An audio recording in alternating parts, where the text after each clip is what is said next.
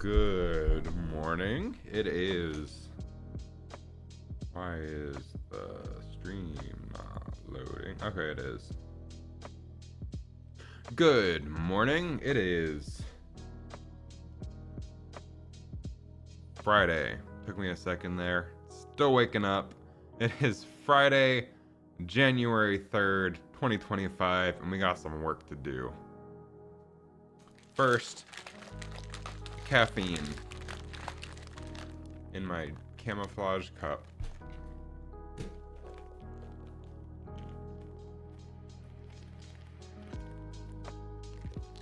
Okay. So, let's go over what we did yesterday.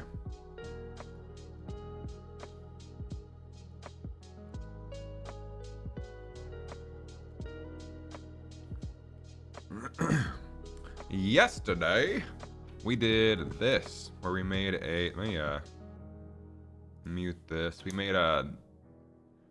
got our start button menu, like working with the menu. We got our new start button working with the menu so we can switch game modes now, which is pretty darn cool if you ask me. It took us 7.5 hours to do, but it looks pretty cool. And then everything still also works when you select classic mode. So now, if we wait till the end of this video, I'll show you what I want to work on today. Bam. Pow. Blippity blow.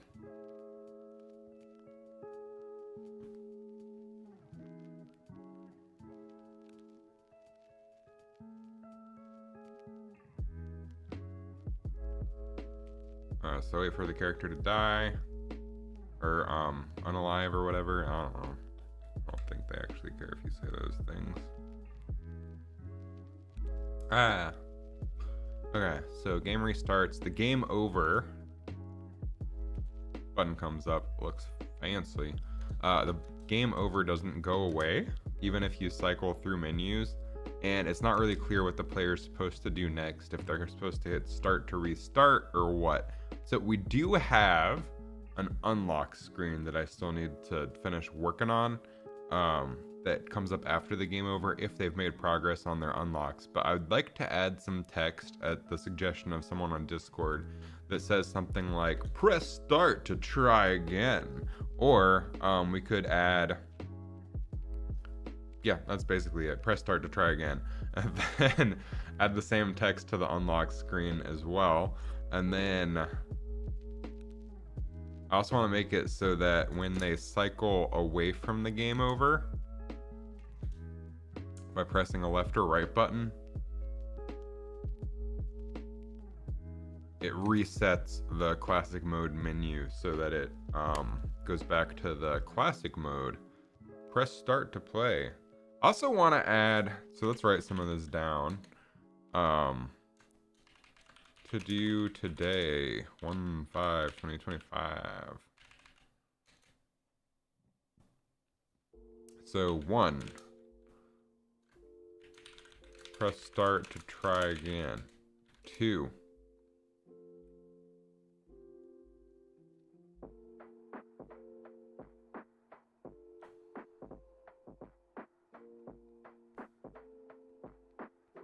what are the other things I wanted to do? Oh, 2, reset menus when you cycle through. 3, I'm still waking up. It's early, okay? Give me a break. 3,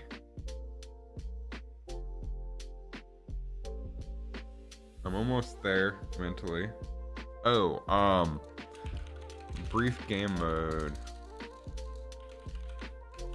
description. 4, start second mode. Today's probably gonna be a shorter stream than yesterday because sometime after lunch I'm gonna go to my local game store to play Magic the Gathering because I'm a giant big old nerd, but we can still get a good amount done before then.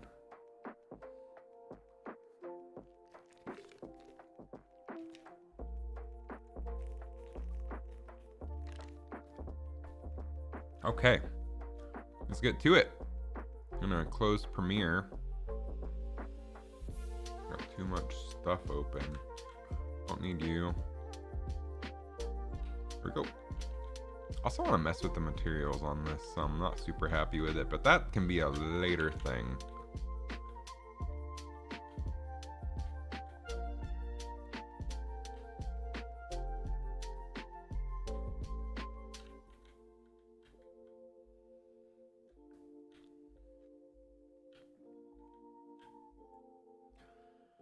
Okay. Focus. Here we go. Let's go to our widgets.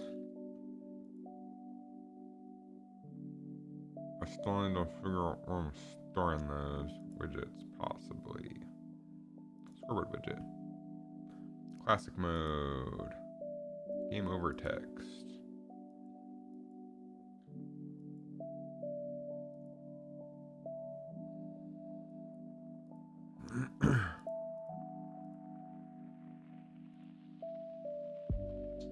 We have a whole game over text animation, which I put a lot of effort into that. That was like working in After Effects. Even more tedious though, because there's no text animation tools in Unreal, so I had to animate each letter individually, as you can see here. But let's go ahead and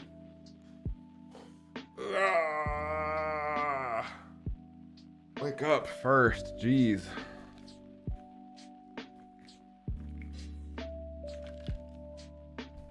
Oh man. Dragged, kicking, and screaming from the void.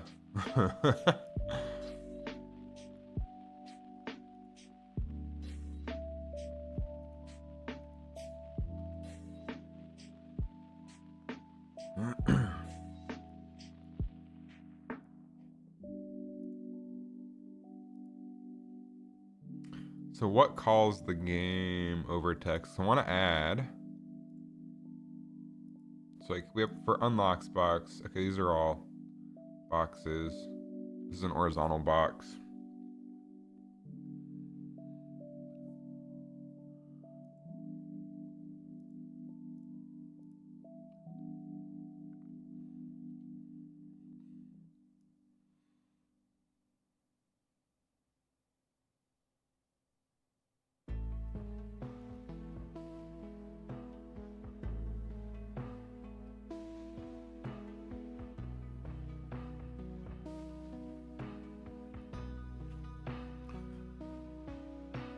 Which I suspect what I did previously. Okay, we did animate visibility here. That's good. That's gonna save us a little bit of effort, I believe.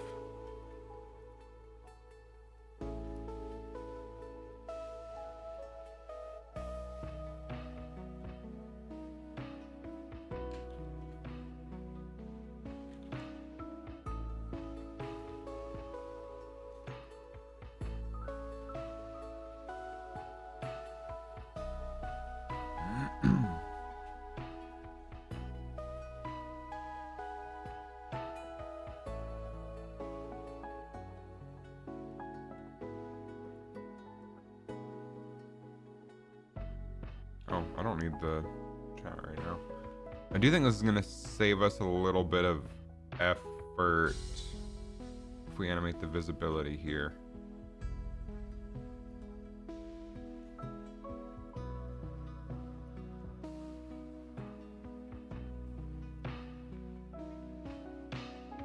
So we can just add another text element. Also,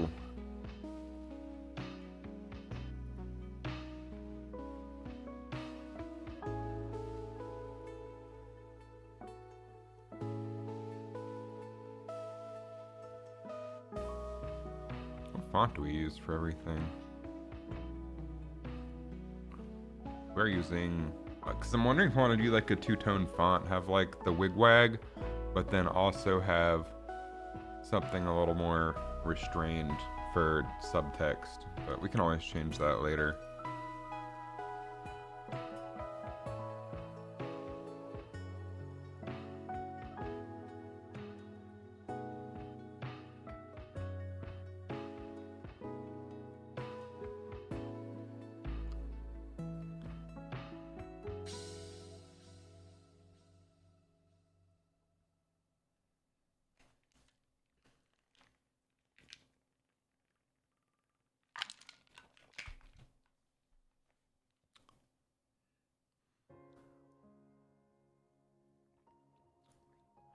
So let's go ahead and add, what is rich text?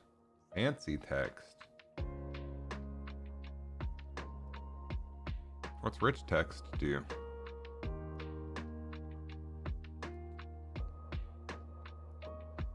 Text style set.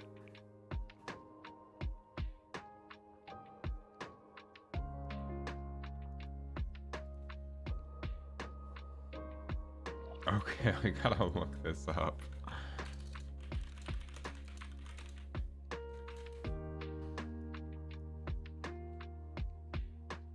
Allows for advanced formatting options like bold italics, different font sizes, colors, even embedded images, while text is plain unformatted text with limited styling capabilities.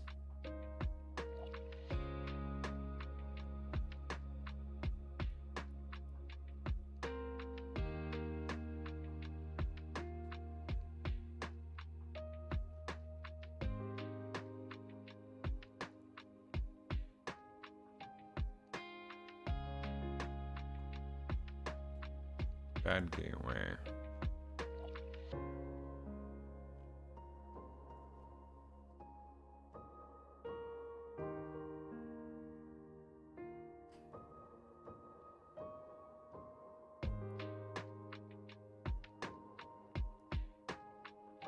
Don't think I need it. I think I just need regular text. Ah, I was trying to select it. Don't want you.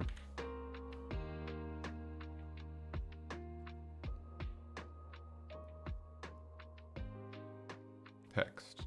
There we go. And we'll have this say, press start to try again.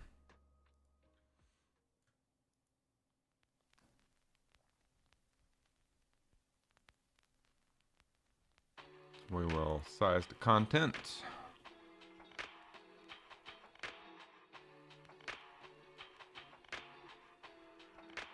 Anchor to the center.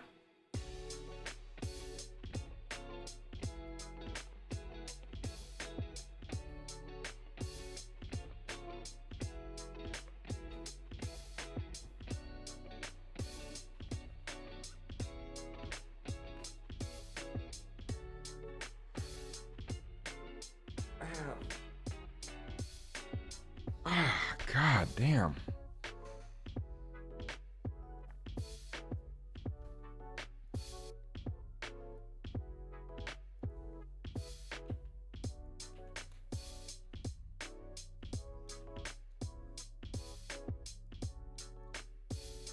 Oh, okay.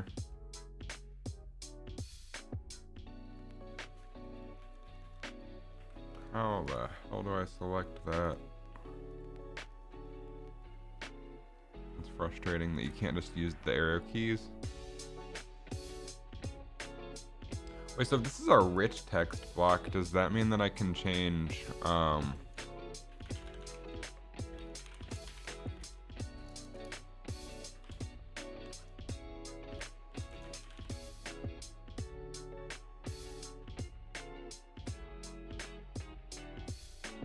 I just want to do some testing around here.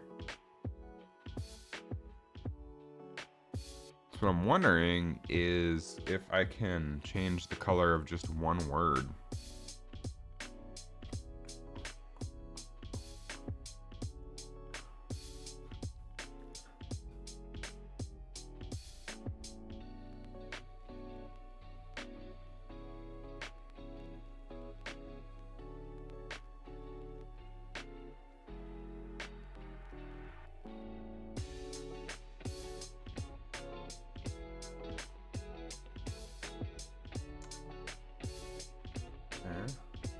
Wheel.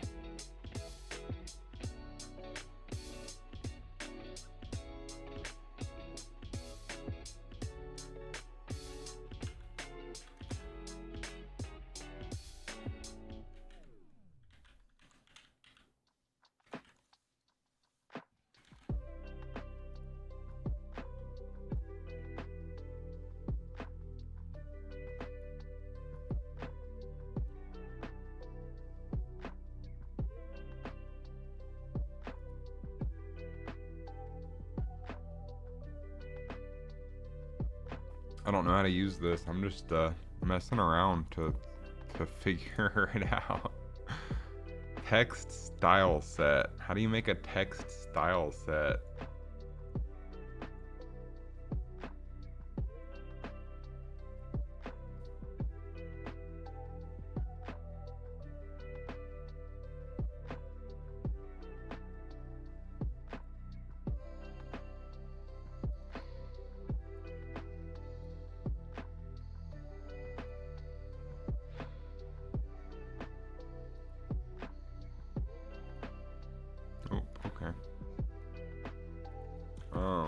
How to make a text style set UE5.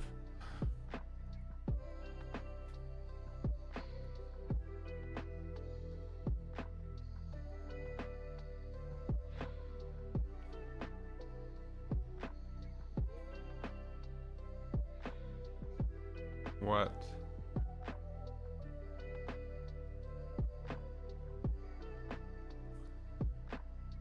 Okay, create a data table, it says.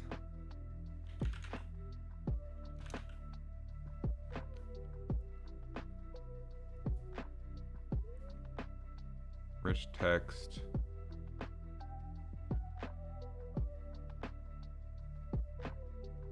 Style row. Okay, and this will be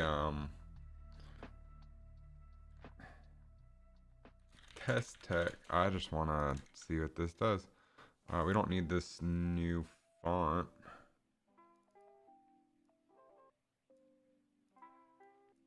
Can delete that. Then test text. Let's see what happens here. Row name. Add. I think I just broke it. Oh, here we go. Jeez, what is going on?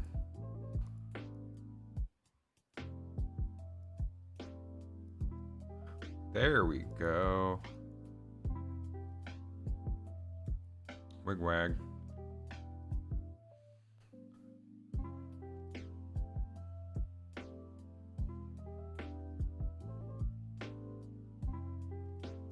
I don't think this is gonna let me change just one word to a different color. I think this is way too much effort for what I'm trying to do here. Hey Mcmatic, how's it going? Good morning. I'll show you what I'm trying to do. I'm trying to the game over screen, I'm trying to add text that says press start to try again. And I saw there's an option for a rich text block. And I don't really understand the purpose of it, so I was messing around. Google said to make a new data table to be able to use it. This seems like a whole lot of effort for not a lot of payoff. I guess you can do all these cool things with it, but that's not stuff that I need. Font material.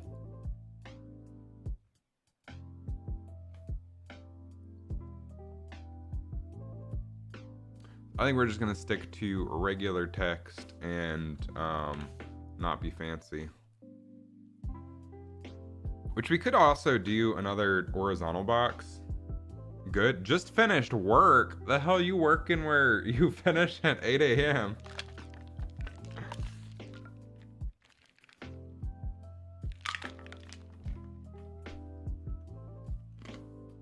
You have like the night shift or different country?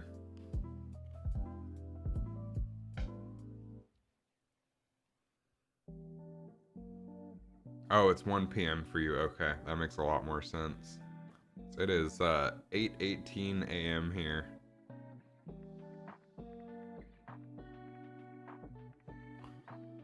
Ugh.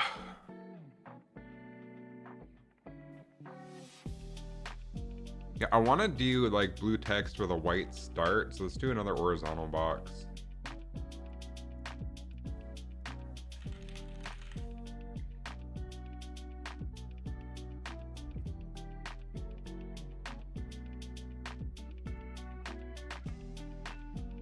material. You could do it with material, I guess.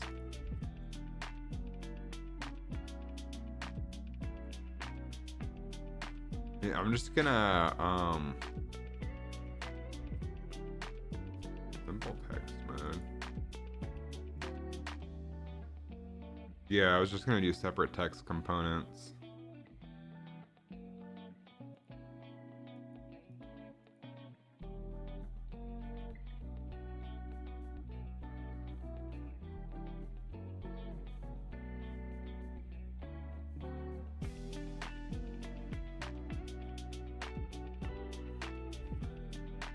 So we have our horizontal box. We can size this to contents. This one will say press. This one will say start. This one will say to try again.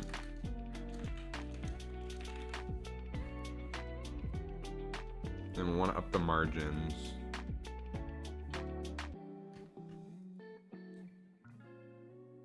Or the padding or whatever.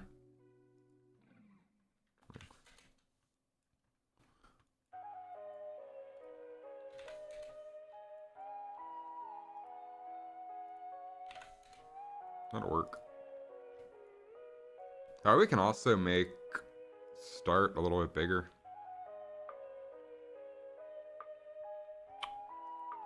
But let's do our blue, which I need to save like a hex code for just a consistent blue that I use for all of the text, so they're not all slightly different. You can drag them? What do you mean?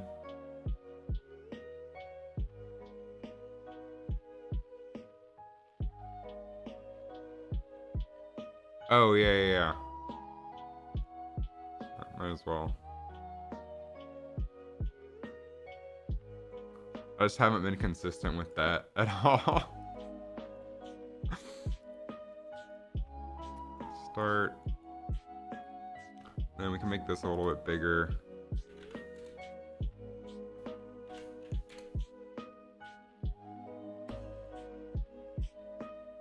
And probably less padding, honestly, maybe like 12.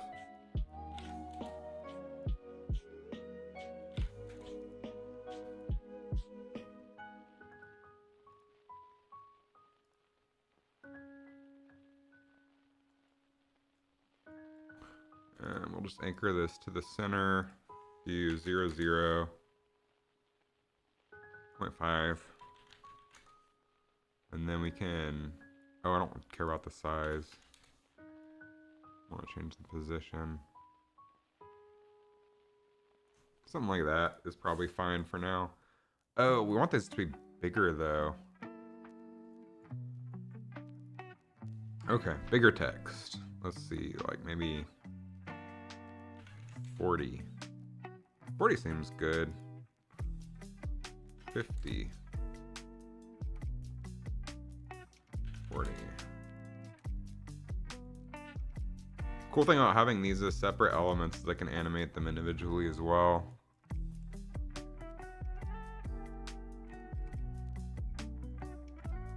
I don't know if I like this though.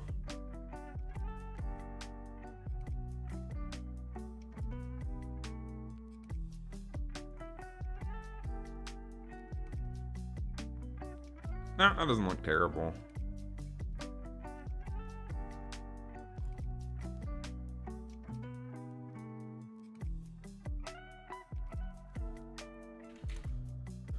Ugh.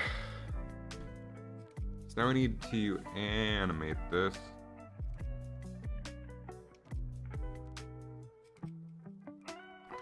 For the game over screen. Because we also have our unlock screen.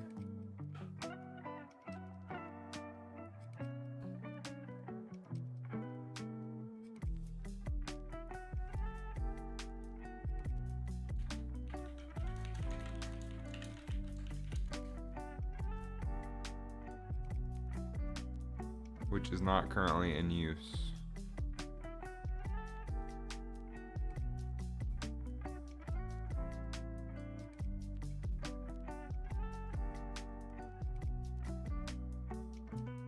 honestly, I don't think this needs to be any bigger.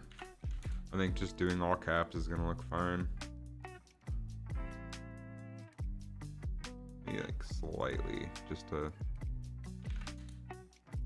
like sort of vertically center it.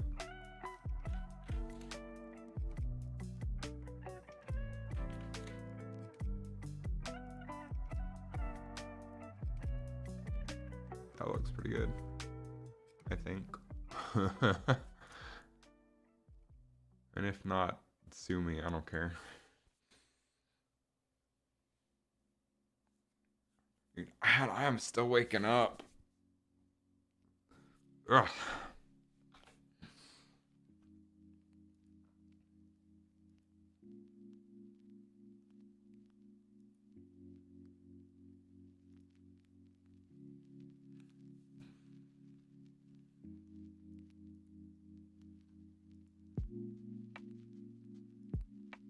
A whole bunch of stuff that I can close. I'm gonna lower the saturation on this. Whoa. I didn't like the way that it looked when I was playtesting last night. Oh, I'll show you everything we got done yesterday. And you were here for some of it. Hey, look, it's someone who wants to get banned.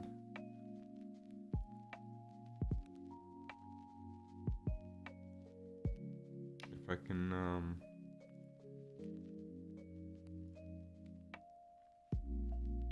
Man, I hate bots. Yeah, so yesterday what we got accomplished was we got the button working. So you can hit the left and right buttons to switch modes, which we only have one mode currently anyway, but it works and I think it looks pretty cool.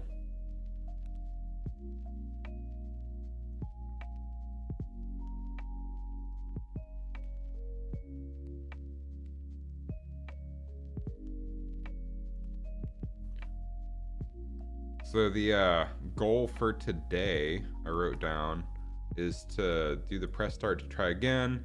We want to reset the menus when people are cycling through modes. Because right now, when it game overs and you hit the left and right buttons,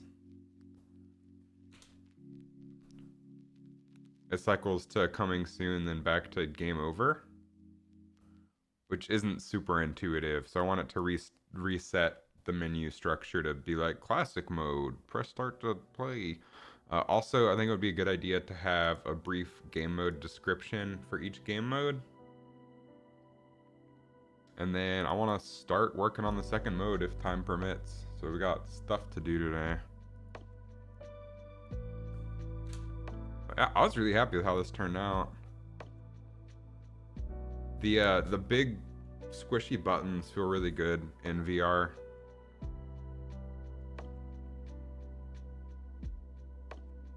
And because of the gotta take a shower and stuff. All right, enjoy, have fun. Because of how we set it up, it should be really easy to implement new modes now.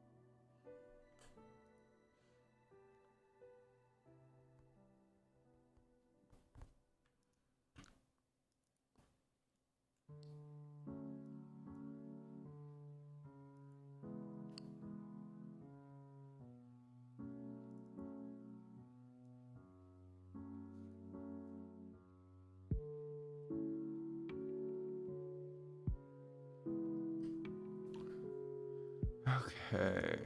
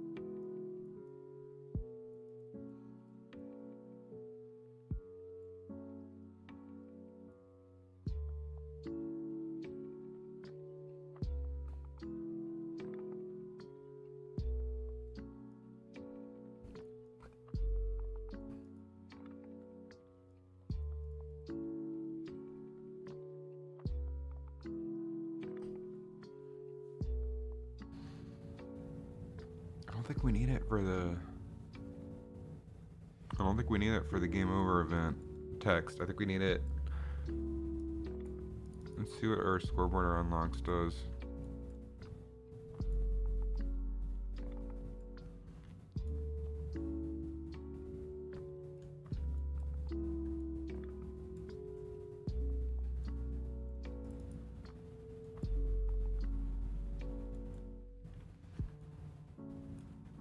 Oh, okay. I see. I see what's happening.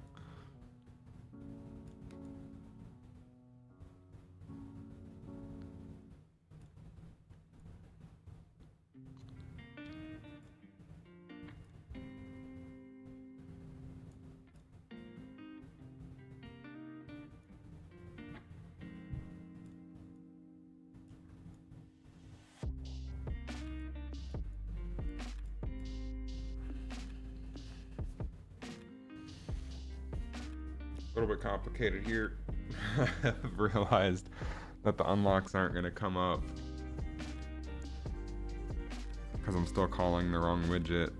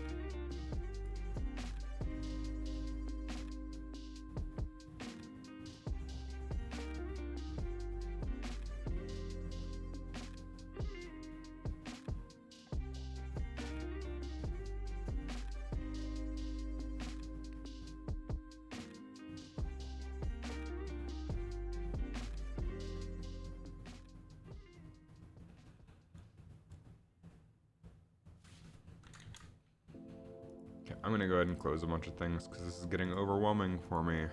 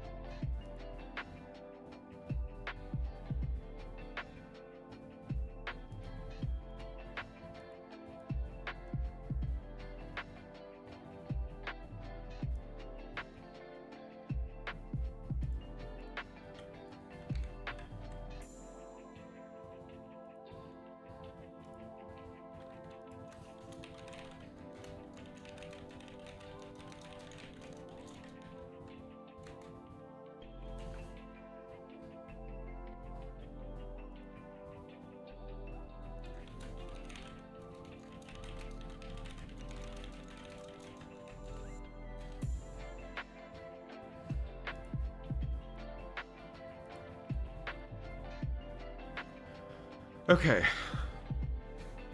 So we have it. Play the game over text, and then it delays 2 seconds. Then we go to our scoreboard or unlocks. So for here, we reset our unlocks board. Then, which I'm curious what that even looks like. Let me go to our scoreboard widget and see what that looks like. We have our... We do not have a reset animation.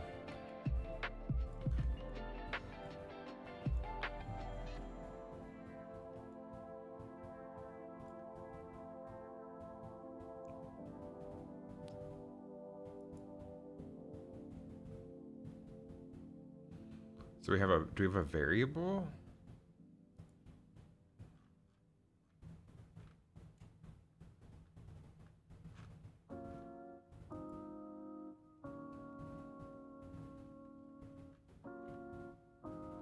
I'm confused as to what's going on there. Oh, we have a whole other embedded widget. Okay, so for each scoreboard text, we grab the current widget, scoreboard widget object reference. And we grab unlock slot 1, which is a fist unlock widget.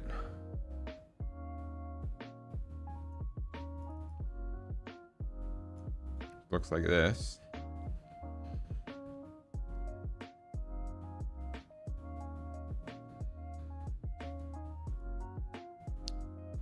And under the fist unlock widget, we have a reset animation. Which looks like it resets the scale, and an unlock animation.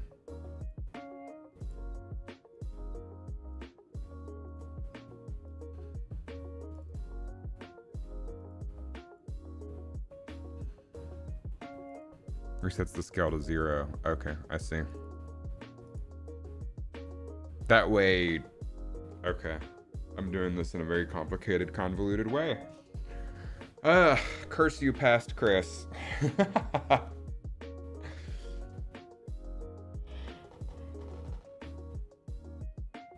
Ugh.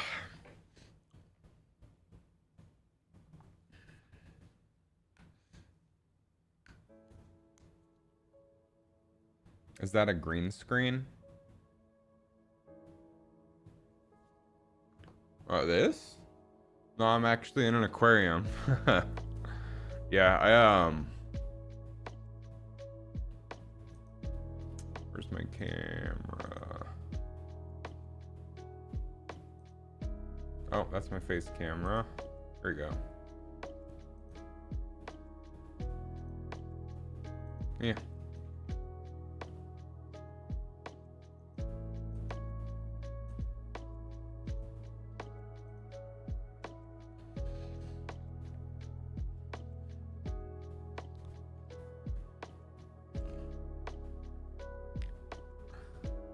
It would be cool to stream from an aquarium though. So how are you this morning? Looked quite real. I made the background to match the focal length and perspective of my camera, which helps a lot.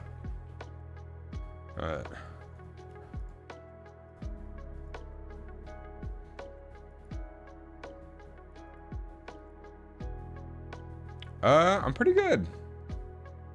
Life's going good. I'm working on my VR game. Right now, we're working on our new menu system using a new start button. So it used to be I only had one game mode. Still only have one game mode. But I'm adding the possibility of more game modes. So what we added yesterday was this new start button that I've been working on. And now rather than just having start, we have 2 arrow keys that the player can press to swap between modes. So we got a whole lot done yesterday. And then once they select their mode, they can hit start. And the button will animate away and the game starts. And then after they die, comes back.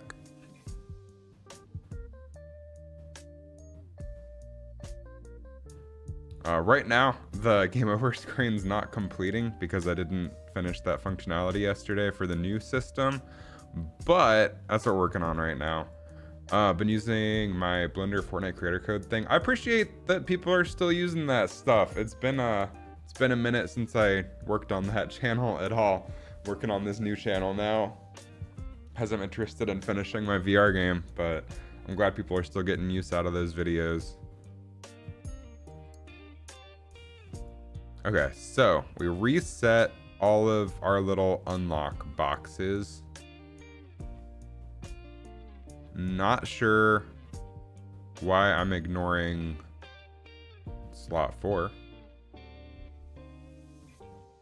That could cause issues.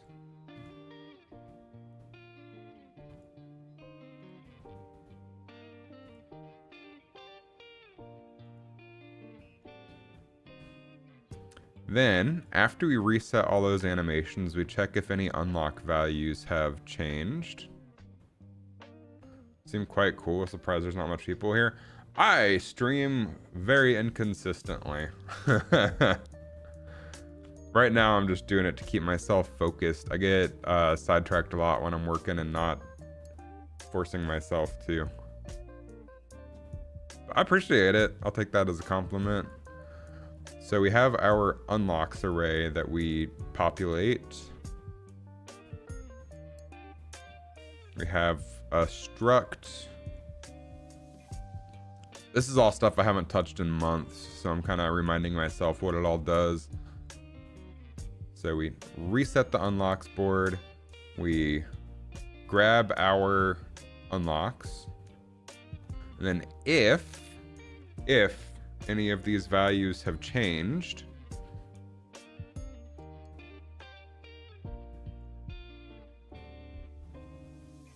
we do a bunch of stuff. So first things first, we need to update this to grab. So how we made our new menu system is originally I had one menu. I'll draw a picture because that'll be easier to explain. Originally, we had one menu. Picture this box. Cool. That's our menu.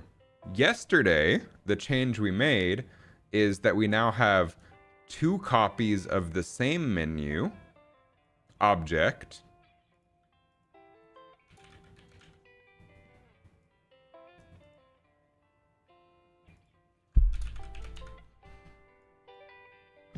So now when the player hits the right button to go to the next menu, we can change the menu that's off screen to whatever the next one is and animate it on, and vice versa. If they press the button again, we change the one that's off screen, animate it on. So it looks like there's infinite scrolling, but really it's just two menu objects. So now instead of just calling the menu, we have to go an entire layer up to change things.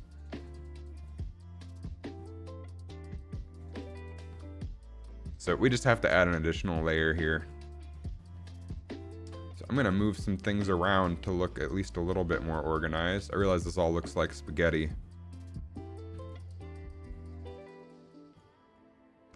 Inedible spaghetti at that, but spaghetti. Okay, so here we need to get all actors of class, and rather than scoreboard text, we want scoreboard text 2, because that's the new one. Then we want to do for each. Plug this array in.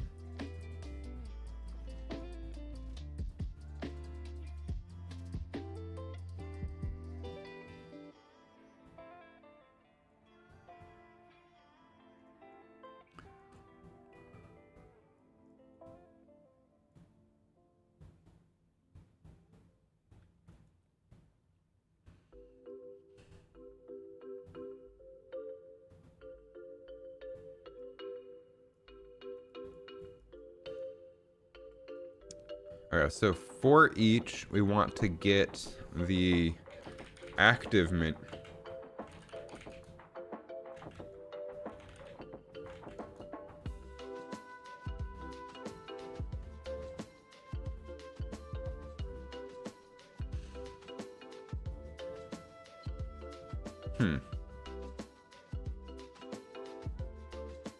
Oh, we want to get current widget. Then we want to get active menu, which is the extra level that we're doing. And then we should be able to plug in from there.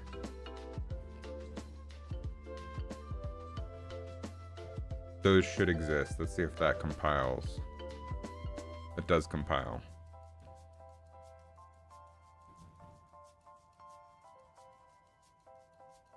So we're just changing it to be one layer up.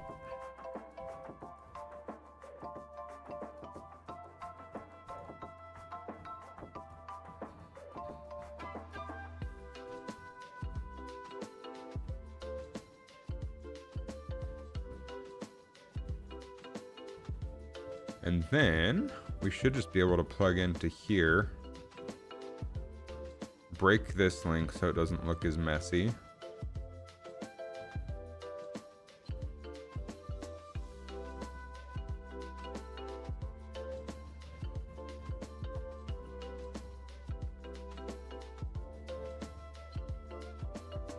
Then we should still have these variables.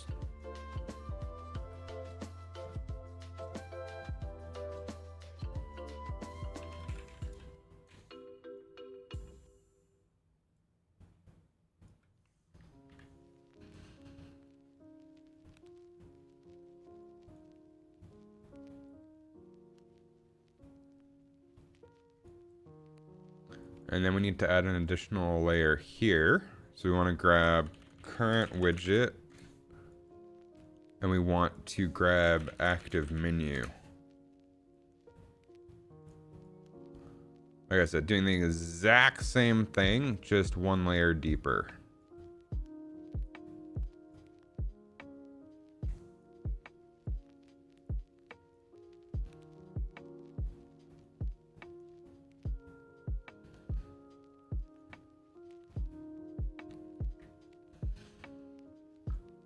Okay, that should allegedly all compile.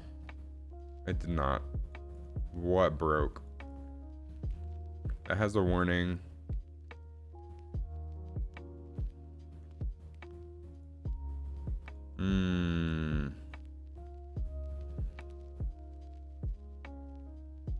Wondering if there are any creator ranks in my Discord server. What are the requirements? Oh, that Discord server is basically dead. Nobody's active there. People mostly just, I did kind of just leave it there so I can post if I'm going live or if I make anything new. And for people to download files, there's basically no one really active there. It's kind of a dead zone.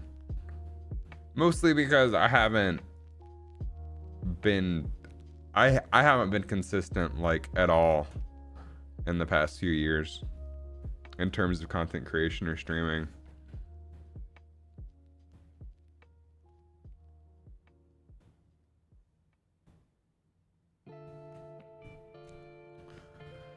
Oh man. What is broken?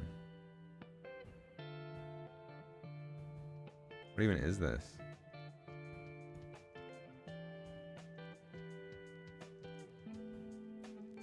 Why is this erroring out? This isn't even my logic.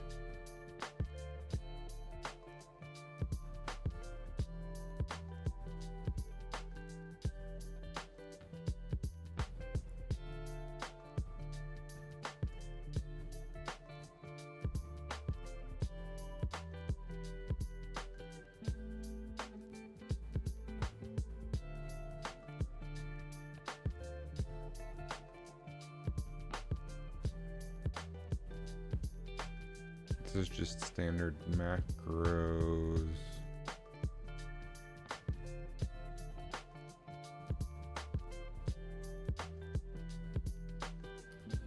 The heck?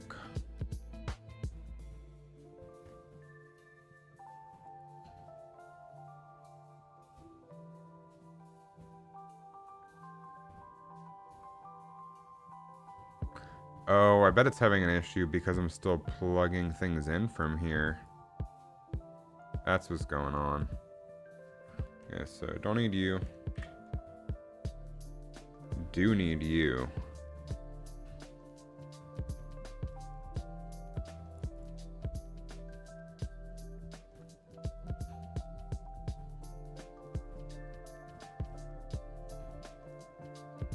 Set slot. There should be a set slot.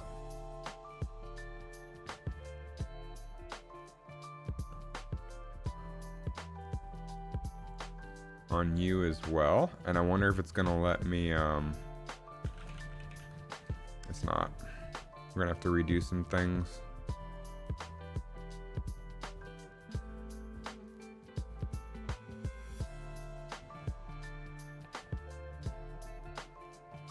Tell you right now, that's why it was having issues. So let me grab our current slot,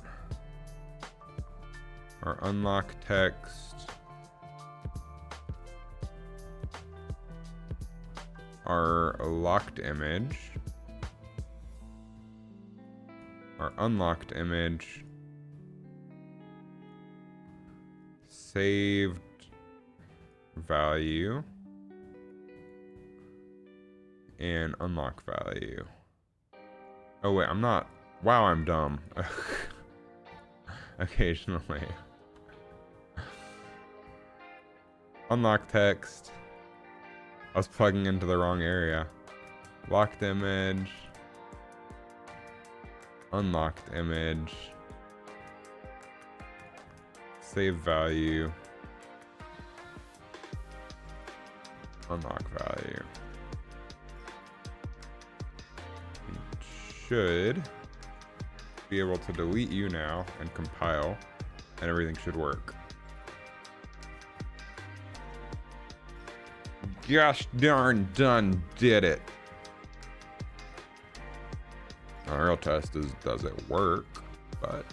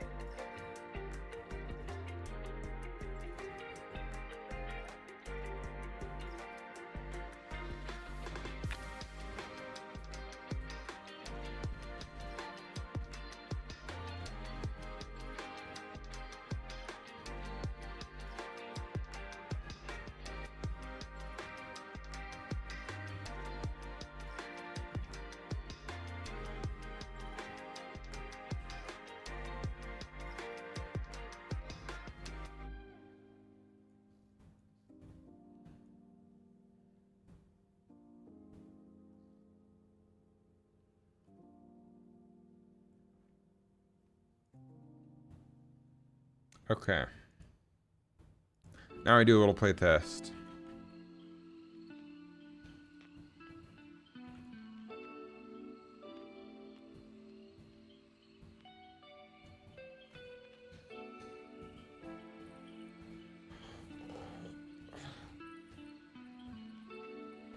Ugh.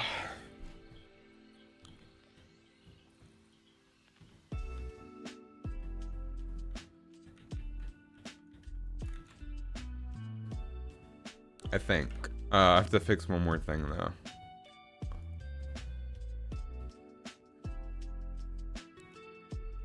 Okay, so the next thing we need to do is if these unlock values have not changed, we need to animate up the press start to try again text.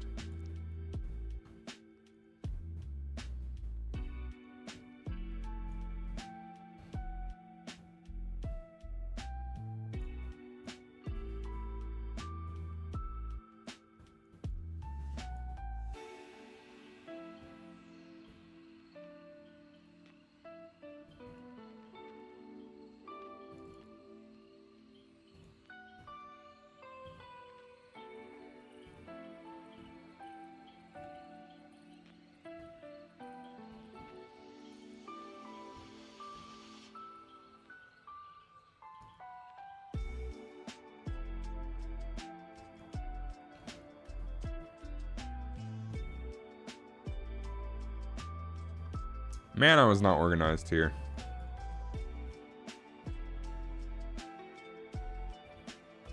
This is why it's not organized, kids, because if you don't, your life's gonna be hell later.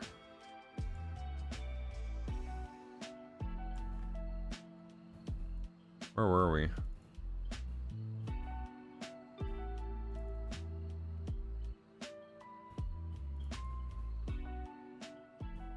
So we check if any fist unlock values have changed. If they do, we do all this nonsense.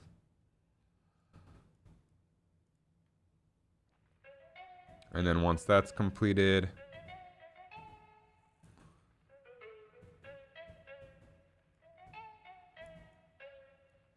animate up the unlocks.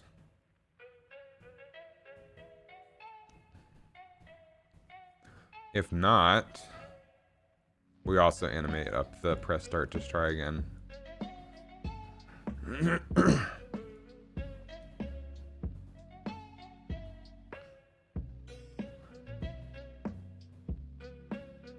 Okay, so we need to add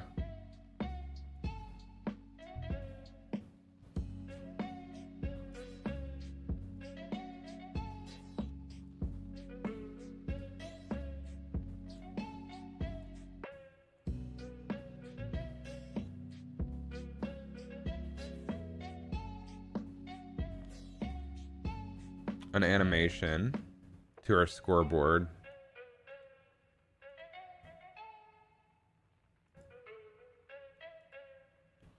For the press start to try again.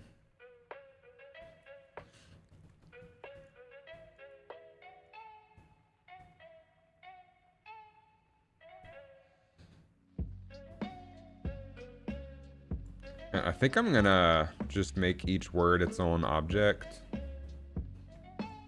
so I can animate each individually.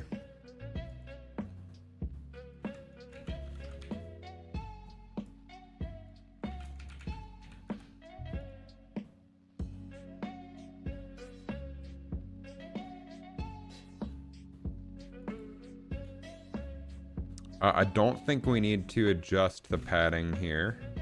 I think we can just leave it all at 0, which is gonna look silly as hell for a second, but all we have to do is add a space to the text, and that'll be a lot more natural way to handle it, I think.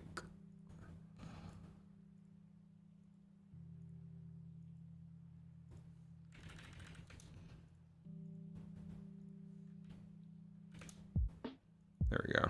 It looks a lot more natural. Well, it is 9 a.m. That means it's time for my cats to be fed. which we have an auto feeder, but I just heard it go off, is all I'm getting at. Oh, shit. I accidentally hit things. Okay, you...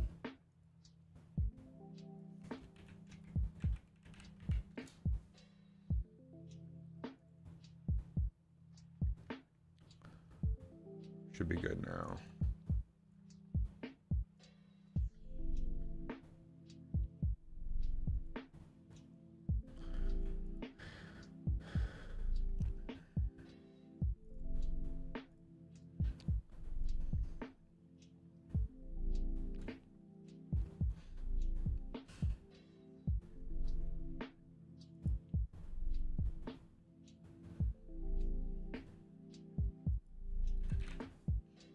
So by default, we want this to be hidden.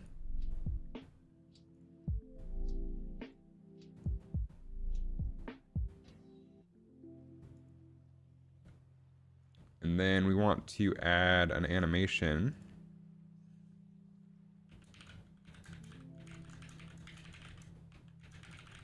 For animating in and animating out.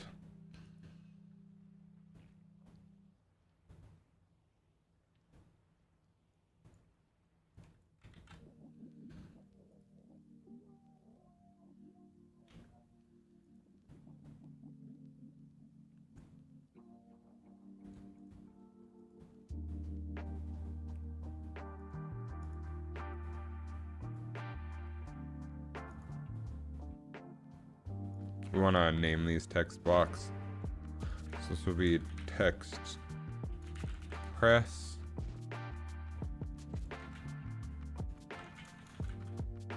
Text start. Text 2. Text try. Text again.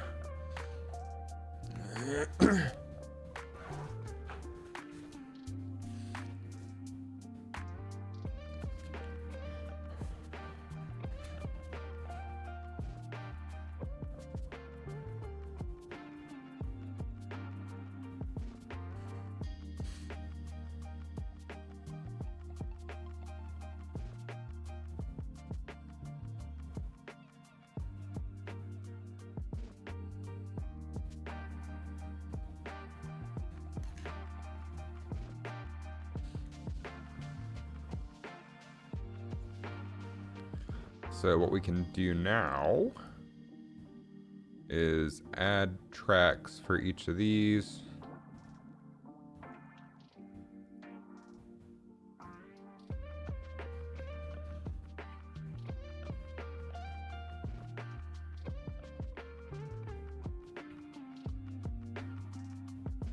Well, first, animate the visibility of the whole thing.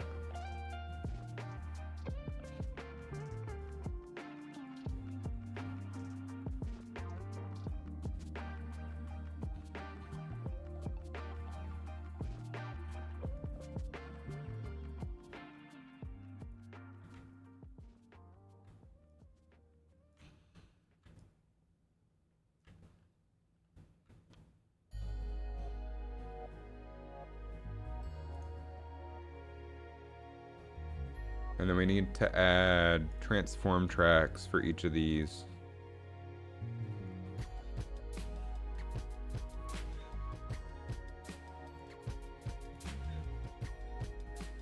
I'm gonna make this full screen so we have a little more room to work with.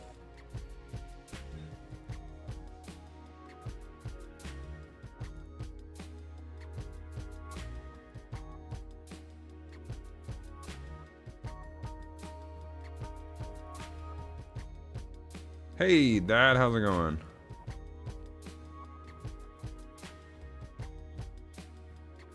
I don't know if you saw my progress yesterday on this, but I got it working, so now you can switch modes, which we only have one mode currently, but you can press the button. Bio note, it says I'm 32 years old. Oh, I'm 32 at heart. I haven't updated that in ages. I've kind of abandoned Twitch.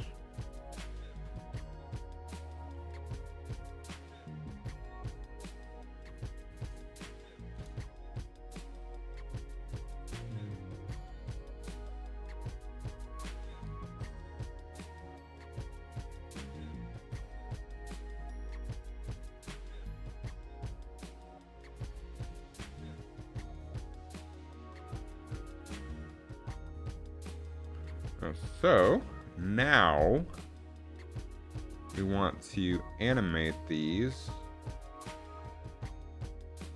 Let's say press, and we can just animate all of them at the same time.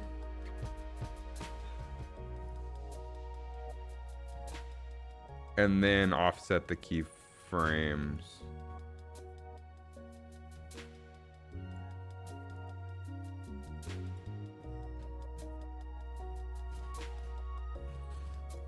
So how far down do we want these?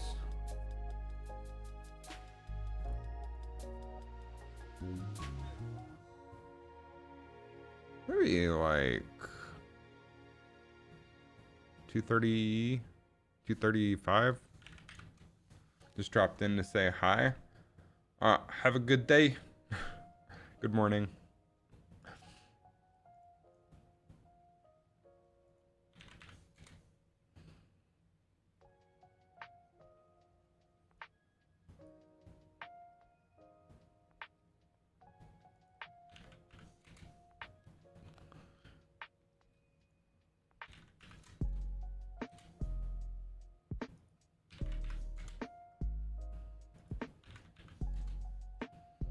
So then, let's say we want to take,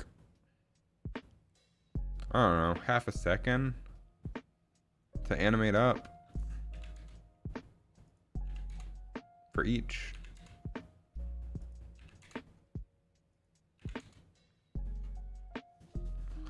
So that looks like that. We do want to adjust the graph editor.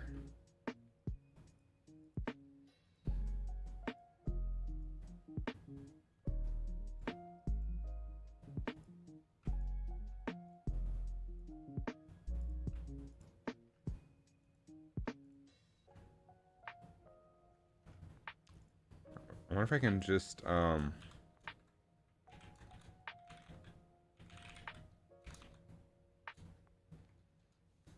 so we can just sort by translation and then select all of the Y values. Then we should be able to break the handies and just animate all of them easing at once. And now they match up.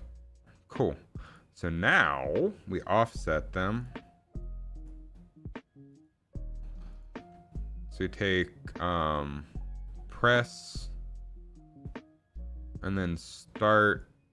We offset by like 0.05 is probably fine.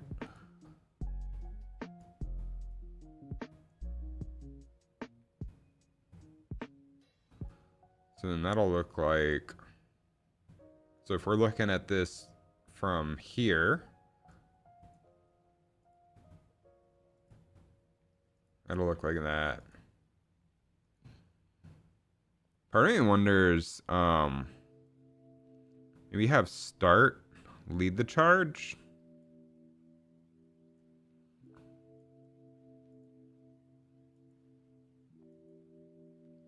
That's pretty cool.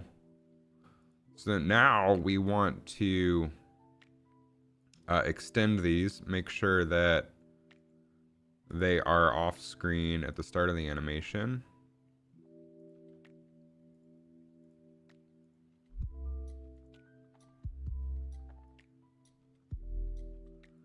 And we want their tracks to match up to the beginning and end of the animation. I think that's just good practice. At least in my experience. I can't prove that.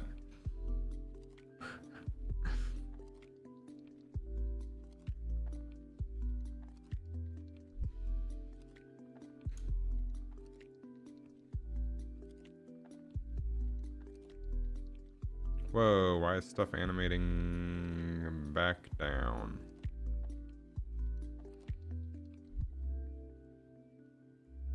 And why is that back to hidden? Damn, dude. Okay.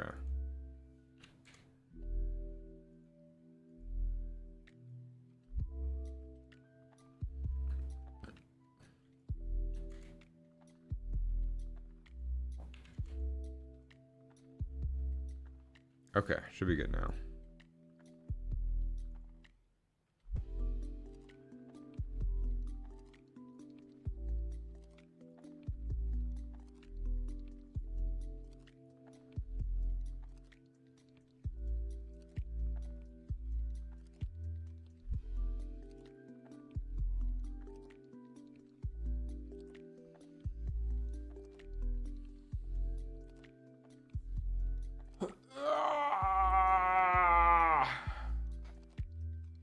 Man. I don't think I want it to slide. I think all of that effort for nothing. I think what I want to do is, so let's select all of our keyframes here.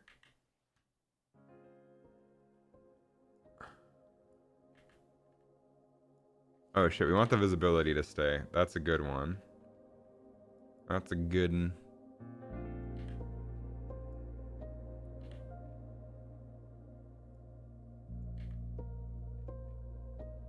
I think we just want it to scale in.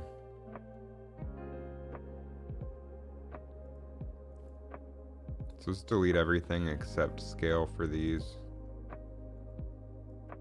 Just to clean up. I deleted everything except shear.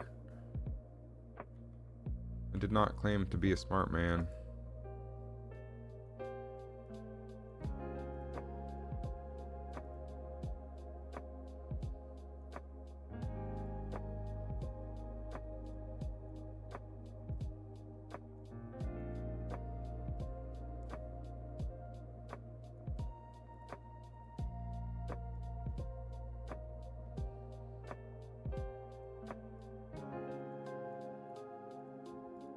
Okay, so now I just have a bunch of scaling. So same thing, we'll just start at 0.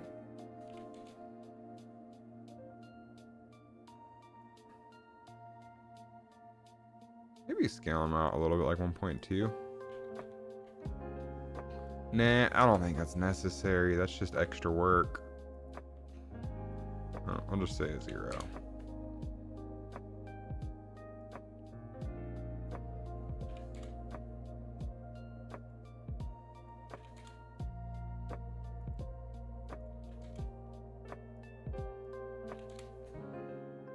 Then again, same thing, about half a second.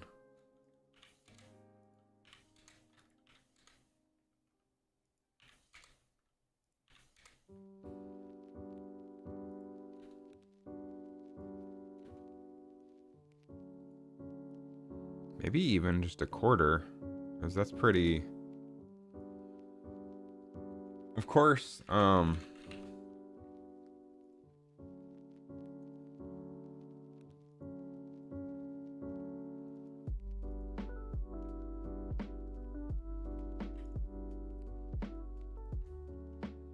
we do want them to ease out. So, what we're gonna do is keep these at 0 at the beginning.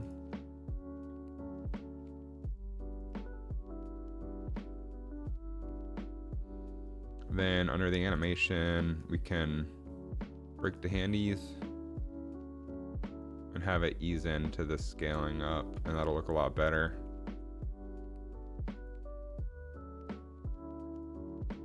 There we go. Okay, so now we can offset these. But so press and then start will offset 0.05 to 0.10, try 0.15. Again. I hate that it sorts alphabetically. And then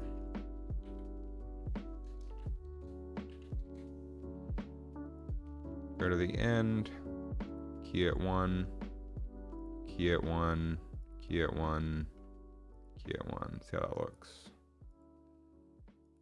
That looks nice.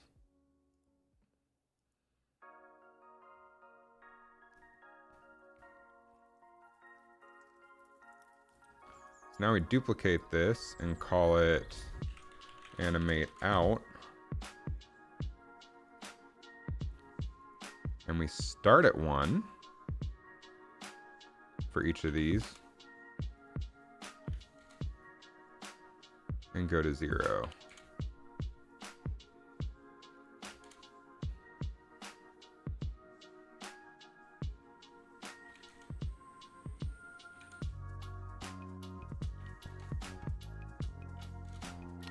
I just duplicated because I feel like it's easier to not have to recreate all of these channels.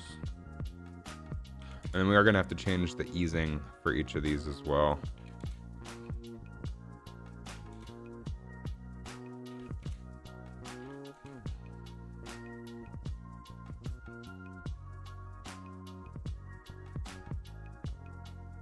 Oh, again.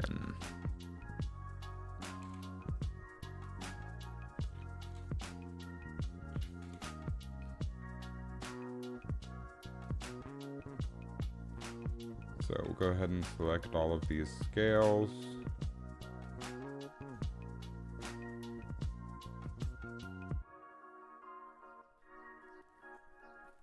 Yeah, I think we can flatten these. And then we want them to ease out, so we'll go ahead and break these handles.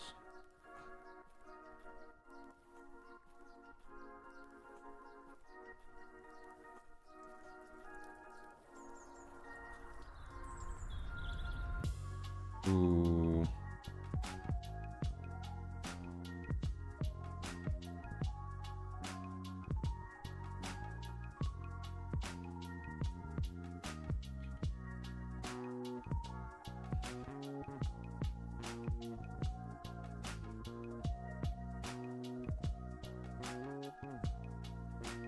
We have some issues here. So I'm just gonna select each one individually and do it.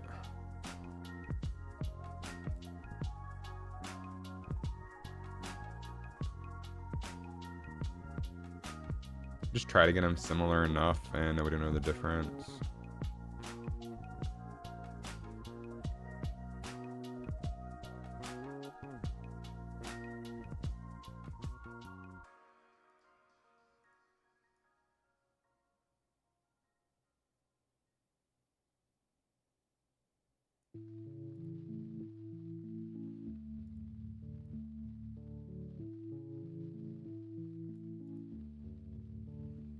So that should look pretty good now.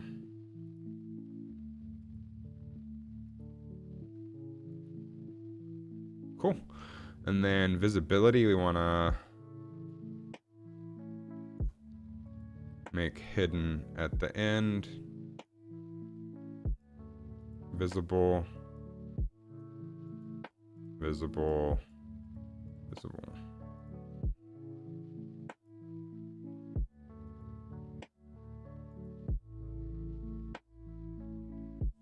Looks good.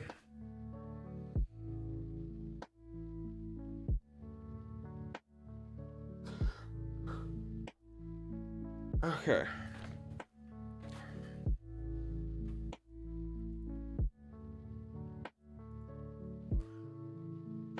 So now, under our game mode, when we ask if any fist unlock values have changed, if none of them have changed, then we get all actors of class, scoreboard for each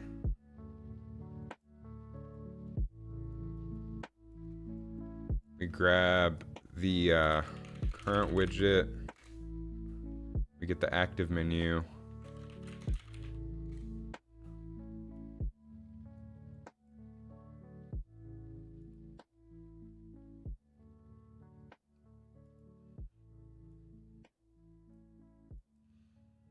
And then press start, try again, animate in. Play animation.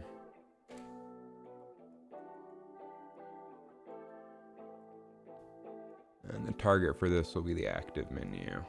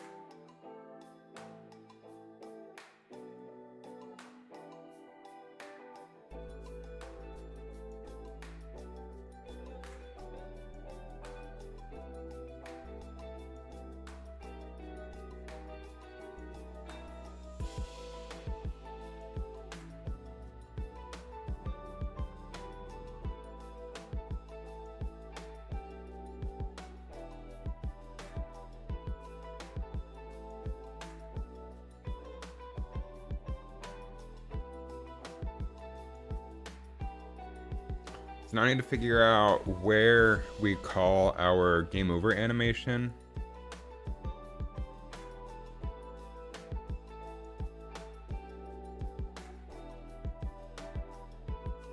For animating out and animate out the text as well. So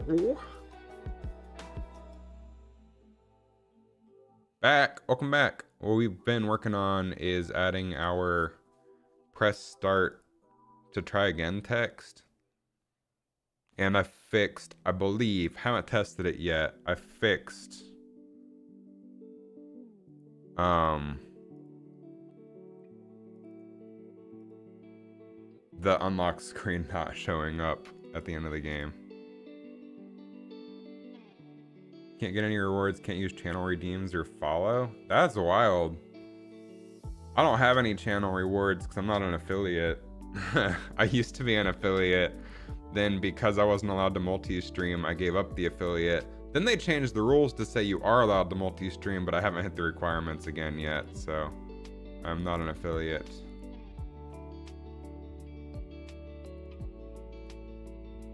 So there aren't any channel rewards here.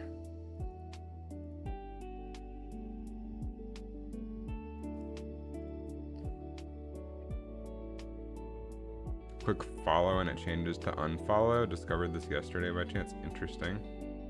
That's bizarre.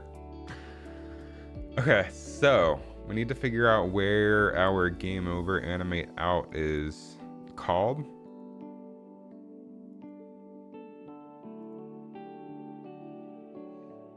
So we can play this at the same time.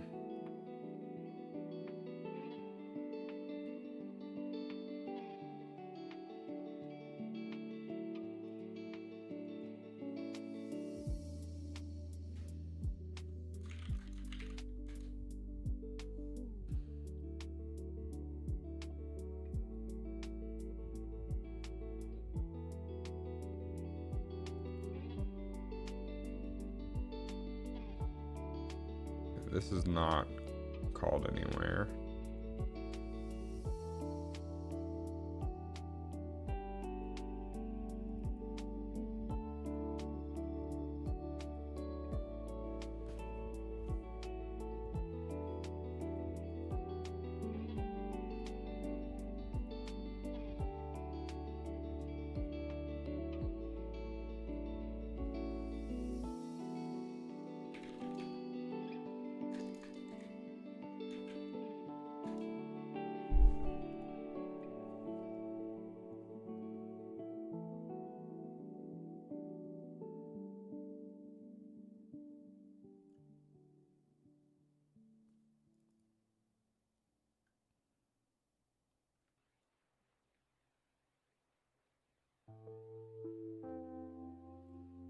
this up. This is going to be under scoreboard 2.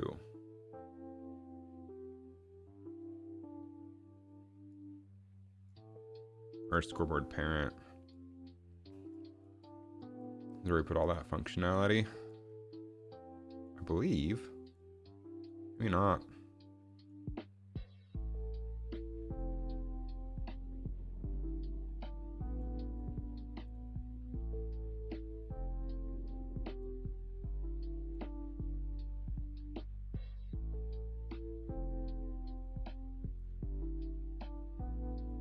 Restart game, animate. If unlocks or might have to reinstall Chrome.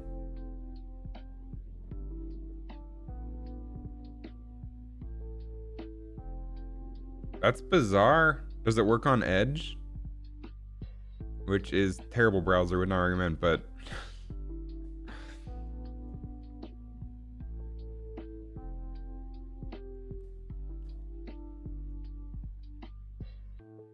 works on phone? Interesting. That's bizarre.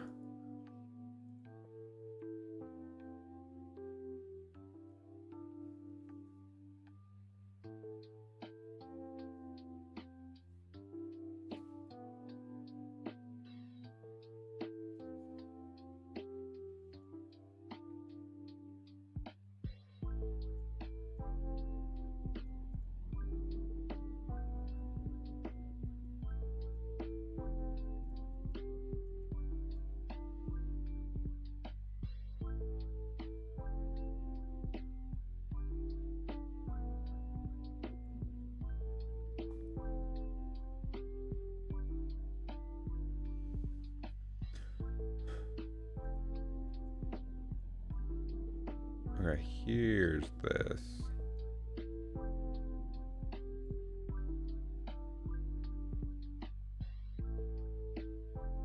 Okay, restart game.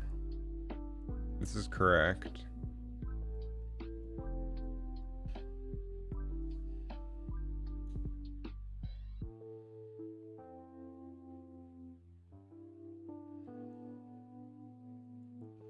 We can just play both of these at the same time, I think.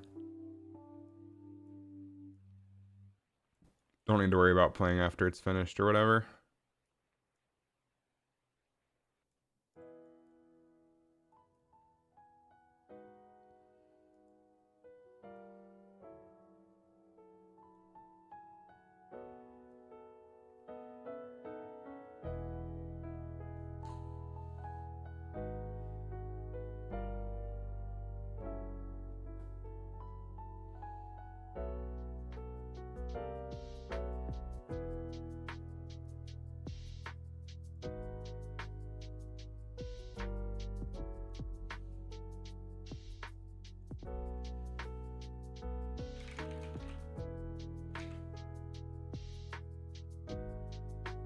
Okay, press start, try again, animate out. Play animation.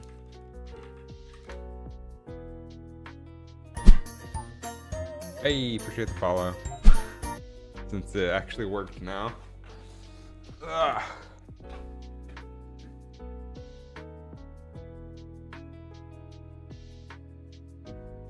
Man, still stretching. Deleted cookies for Twitch. No, not the cookies. Some corruption there.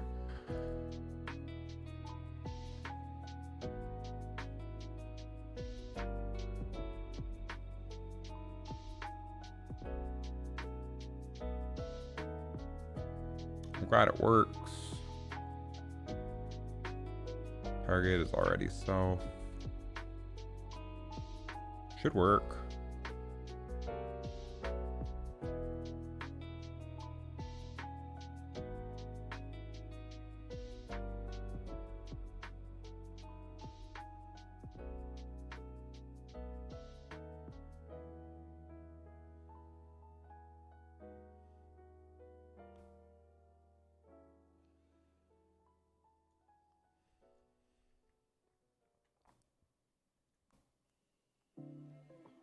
Which means back here. for our scoreboard animations.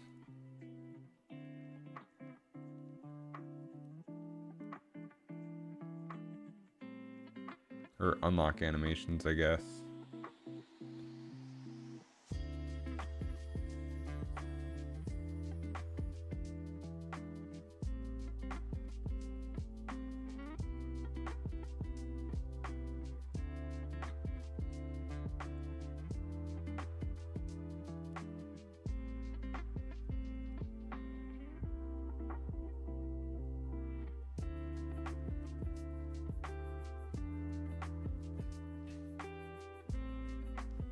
If it's not an unlock scoreboard, so only 2 of the scoreboards show unlocks, or even the one, I think only just the one in front of the player shows unlocks. So the other ones are still just going to say game over. So for that, we want to do the press start animate in. And then we're still going to have an issue here. If the player has unlocked everything,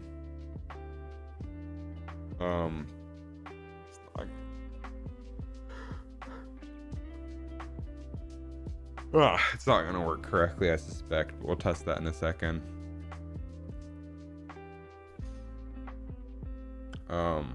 Play animation. So this should all theoretically work.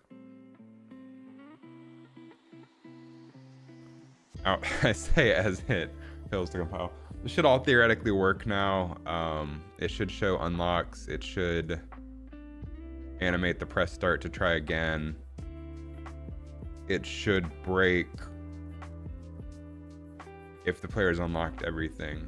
I suspect the game over and the press start to try again won't go away. But let's try it.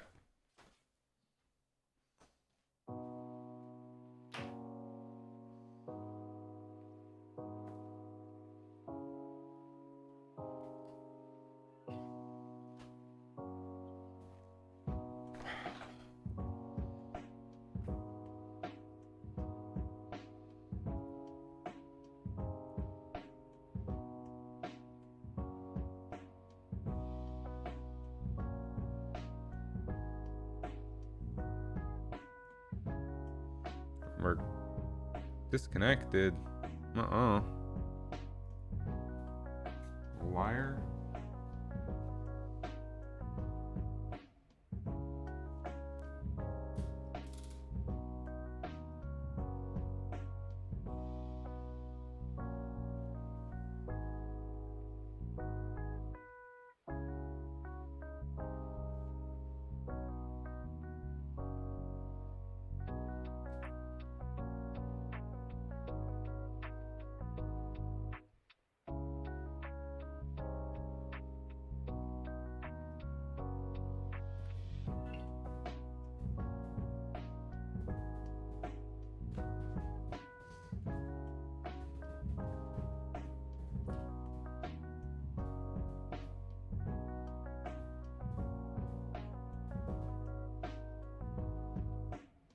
Oh my freaking God.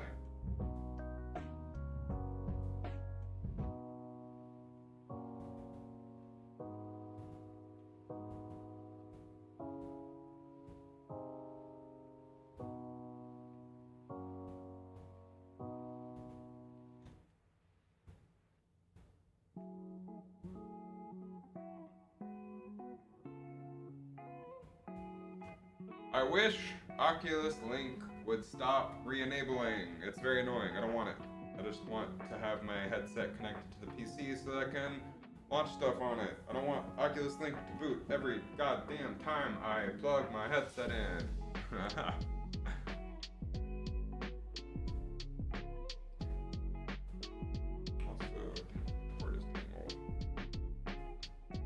Oculus Link is really buggy. It seems like it ruins my floor placement every single time. Okay. Redraw. It's my own boundary. Room scale. It seems seems like Oculus Link ruins my floor placement every single time it boots up, and I keep telling it not to boot up, but then it doesn't listen.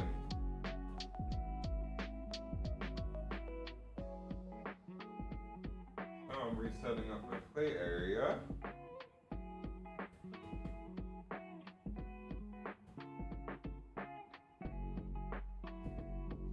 Okay. Settings. Link off. For the love of God, do not turn back on.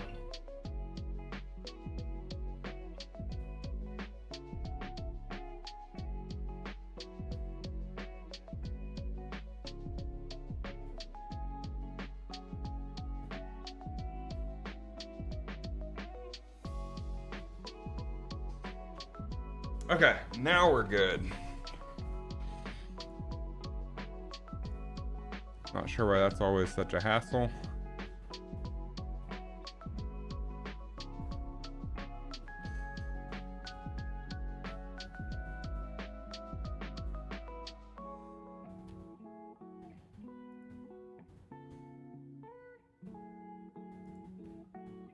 Go ahead and save all that. And see what it looks like.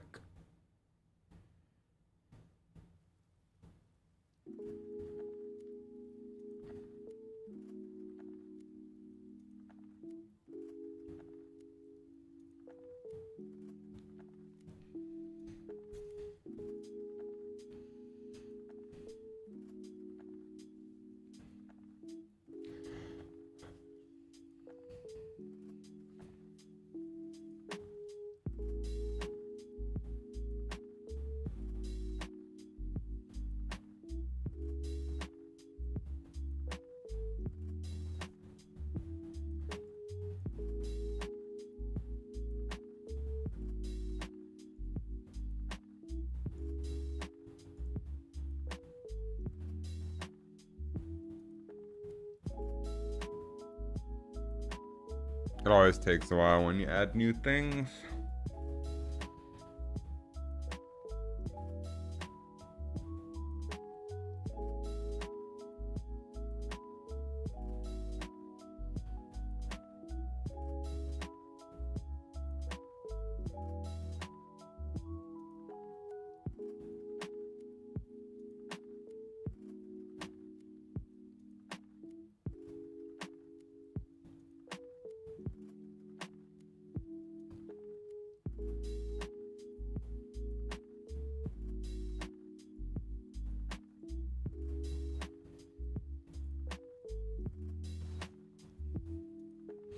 Oh, you got any weekend plans?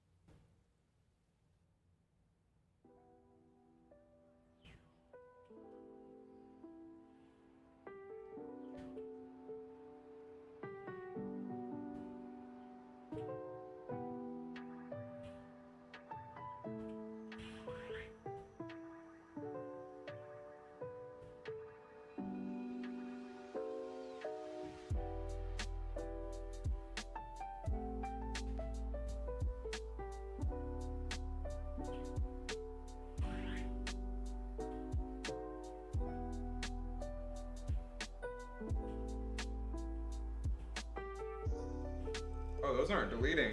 That's not good.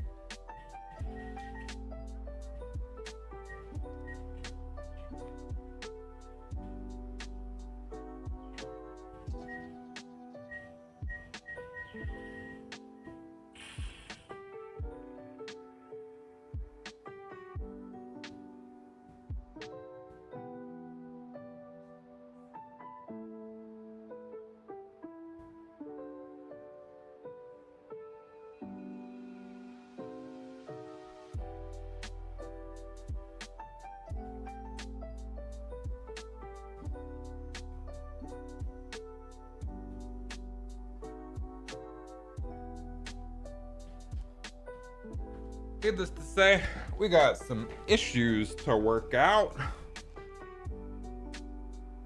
One, they're not disappearing from the radar.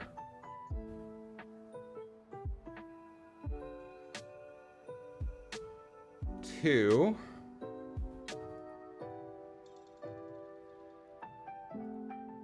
the press start is showing up at the end even if there are unlocks. Should not be the case.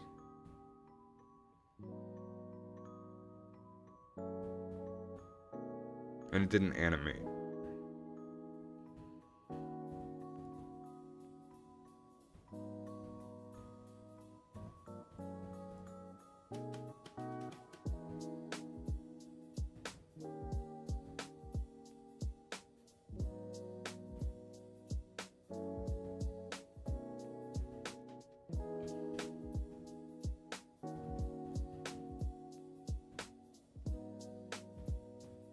I'm gonna grab a protein bar because I'm hungry.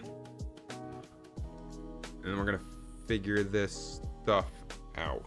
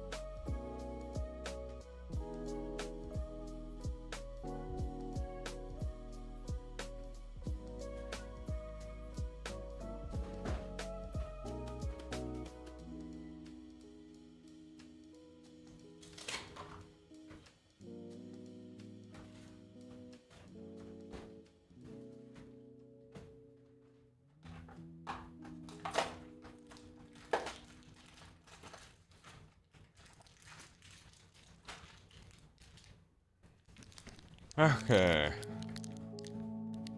Just ordering a new mouse. This one's dying after 12 years. I guess that would do it. Man, I like the Logitech G502, but those things have a tendency to die pretty fast. At least they used to. I think they switched what switches they use in the newer models.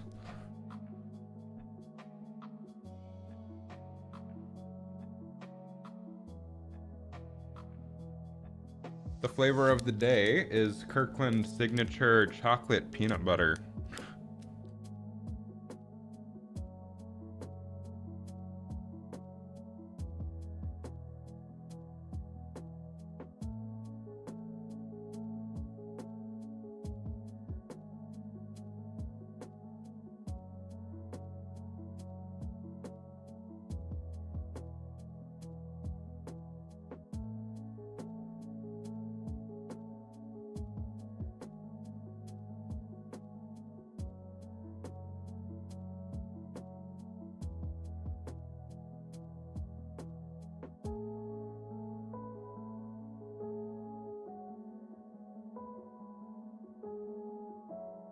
God damn. These protein bars don't taste bad, but the texture is kind of like kinetic sand. It's hard to eat them without it getting stuck in your throat.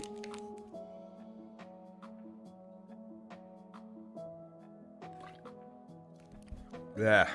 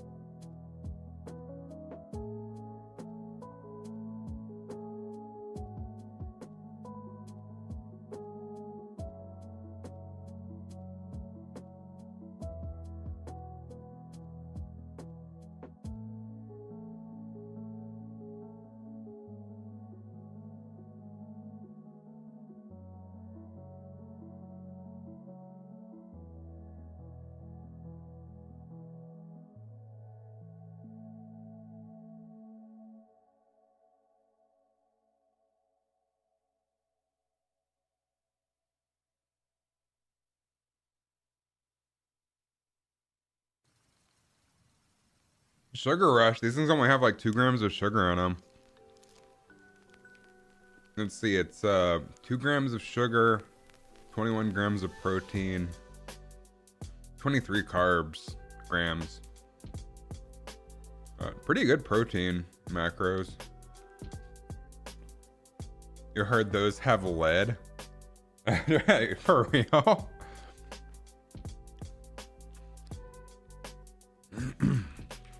Kirkland Signature Protein Bars lead.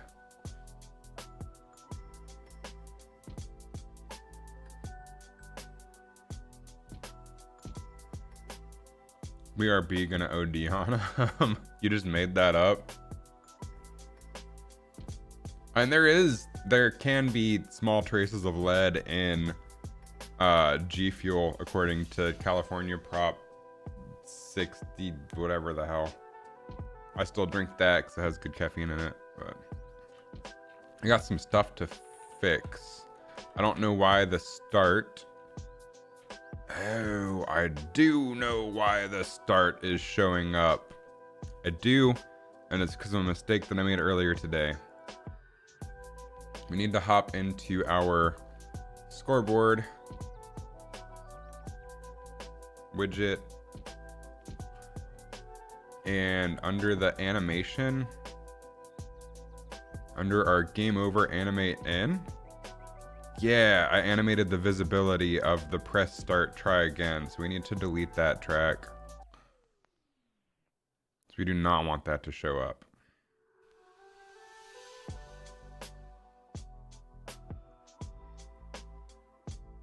Now everything should work appropriately, and it should break where I think it's gonna break. Let me untangle this cord,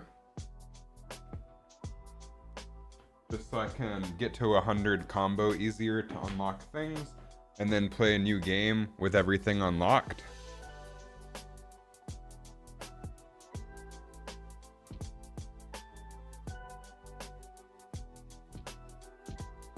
Or easier test.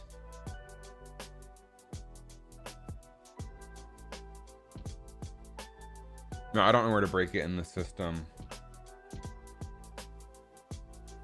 I don't know where to break it in the system to just turn off unlocks, so we're just gonna test it.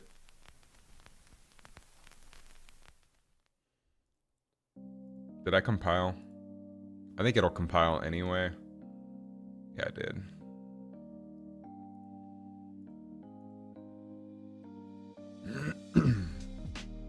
Oh, that is my office. You don't get to see that. But how?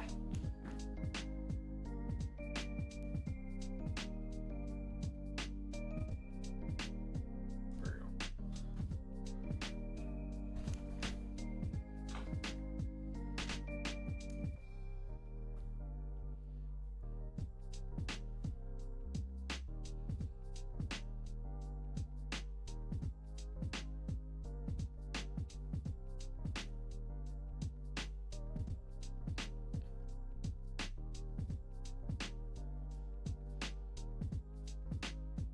So we have to combo 100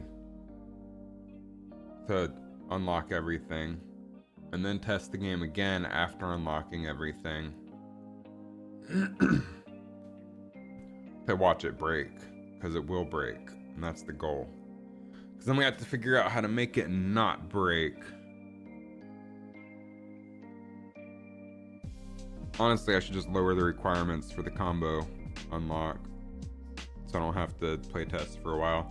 But doing it once is fine. And then for future play tests, since we're already building this one out, I will lower the requirement there.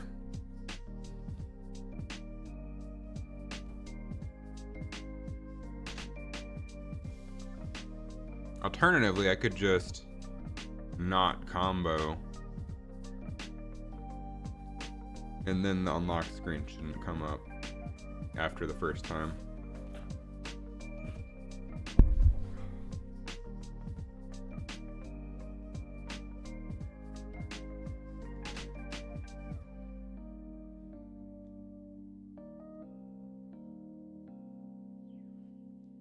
Oh, that we have to fix that too.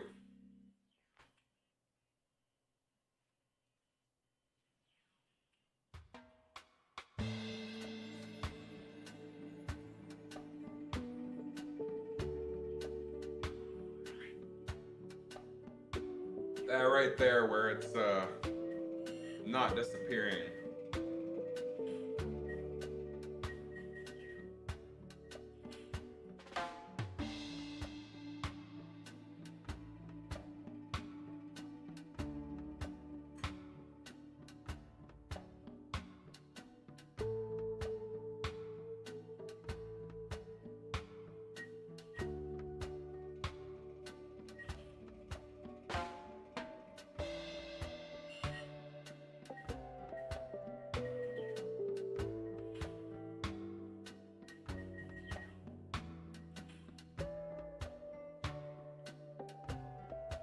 Oh, unlock progress behind me. Whoops.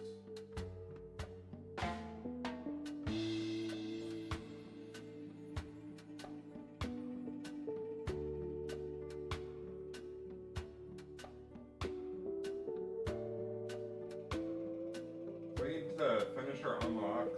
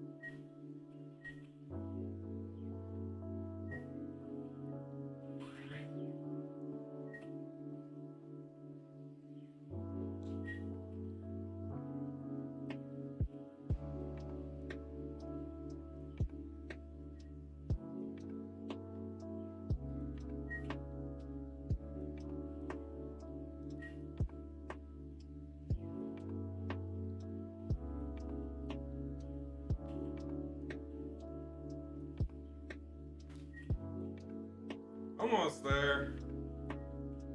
Because as the game gets faster, the combo's gonna go faster.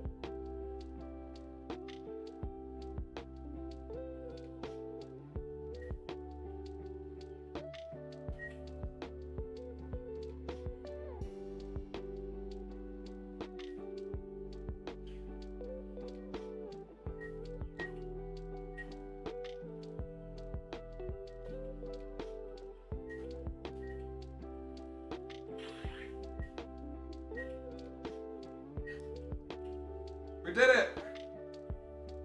We're professional gamers. Hawk and Die, happy.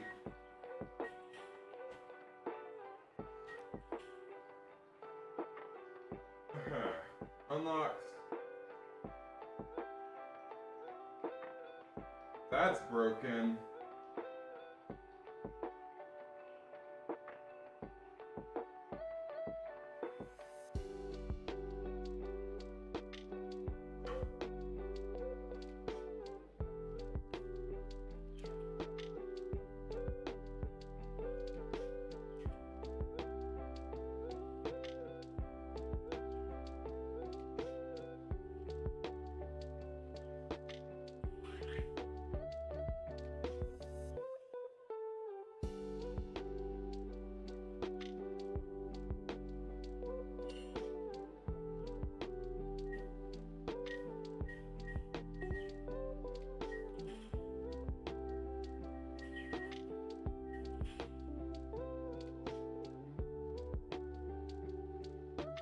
Oh.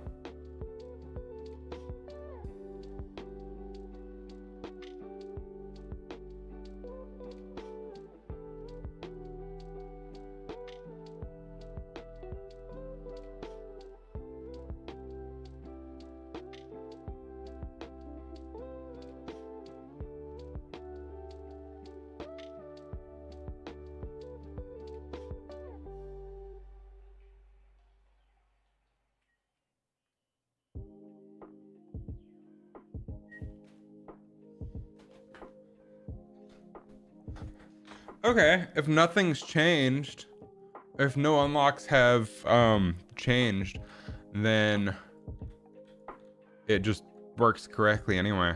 As now that I think about it, that's correct. We can roll with that.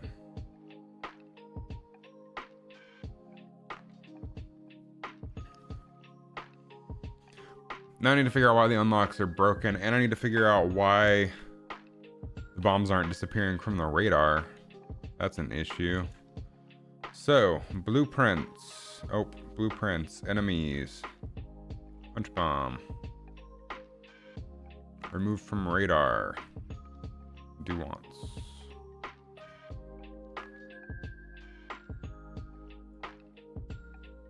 Forward text 2.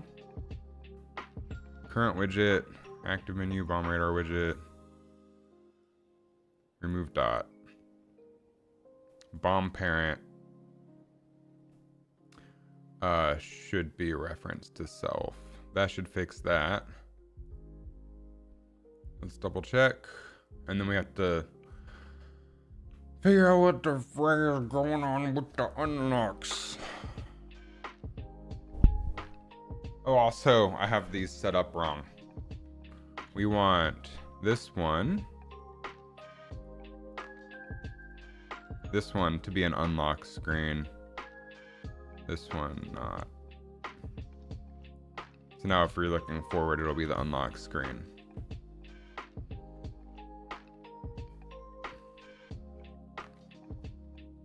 Okay. Try that again.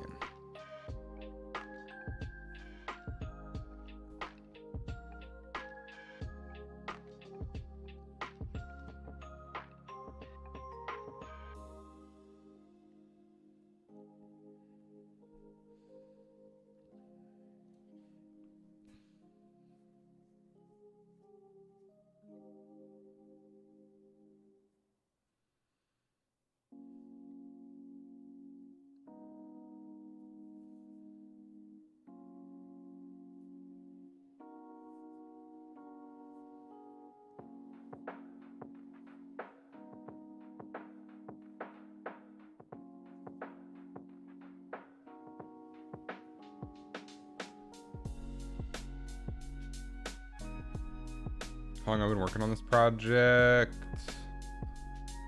Extremely off and on, like taking literally months at a time not working on it. For this version, for the quest, about 2 years. Again, extremely off and on. Working on this game as a whole,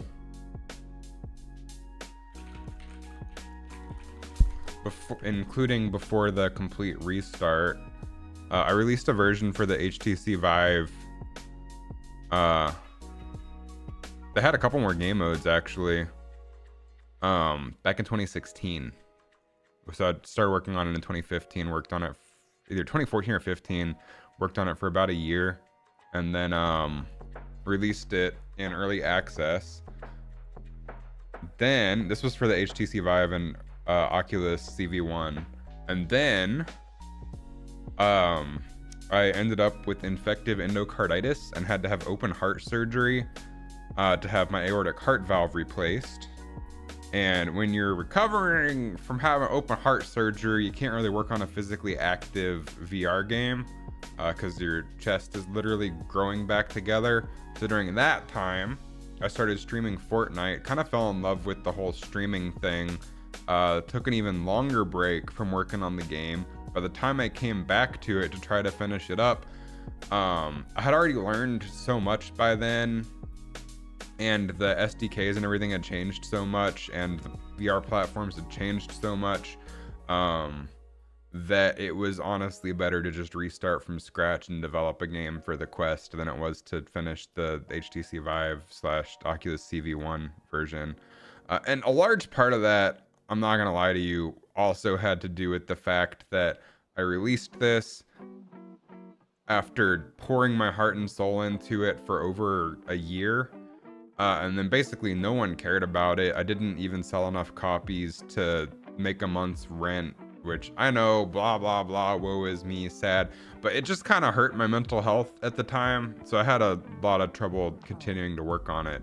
Now I've come back to it with a new perspective and a new lease on life. And I'm just making this because I enjoy it. And also I feel like a 360-degree game is a lot more fun on the Oculus Quest where you're not tethered to the PC. That's why I restarted from scratch for the Quest instead of finishing this version. I feel like I can sort of spiritually finish it. But yeah, I guess since about 2015, I've been working on the game overall, but then like a year and a half or 2 years ago, I just scrapped it and completely restarted a new Unreal project from scratch for the Quest. Let's see if the radar works now.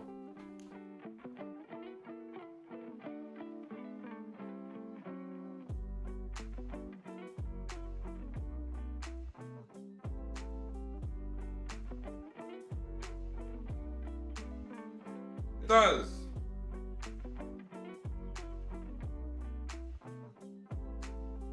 I know I'm really bad at this game. I don't know what to do. Ah, look, it's scary. Oh man, I took a damage. I lost health. Ah, Jesus. I'm dying. What do I do? Okay, game over. Unlocks.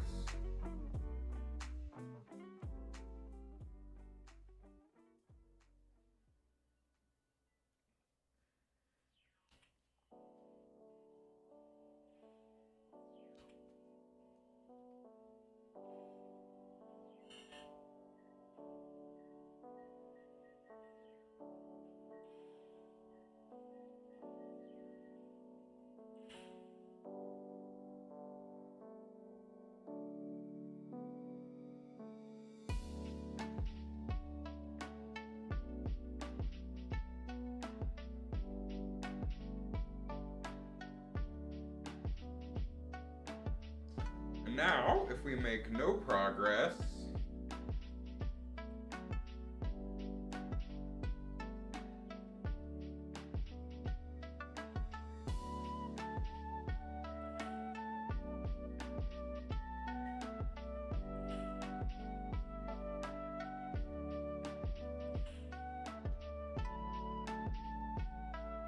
press start to try again. Nice.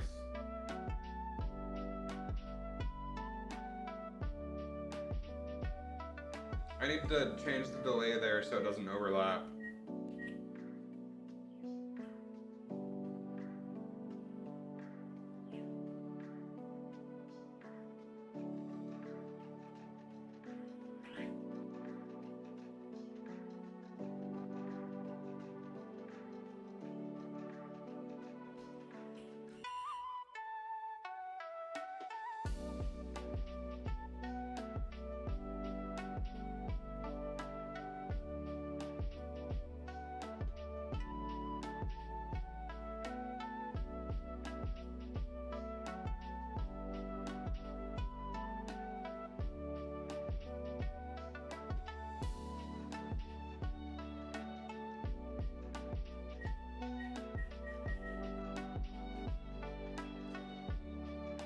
Okay.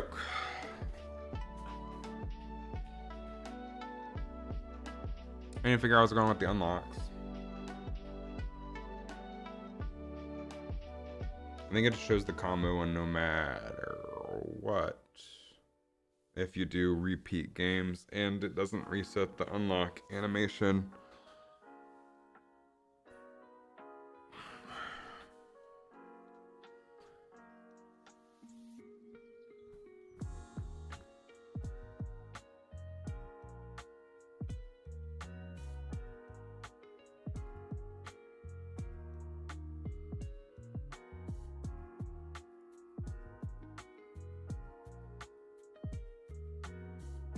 Anyway, item 1 on our list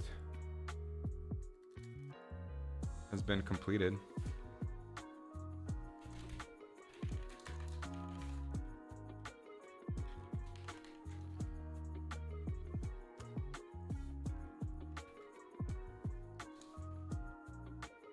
So I need to reset the menus when we cycle through. What I mean by this is if it says game over, press start to try again.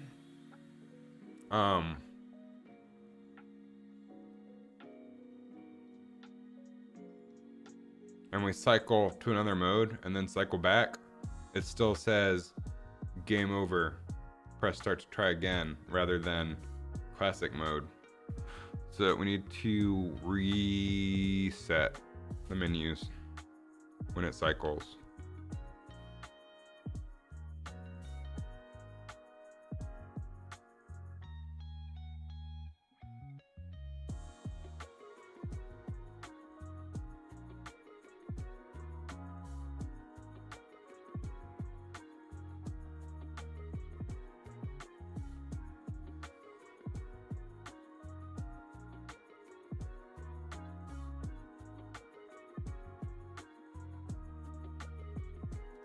So I have to think for a second how I want to handle that. I've found in my life experience and my limited wisdom that a lot of game development is just sitting there staring into the void and thinking about things.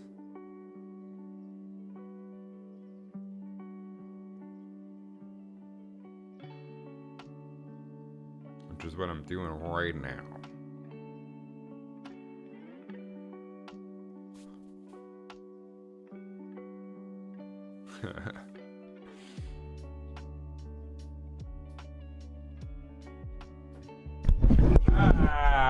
Sorry.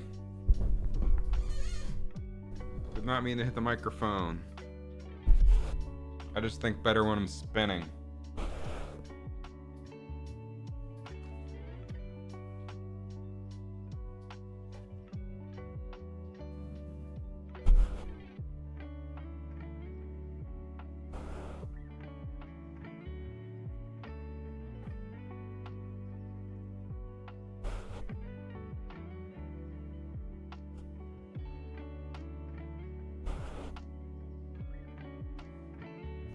Okay, let's do it.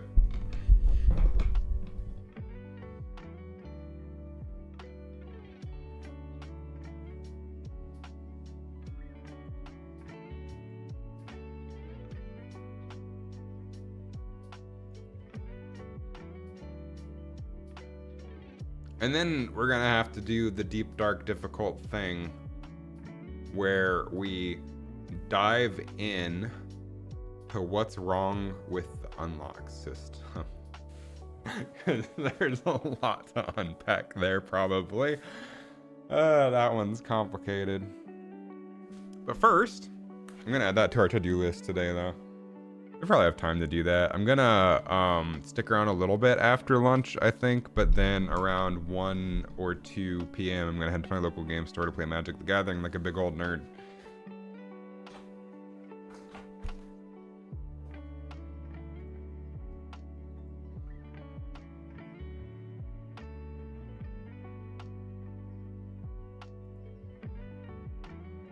Alright, so let's add that to our to-do list. So let's get the resetting menus when you cycle through, but then we'll do fix unlocks, bugs. Like really deep dive into it and get your hands dirty. And then let's change the numbering on these. 5. Probably not gonna get to start the second game mode today. We can probably do that tomorrow, because I'm using the rest of my vacation from work to stream, working on this game pretty much. And then I'll be back probably on Saturday mornings going forward on when I'm back to work. So I want to make streaming a regular thing, working on the game this year. I was hoping to get more stuff done over break, but then the whole house issue happened, or I had to fix a leak in the walls. Whoosh.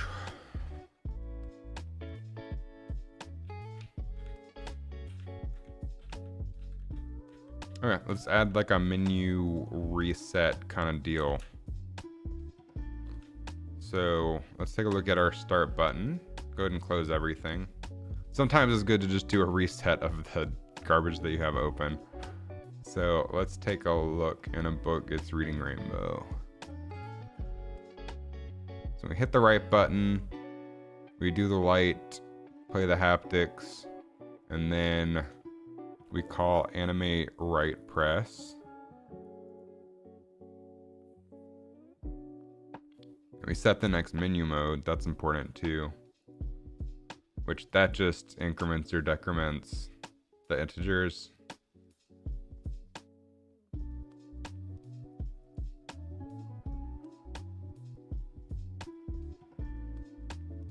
So then we call animate right press, which goes to our menu object.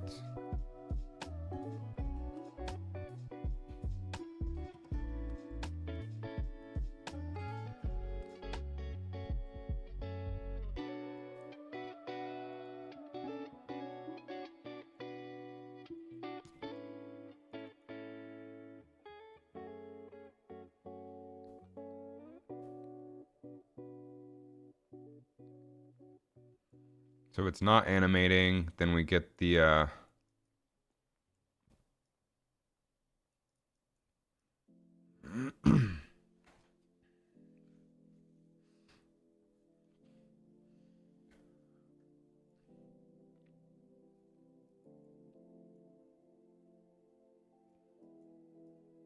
the stuff.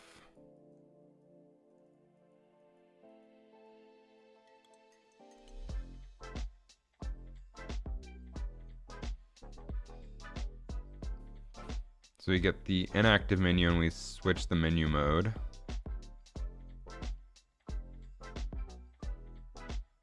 Based on the current mode.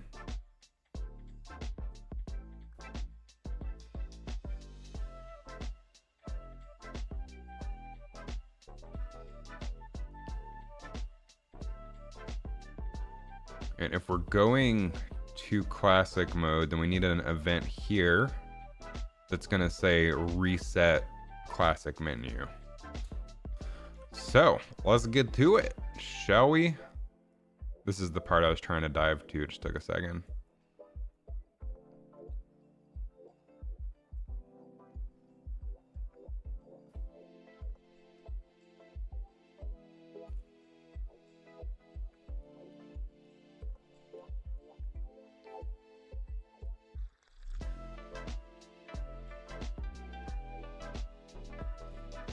So let's do a custom event.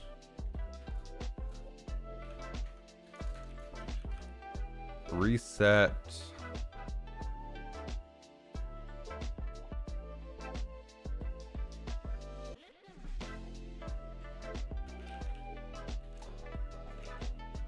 Menu reset classic.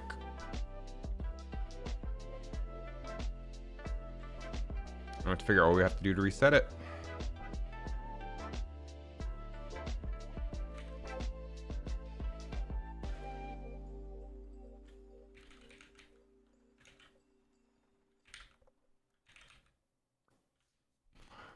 I'm wondering if there's like a way to just reload a widget.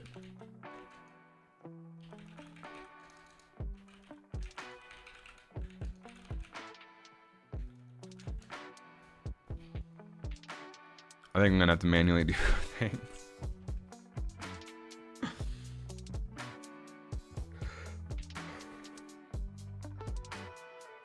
Ah.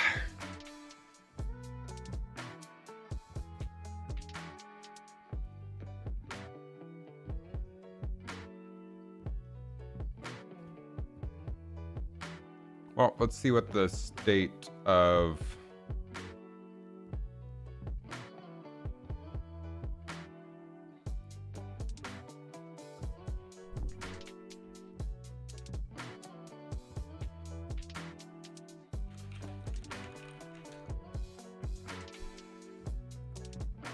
everything is.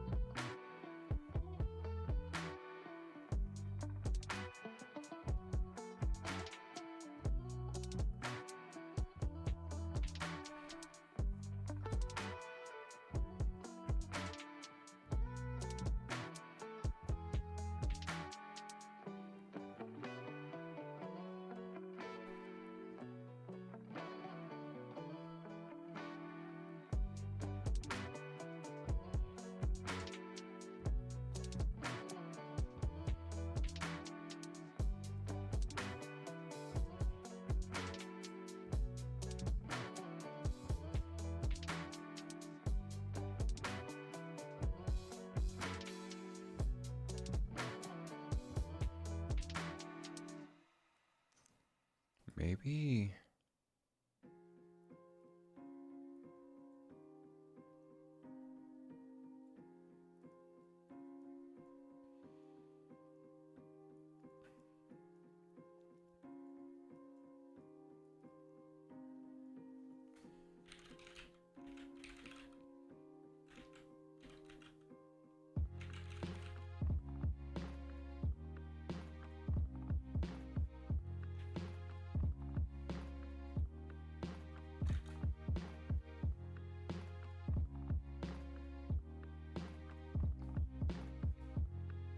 Because if it's an inactive widget and I can just destroy it and reload it or whatever.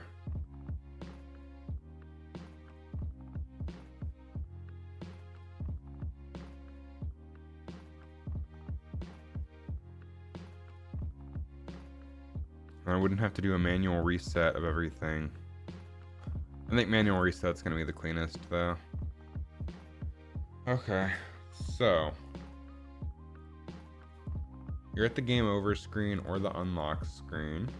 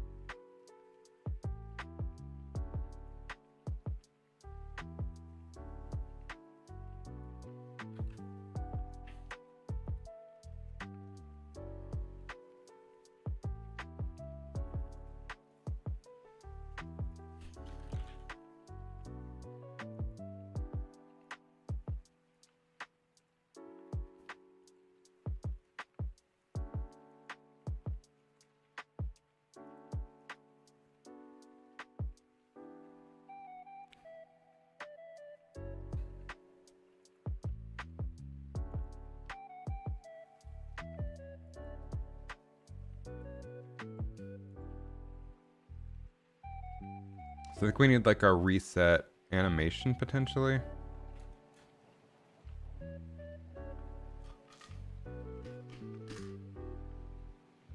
Just thinking, this feels overwhelming. I need to spin some more.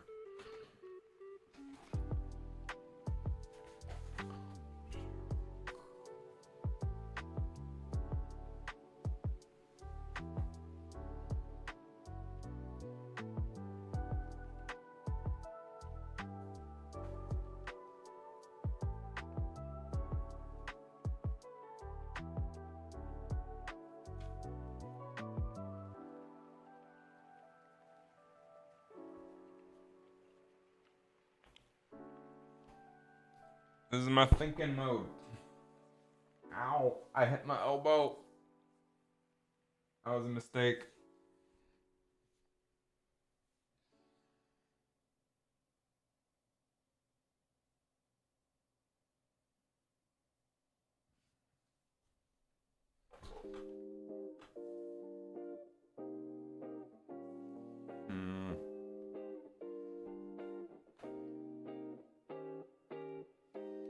I think we just reset everything and see what happens and then fix what's broken.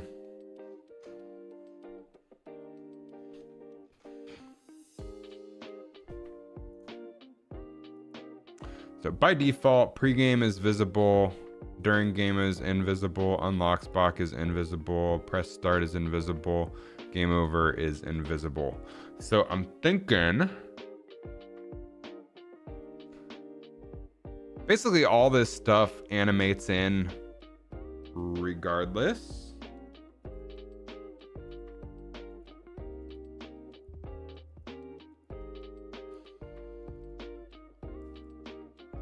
So if we just, rather than setting the visibility through blueprints, we should set the visibility in the animations, and that's gonna be a little bit more work, but it's gonna end up being a lot cleaner. So here we go again. Let's do this. Everything you want to do that sounds simple ends up being complicated. Okay, so pregame.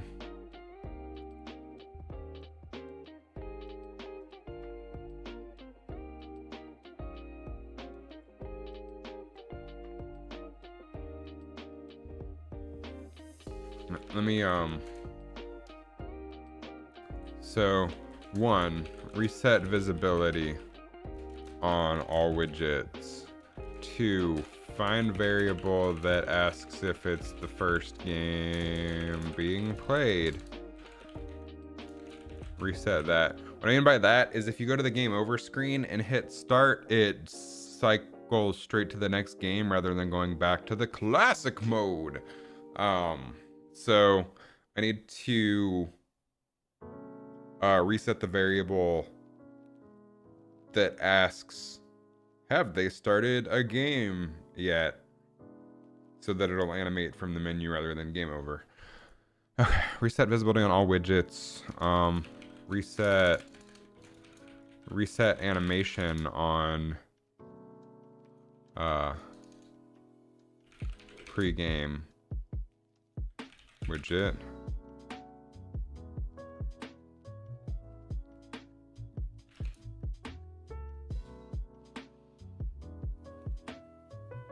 For move visibility to animations rather than logic.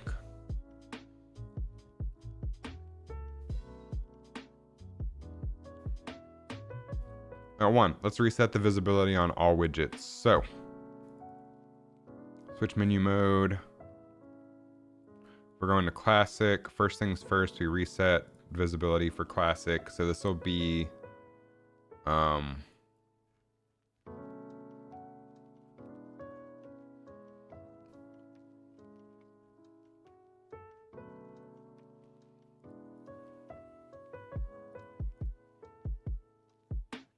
pre-games variable, during games variable unlocks, press start, try again is variable, game over is variable.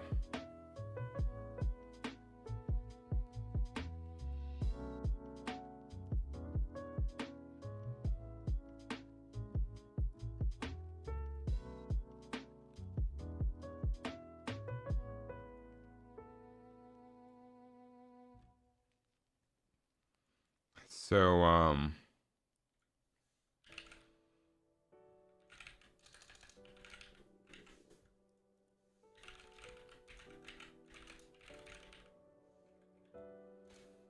want to get the pregame. I want to set visibility to visible. What's next?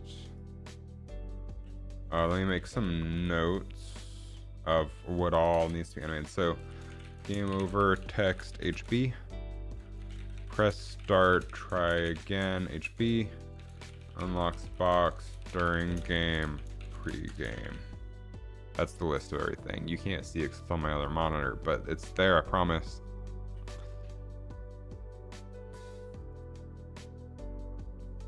Alright, so, game over, text, HB. Set visibility, hidden.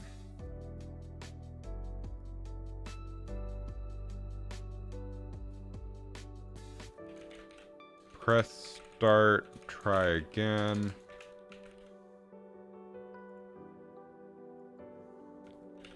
Set visibility, hidden.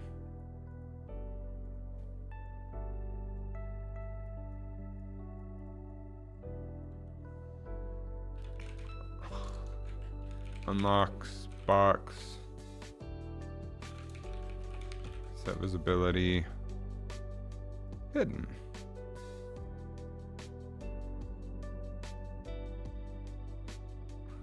And during game, set visibility, hidden.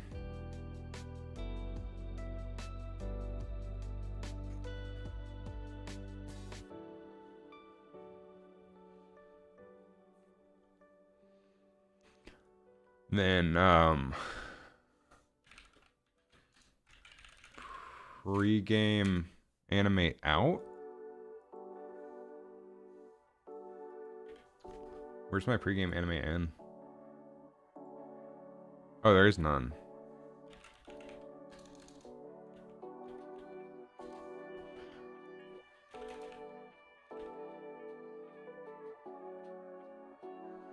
Set animation current time.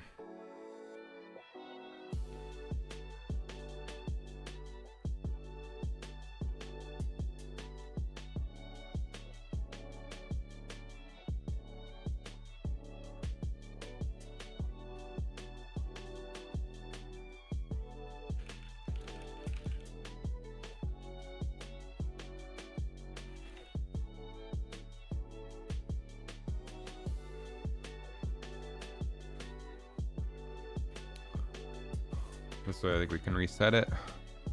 Start time, end time, 0.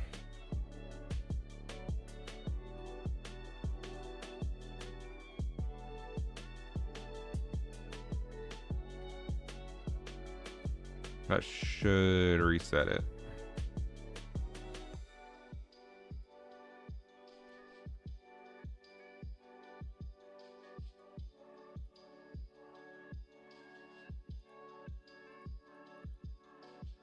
What do you mean reset it? So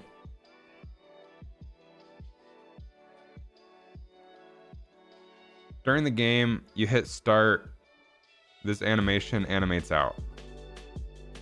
The widget has stuck around throughout all of this, so that animation state for the object is still scaled out when I bring it back up. So if I bring the visibility of this back up, this is still going to be squished. So I'm trying to unsquish it when I reset the menu.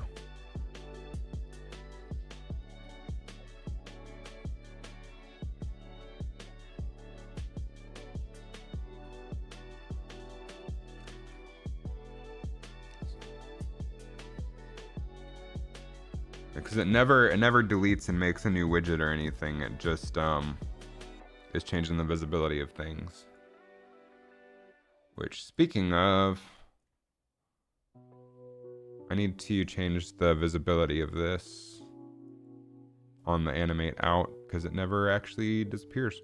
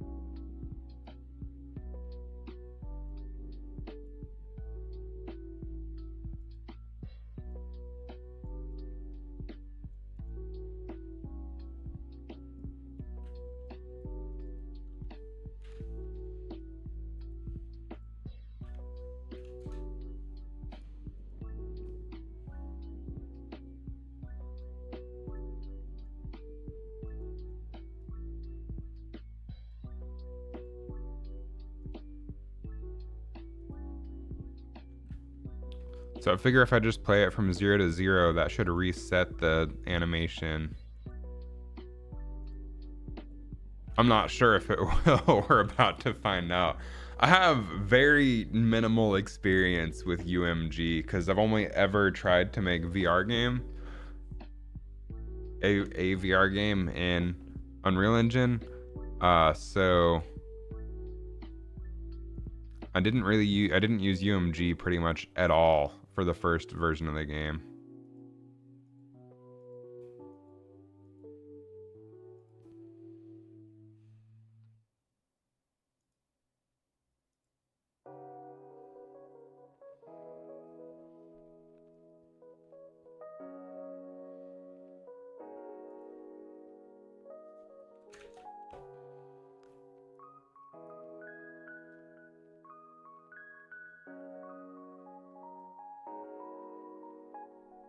Having made like 12 inventory projects, same concept, just new features. Find yourself enjoying UI more and more. That makes sense. It's a little tricky to get the hang of, and I still haven't fully gotten the hang of it or understand what everything does, but overall, I feel like I'm doing all right. Okay, so now we did that. We reset the visibility on everything. Hey, what's up, Cash? Just got discharged from your surgery? You're alive! You made it! I'm proud of you.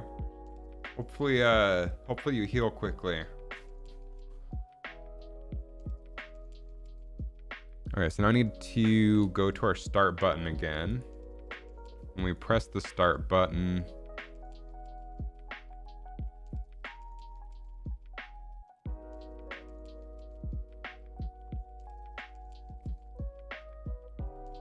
if the current game mode is classic mode, is the button set button to not active.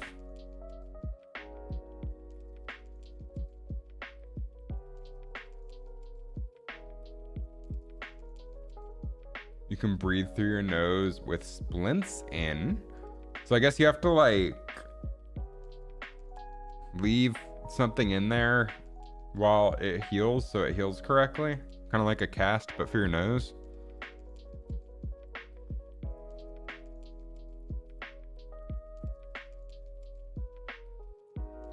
That's interesting.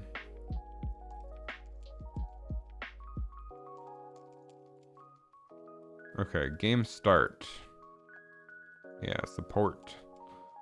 So we call start game.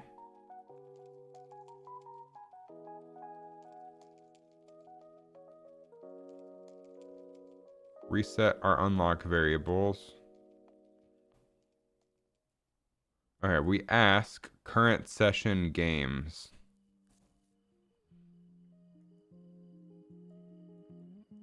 Then we plus current session games. So on our reset, we need to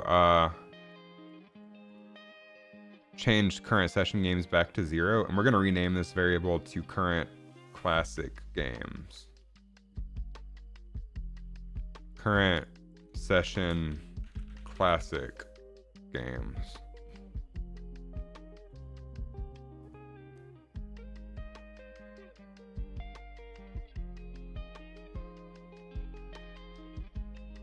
And for that, so I guess under our reset action here, we get our current game mode.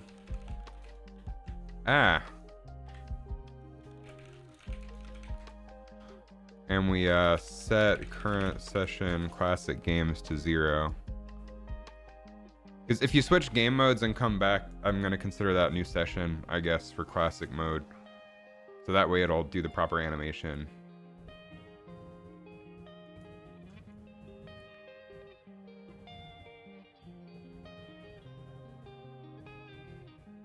Property associated with current session classic games.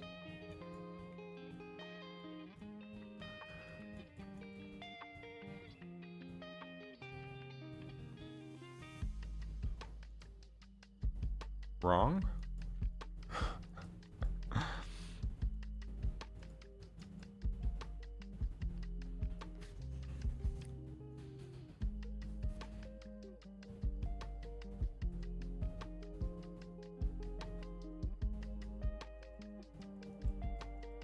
Well, let's just see if we...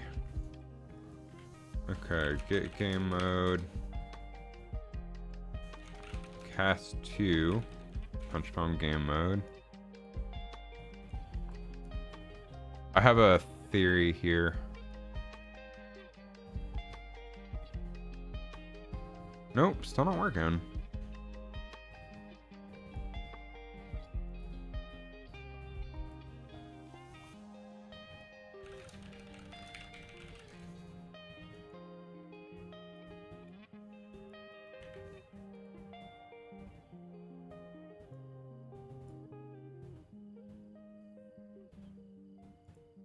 Oh, I need to compile this. That's got to be the issue.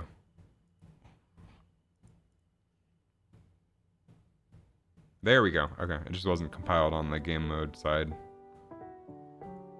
I am still going to cast here because I realized up here under the construction that this is still purely a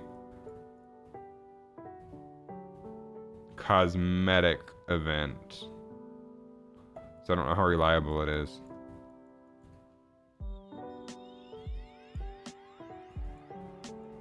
So I'm still going to cast and set current session game 0, set all these visibilities.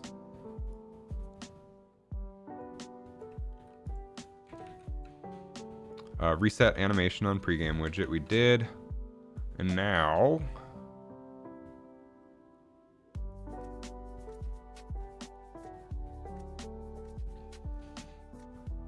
let's see how thorough we were in the past.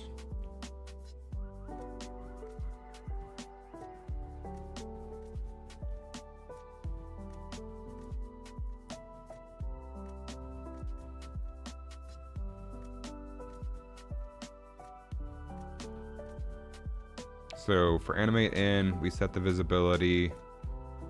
For animate out, we set the visibility. Unlocks, animate out.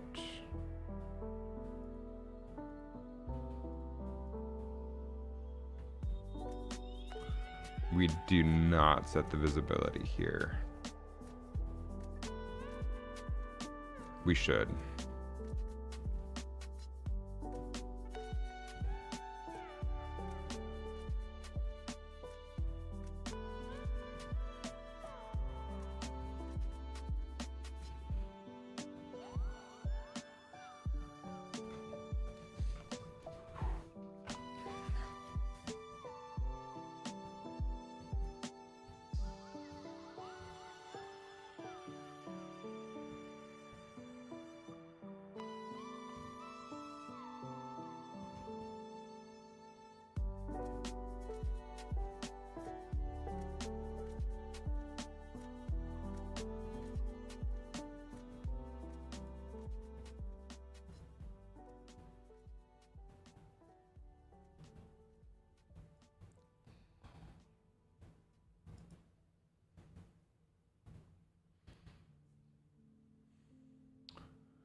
So this is where things are going to get tricky. I need to figure out for each thing where the visibility is set.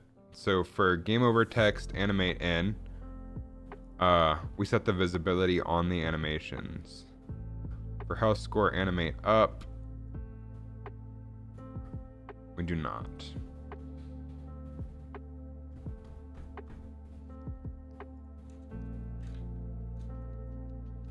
So let's take a look at our graph.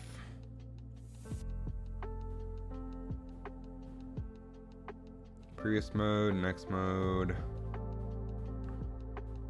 delay. So we animate the health score up, we start animating it and then set the visibility. And we don't need to do that, we can just set the visibility in the animation.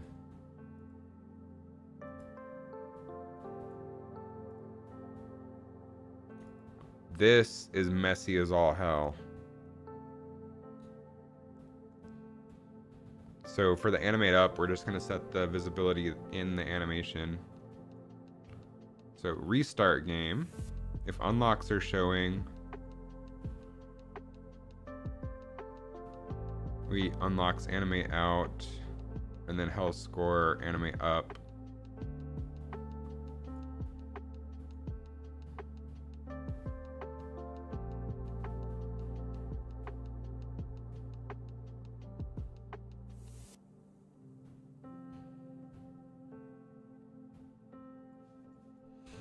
I'm gonna set this to 0.35 to give the press start try again time to animate out. Let's actually see how long that animation is so that we can time it properly.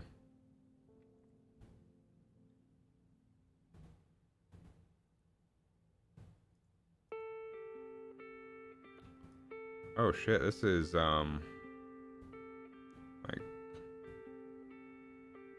so let's go to 0.6, delay 0.6 seconds.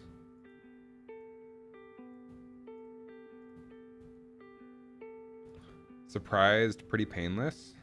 Probably. You probably are still on the pain meds. I'm fingers crossed for you that it doesn't come back and hurt, but pain meds are a powerful thing.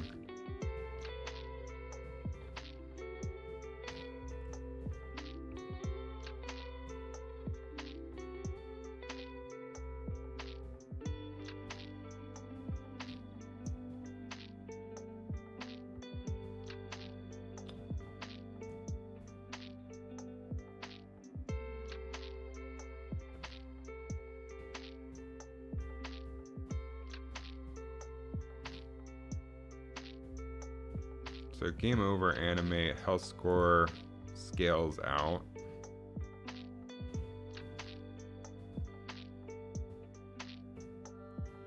Tomorrow will be hell. I hope not. Okay, so now let's animate the visibility in our health and score animations. So health score scale out. We'll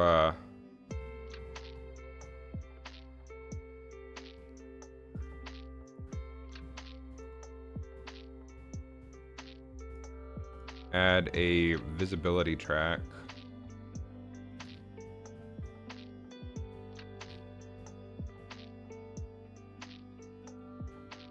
We'll set you to, I guess,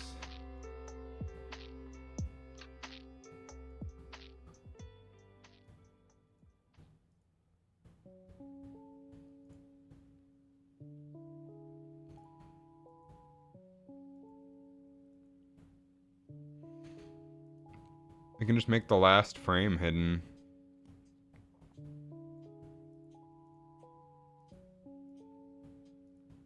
And it shouldn't look much different.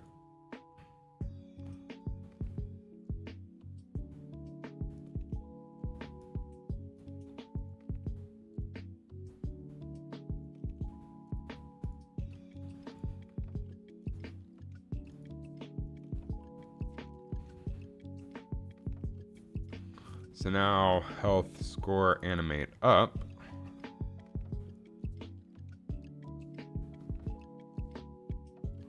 We'll go ahead and add a visibility here for visible. And then a hidden here. And then a visible here.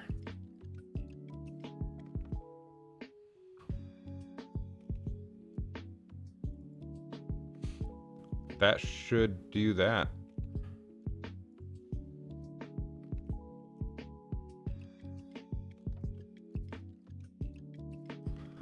Unlocks. We need to animate the visibility.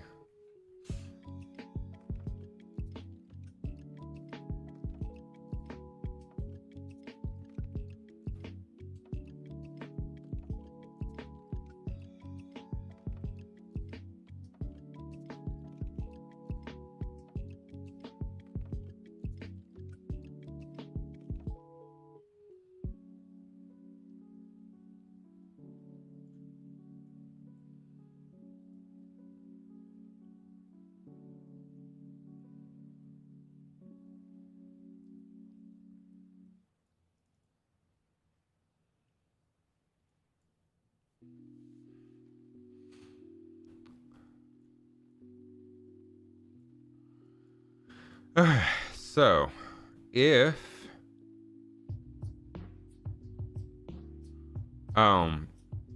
more than one unlock objects have changed,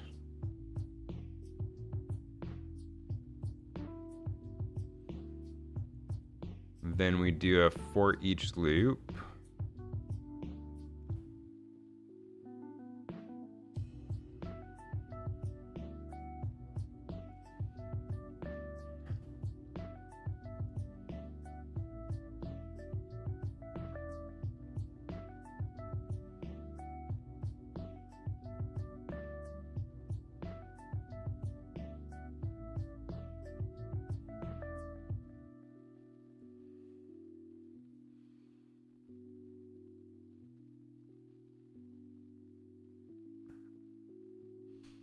So for each of our scoreboards,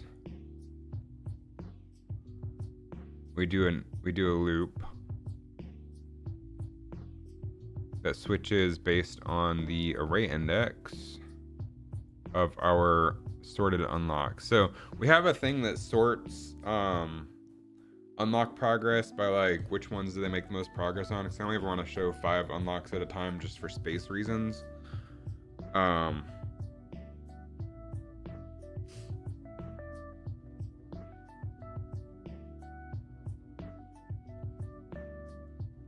Which I may change this in the future to just show 1 unlock at a time, so people feel like they actually accomplished something, but for now this is totally fine.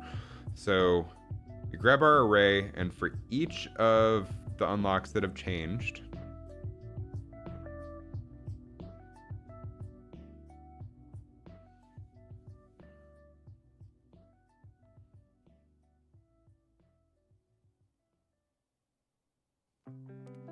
we set the visibility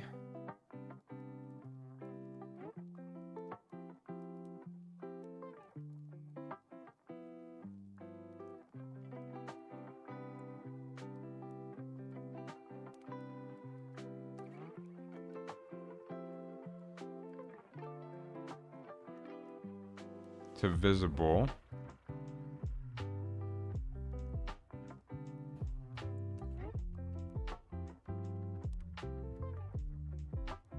All right, because we have the 5 different slots, so I'm doing a switch on int.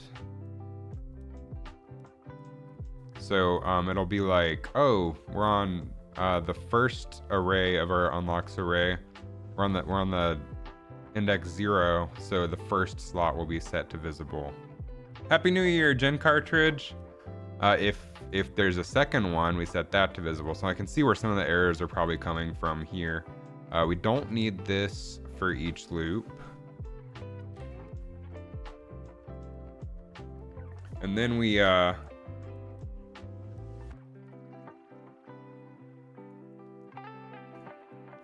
set the current slot.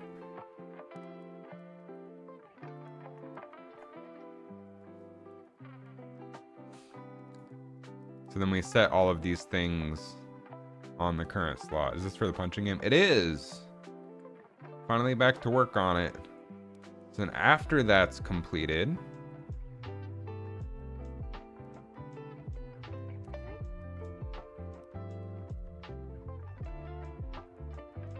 we animate up the unlocks, which is here.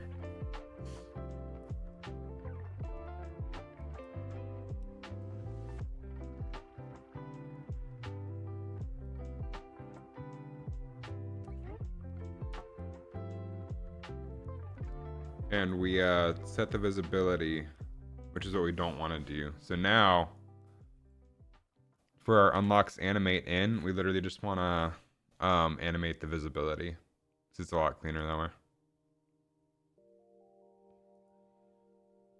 So unlocks animate in. We want to add a visibility track. Set it to hidden. And then on the next frame, set it to visible.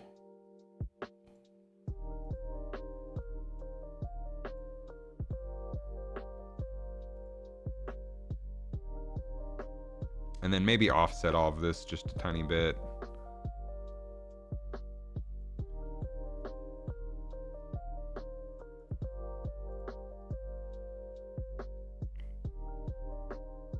So let's have the translation not start animating until it's visible.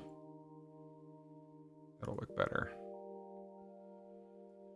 And then we want the visibility animation to stick around until the end here. So now we're animating the visibility instead of manually toggling it in the code. Which seems better. Now let's go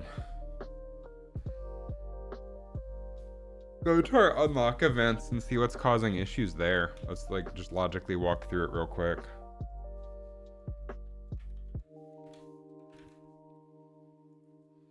How was your 2024 Gen cartridge? How's it going? How is life? It's been a minute. And that's my fault, not your fault. I've been inconsistent.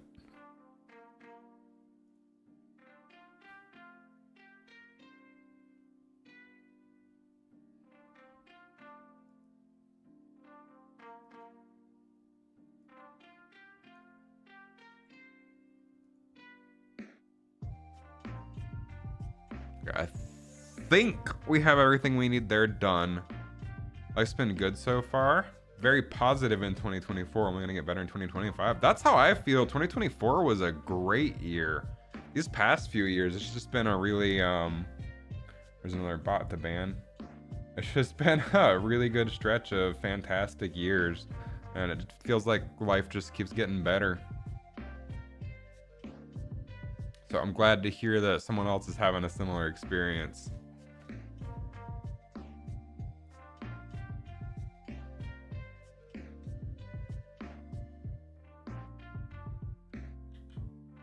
Okay. Unlocks. This is the part that I have been dreading.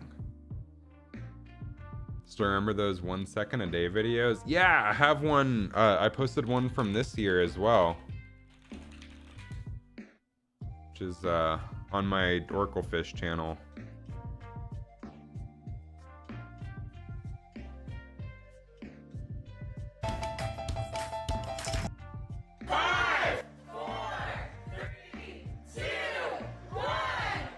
It was a really good year.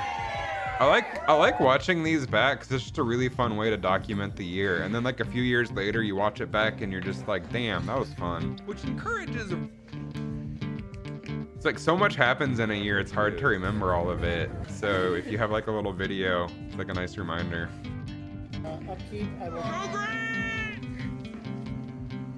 I need to go get a mission soon. Oh, super cute. So here's a quick Blender tip with slowly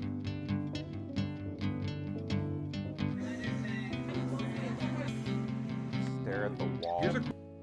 Anyway, let's fix some things.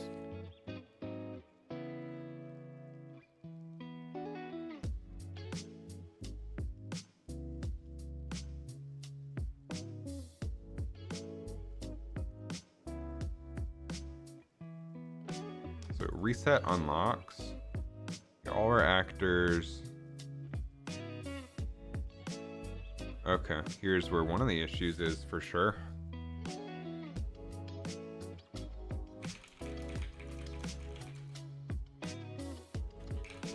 We're still calling the old scoreboard object.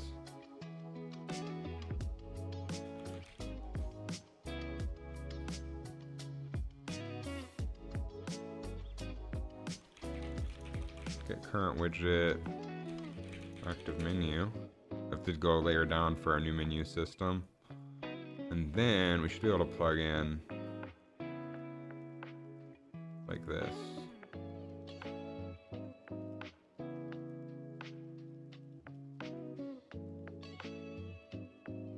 With almost no issues.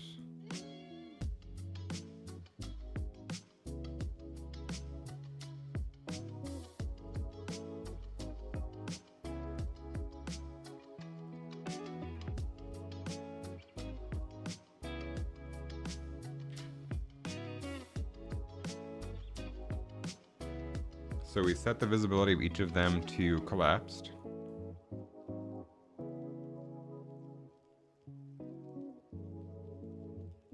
And we reset their animations.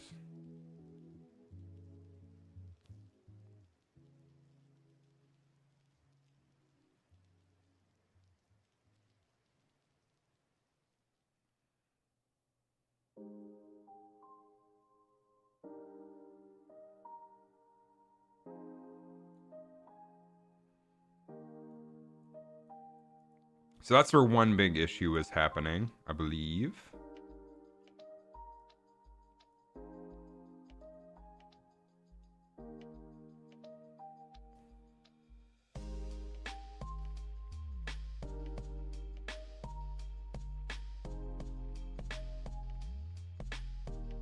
That might actually fix it. So we weren't resetting the visibility of anything since it was calling the wrong object. That ought to do it. Let's test it.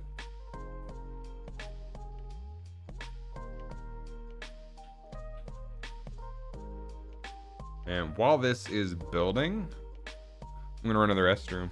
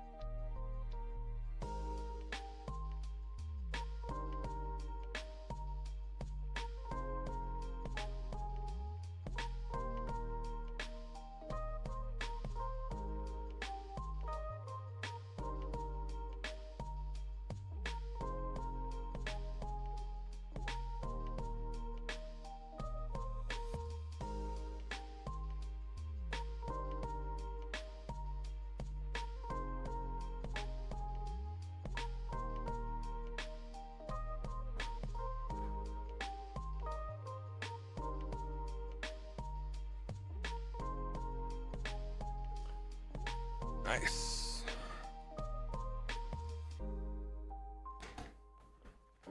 So, what we're checking, we should be able to game over. Unlock should work properly now, even through multiple rounds.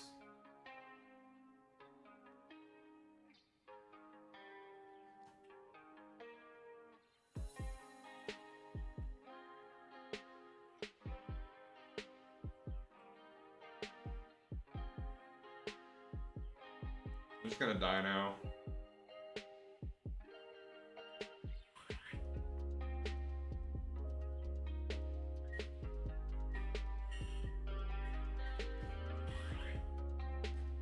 I can't help myself.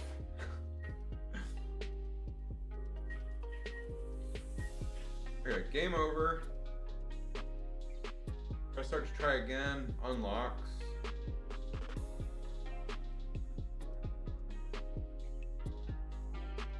Cycle away. Come back. We are not calling the reset. But it still works. Try this again. Forgot to call the reset event that we made. It's funny how you can make an event and then totally forget to call it. Okay. Scoreboard widget. Event graph. We did a reset. Okay, so let's do menu reset classic for our switch menu mode. Then try that.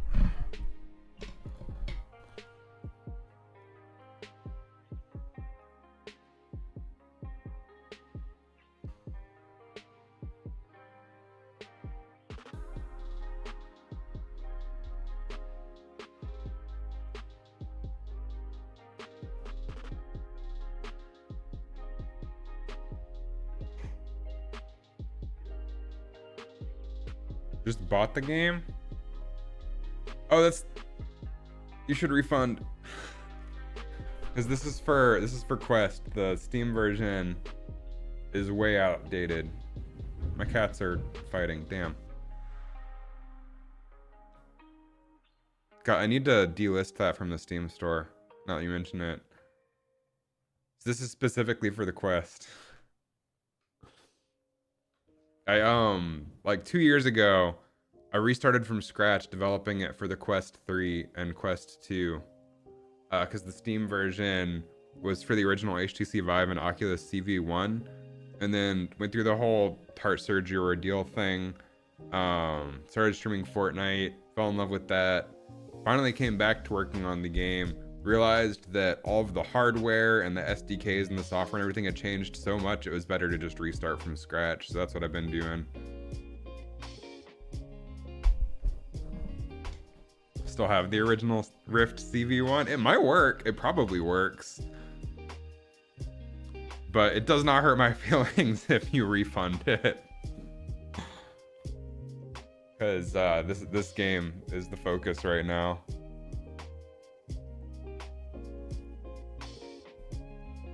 More of a contribution. Well, I appreciate it.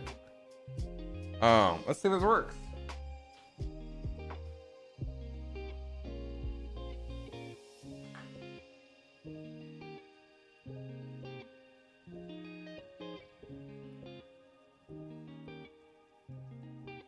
Oof.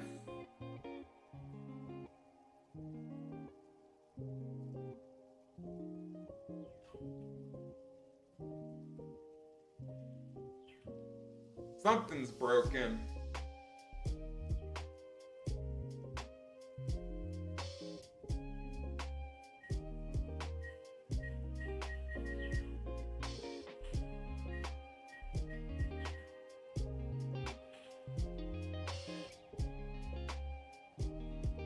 We have our unlock screen. Press start to try again. Press start to try again. Different mode. Cycle back.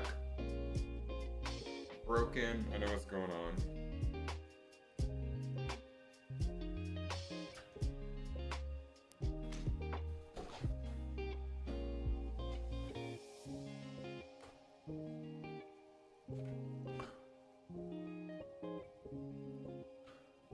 I believe I know what's going on.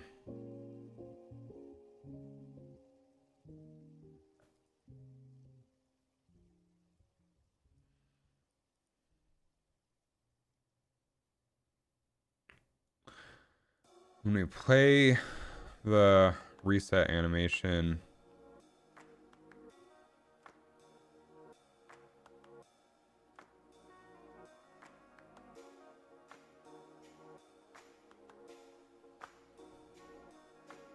I think we just make a new animation for reset. What does restore state do?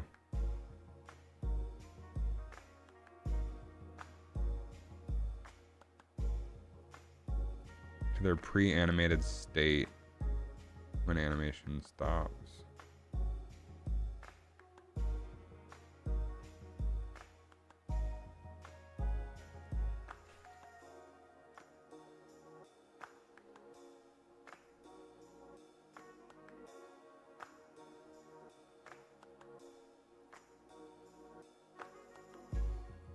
Okay, so let's make a new animation called pregame reset.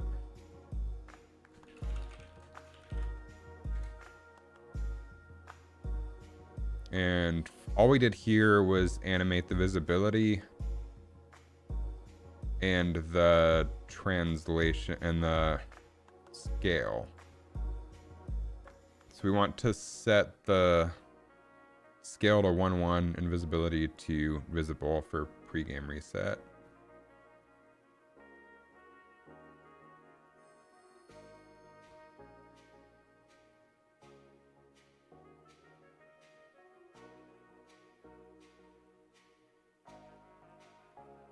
Hear people stories about how the Quest line of products have stick drift. I haven't heard that.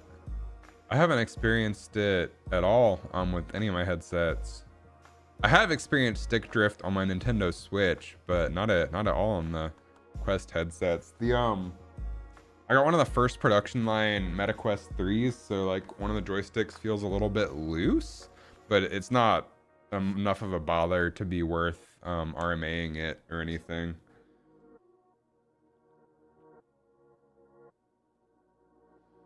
And at this point, if it stops working or drifts or anything, I'll just buy another controller. Because I've already definitely got my money out of it. Money's worth of entertainment out of it. So we want to add a visibility and a transform track. The transform scale 1.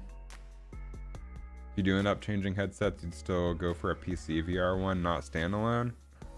Oh, I guess I'm gonna guess graphics, or what's your reasoning there? Out of curiosity.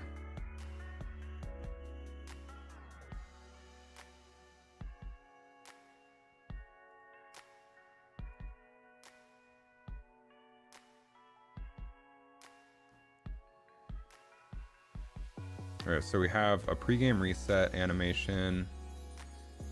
So now we can just play that.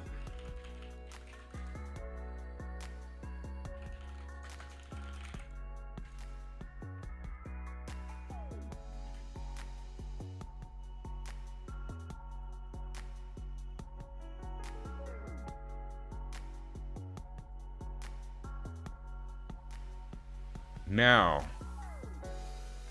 we should test.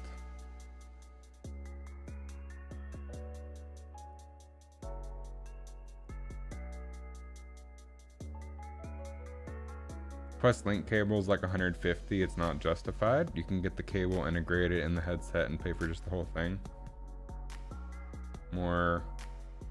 Plus, other backends running halves the frame rate and such, much resource intensive. Okay, so you're interested in playing the PC VR games then, I guess. See, I pretty much only play standalone VR games, so my PC is not even part of the equation. So I gotcha. I hate Quest Link, like the link cable. I hate playing with it. It's pretty buggy. Feels bad. But most of the games I play are all on headset. That makes sense. It's full screen.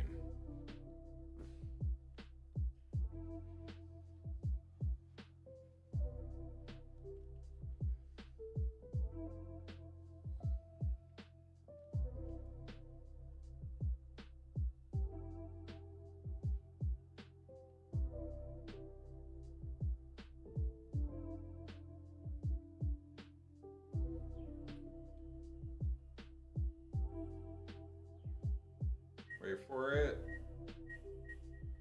Damn. Oh, there it is. I was waiting for the first target to show up.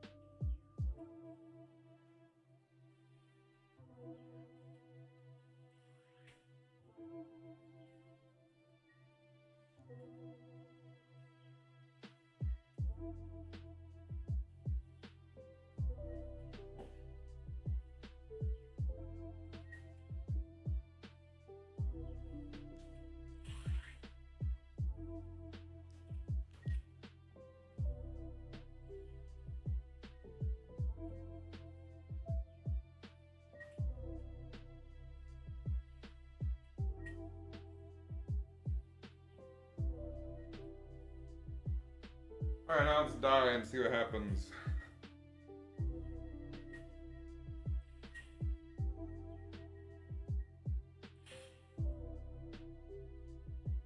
Okay, press start, try again. Unlocks. Switch modes. I'm back. Nice.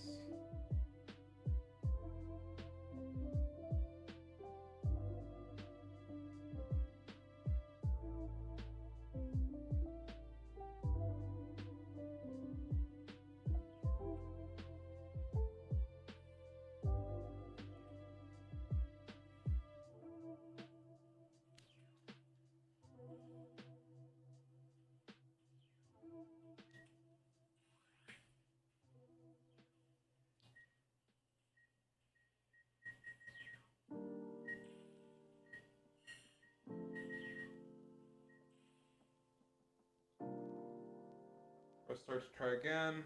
Unlocks.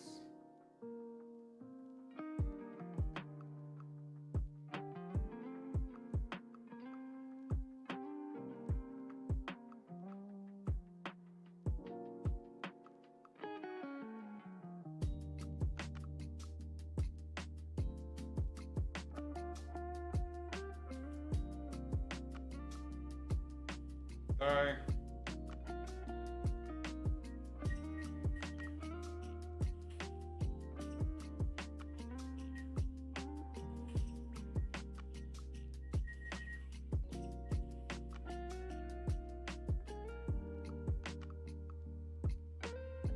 Press start. Oh no.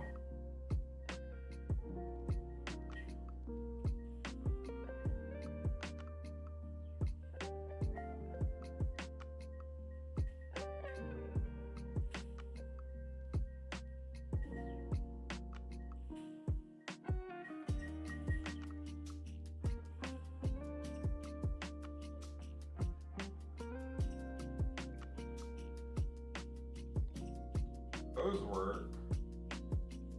That worked.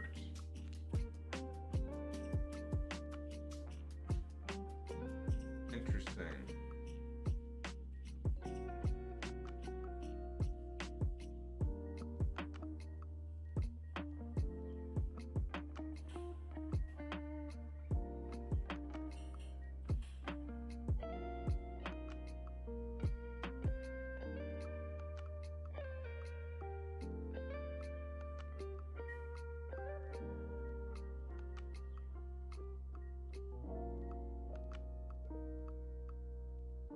I want to know why that broke.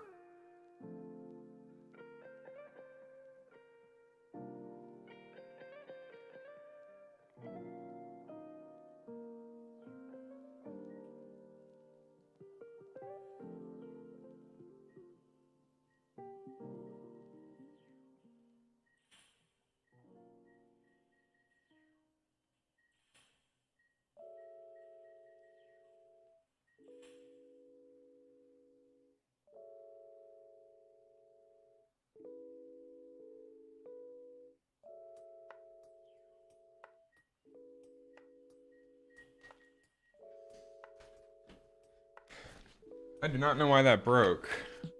Edge case is 32,552. Oh, you like the base stations rather than the cameras on the headset? Oh man, I missed some messages. You must be fit as fuck just from testing your game. I'm working on losing weight. And I was doing really good, and then the holidays hit, so now I'm back on that struggle. Yeah, base stations are nice. They are a hassle to set up, but they do a very good job. I do really like my I did really like my Valve Index. Great headset. I just don't have a use for PC VR like most of the mobile games without the wires, without requiring the PC. To me, it's really nice being able to bring your Quest headset to like parties and stuff to show off VR rather than having to invite people over to your PC. But I do understand the appeal of PC VR versus mobile VR though. Okay. Well, let's see if we can sort of just like eyeball it and see what would possibly be causing that. Because I was anticipating having an issue at some point. And I think I know where that is. So let's go to our start button squishy. If we hit start, we do our game start event.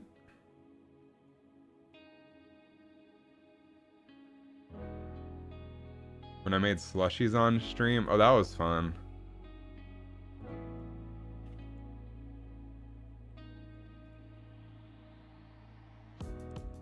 That was a good time. Now I have, my girlfriend moved in and she had, or her dad had, I guess she stole it, she took it from him since he doesn't use it. A Margaritaville slushy maker. That does a really good job. I'd love to get like a commercial grade, like slushy rotating machine that you see at like Quick Trip or something. Still the same girl after the short-lived one. I've been with this girl for a little more than a year and a half now. She moved in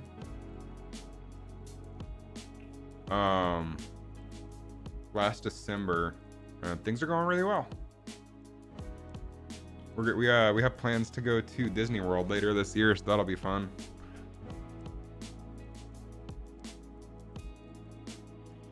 And we have let's see, we have 4 cats together, which for Christmas I got her these Lego mosaics of our cats. So like you upload a photo and then you modify it to fix shading errors and stuff, and then they send you all the Lego pieces necessary and the instructions to put it together. So these are after we finished putting them together of our 4 cats, which I feel like turned out pretty cool.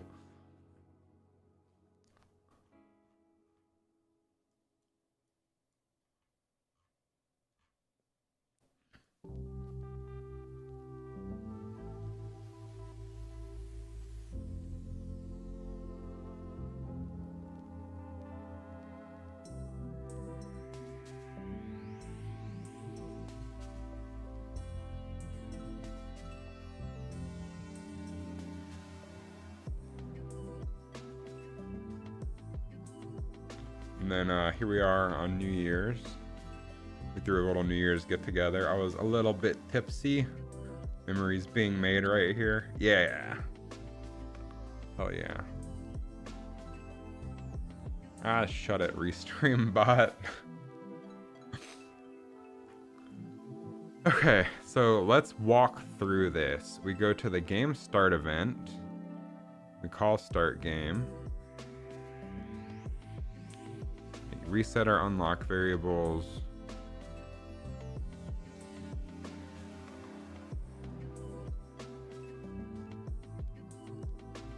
Then we do restart game scoreboard animation, where we call animate restart game. That does not help me. So then we look for that. I believe is going to be under our scoreboard parent. No. Scoreboard blueprint. Here we go. Oh, restart game.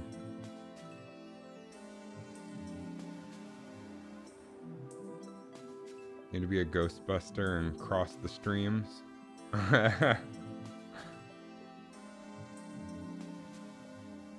So that's the one we're calling, right? Call animate restart game is bound to animate restart game. Game start animate. So here we ask, are unlocks showing?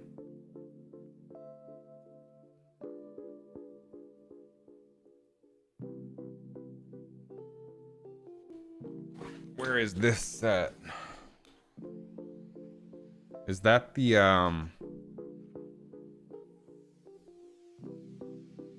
unlock screen is the name of the variable there.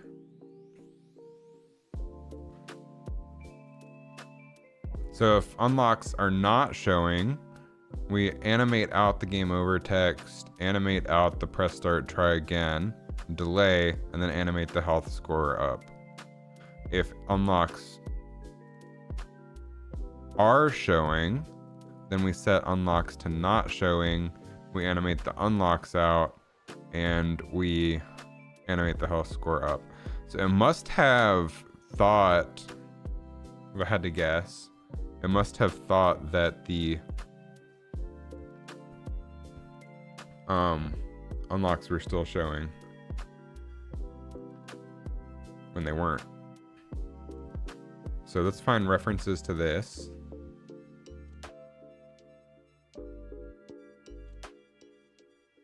So there's our get. Let's find our sets. So animate up unlocks.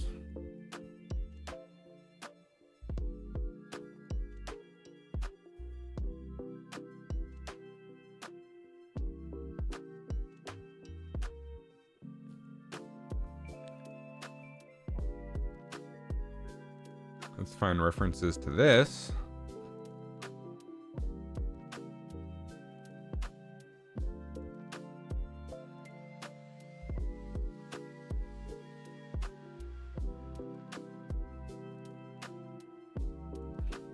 If it's an unlock screen, we animate up unlocks. If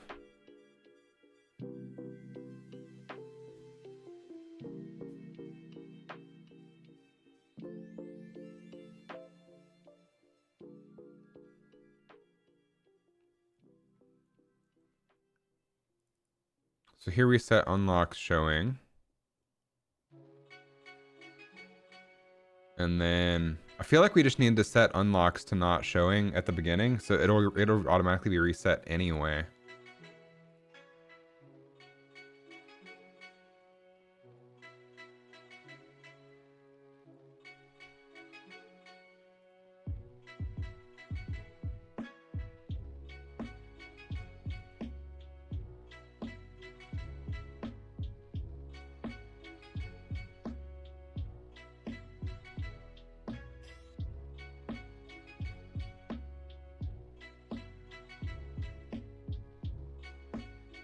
And that should fix the edge case. Just redundancy. Which may bite me in the ass later.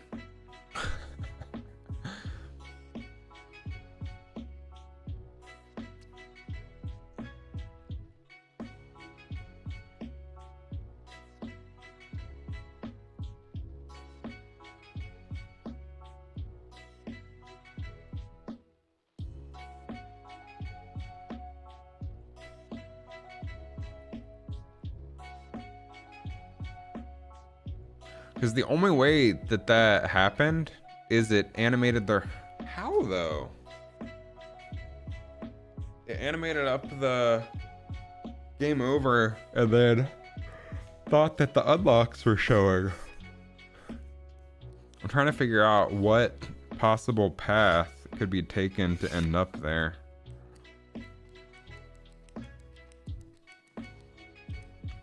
Sorry if you hear clicking, I'm messing with my XP pen case. I'm fidgeting. What the heckin' heck?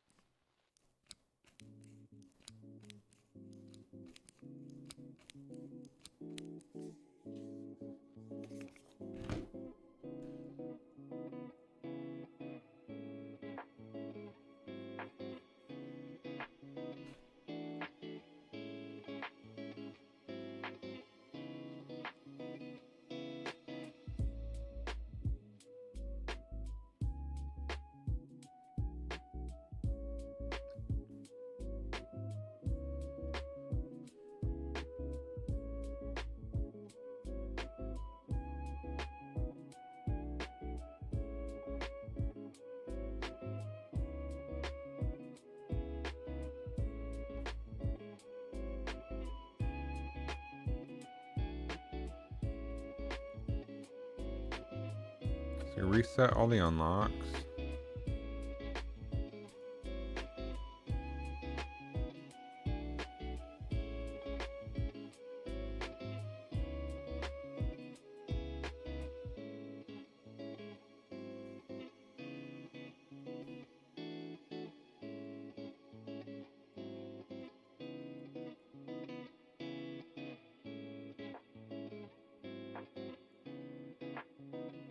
Which seems to work now, by the way, since I fixed that.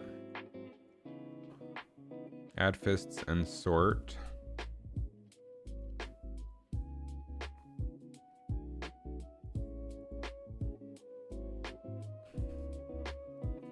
So Midas Fist, Reaper Fist, Neon Fist for each.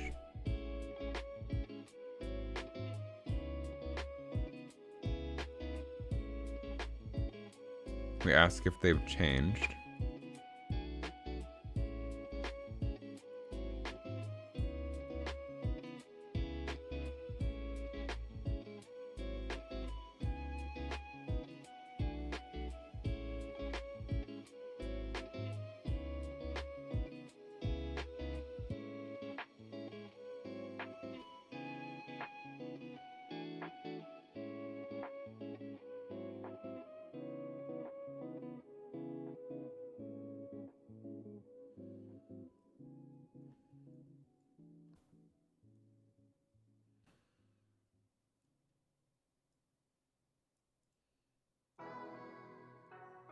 This all seems to work.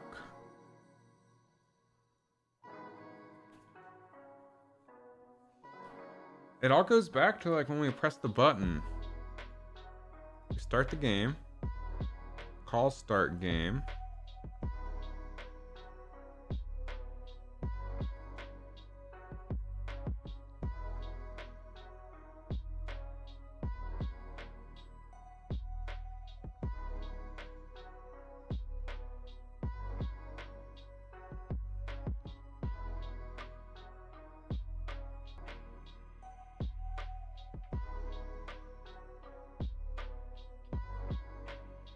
We reset our unlock variables.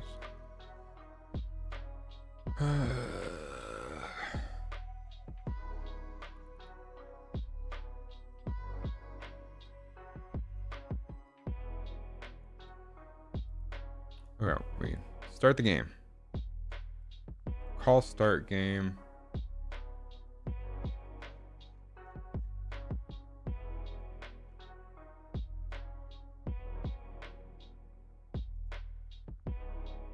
You can find references to that.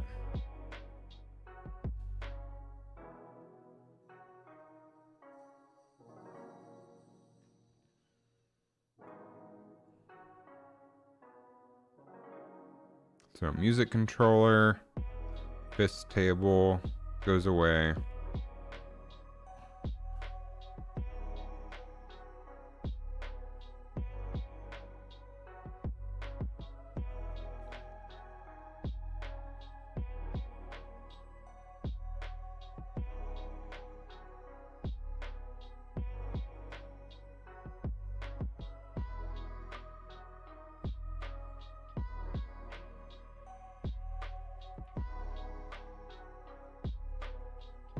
There's our restart game.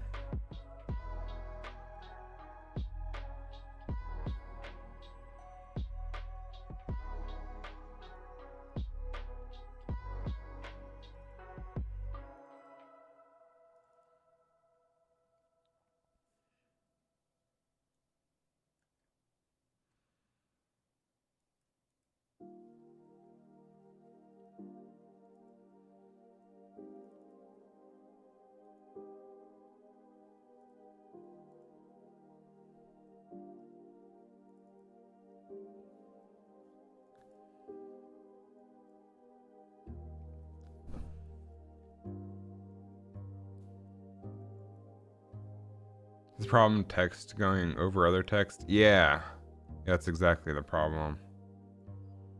Which shouldn't happen. So we ask, do we ever reset this, by the way?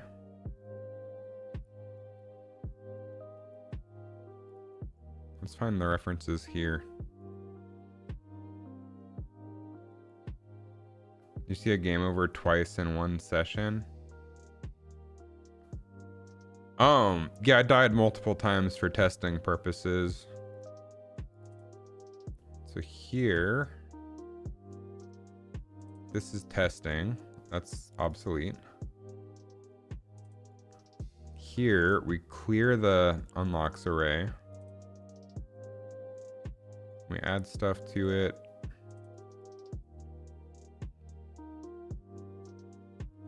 We ask here what the length of it is.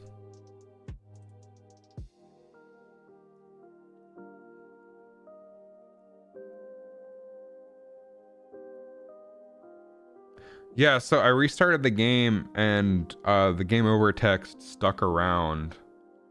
And then when I lost that game and restarted, it behaved properly and went away. So I'm trying to figure out in the code if there's anything obvious that jumps out that would keep it around.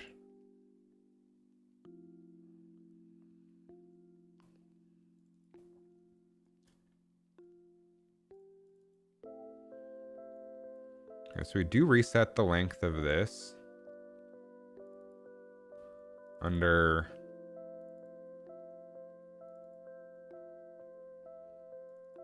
right here, I guess. Add fists and sort.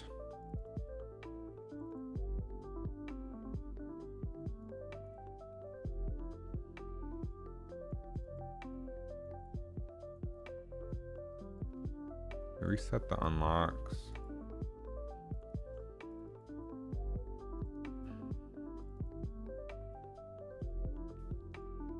When do we do this? That's testing. Game over.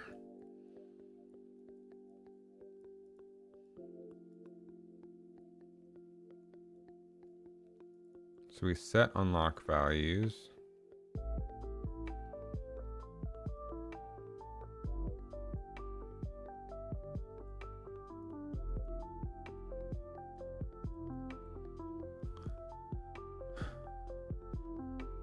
Where's this called?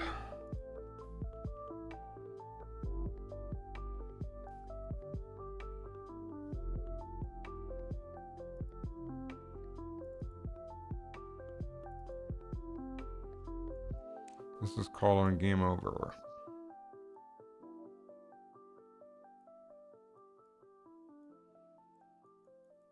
So on game over, scoreboard comes up. Set our unlock values. We add fists and sort. So we get all of our different fist objects and sort them. First, we ask if they've changed or not, if their values for changing have not. If they do, we add them to an array. Then we take that array and we add the first entry. And then we compare each entry past that.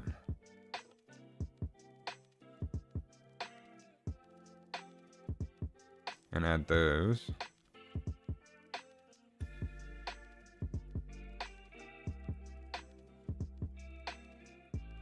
Then we call animate game over.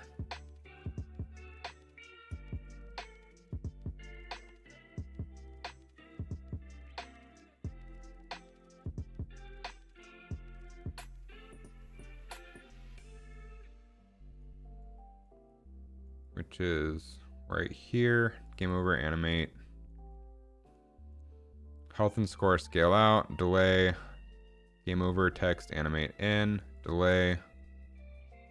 Scoreboard or unlock. So this is where we ask if we show the game, if we continue showing the game over text, or if we show the unlocks. So here we reset the unlocks.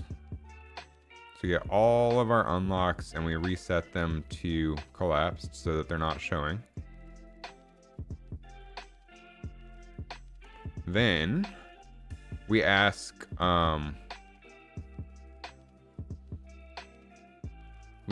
if there is any progress on unlocks. If there's not, we animate the press start to try again under the game over.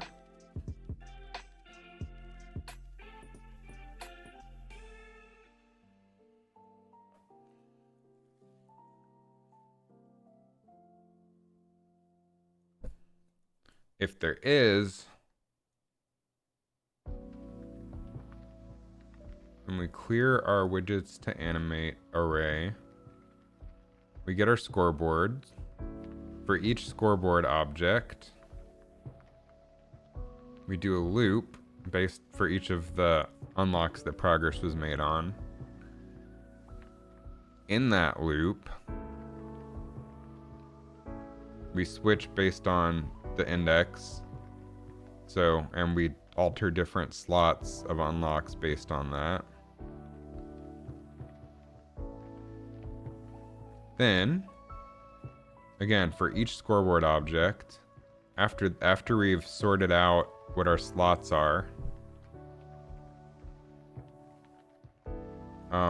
if it's an unlock screen, which is the one that is facing the start button, then we animate up the unlocks.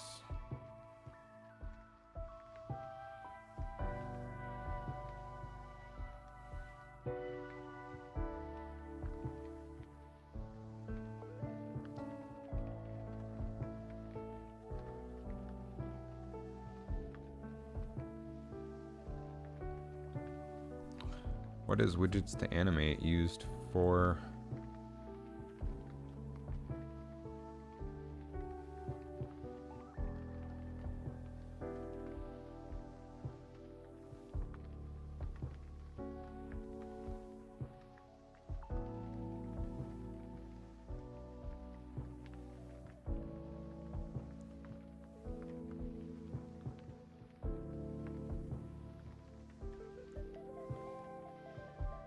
Okay, so for then.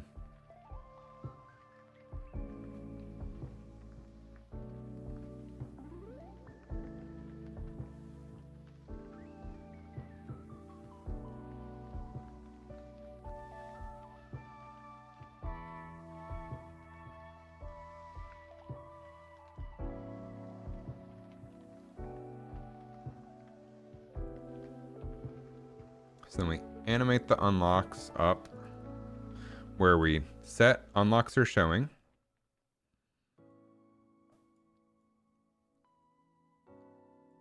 We play the game over text animating out.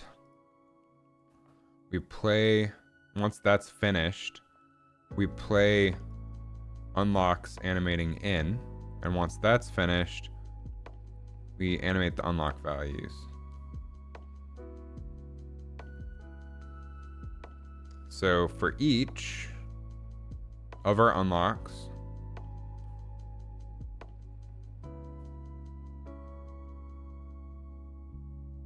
we set the animate from and the animate to values.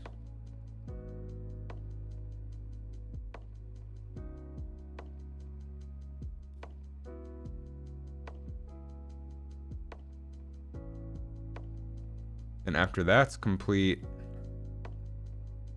we play animate unlock percents.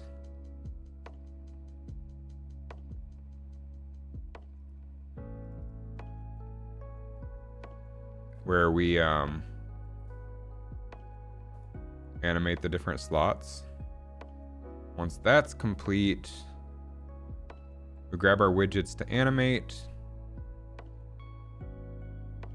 And for each of those, we grab the unlock slots.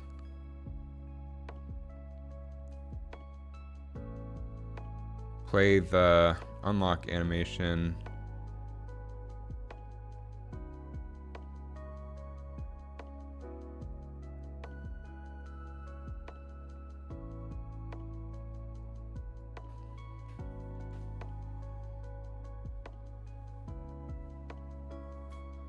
And then that's where it stops. That's the end of the line. So then, when we restart the game,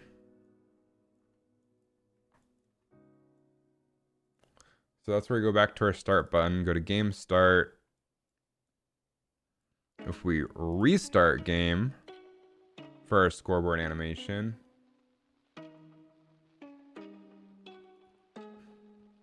we ask, are unlocks showing?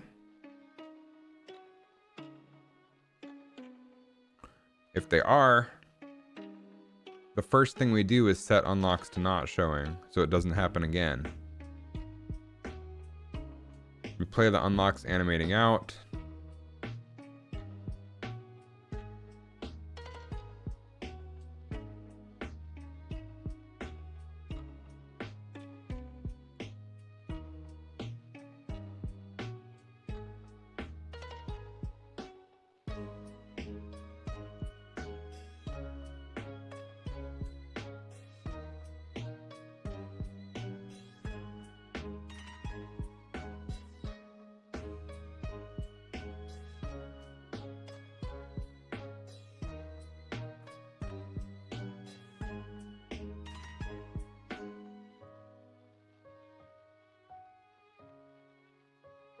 Okay, so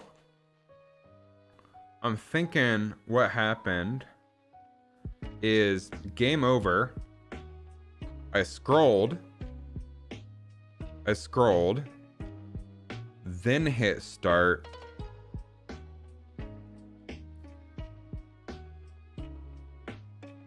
So game over screen, unlocks come up. Unlocks showing is true. I scroll back to classic mode where I reset my menu to just show classic mode, hit start. I press start, it goes to game over.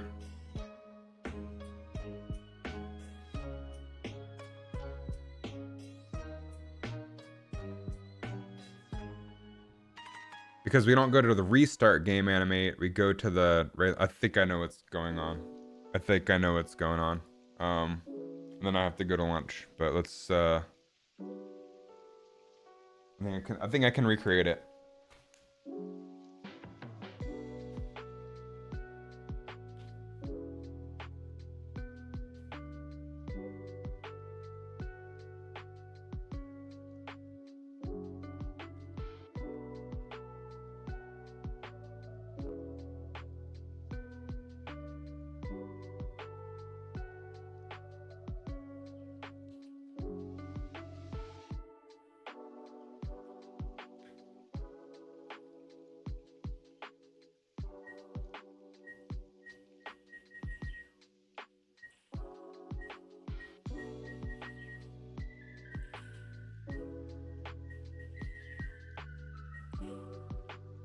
Okay, unlocks.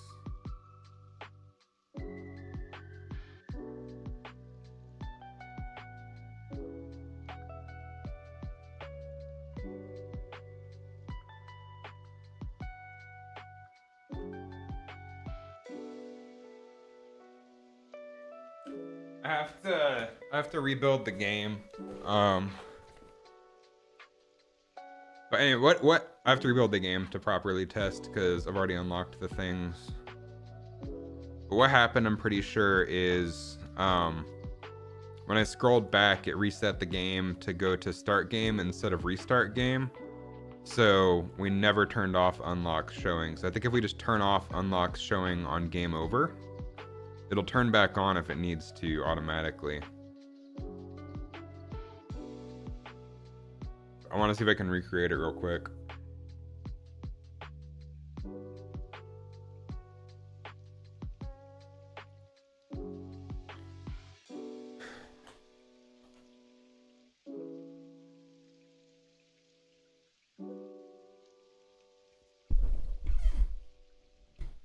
Yeah, because I scrolled and then scrolled back to classic mode, it never went to restart game, so it never turned off the unlocks showing. Even though I didn't unlock anything.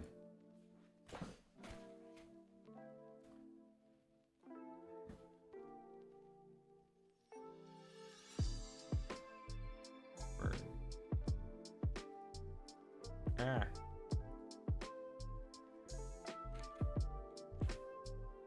Yeah, whatever. Close enough. I don't know why I can't. Oh, there we go. Okay.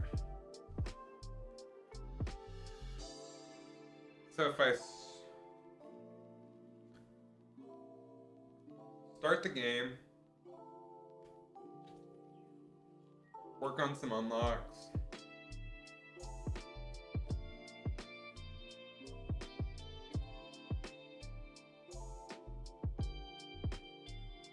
Damn it. die.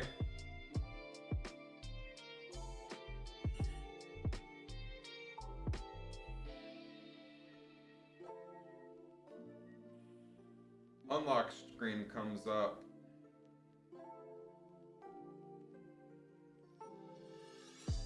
Scroll, hit start. We never set unlocks visible.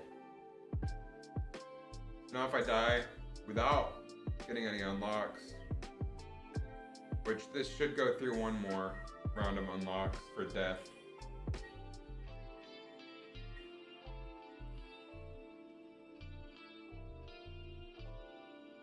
Okay, so dead, unlocked,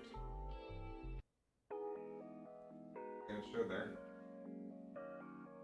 Scroll, start,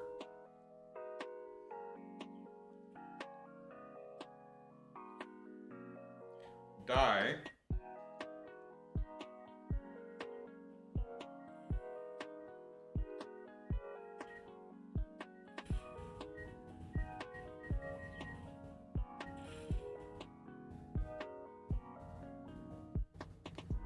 it won't go away.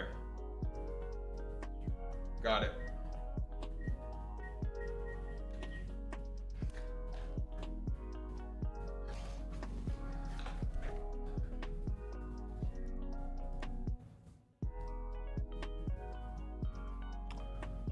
So all I have to do to fix that is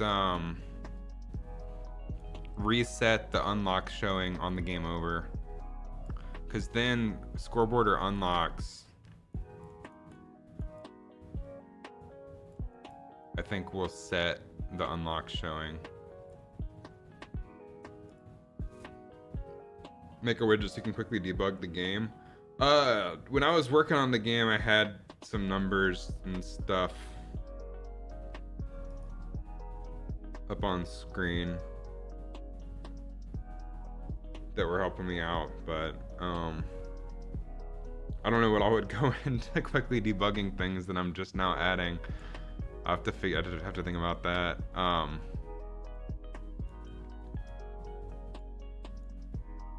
So where was I? So game over SBNM. Call animate game over. So it's gonna be on our scoreboard.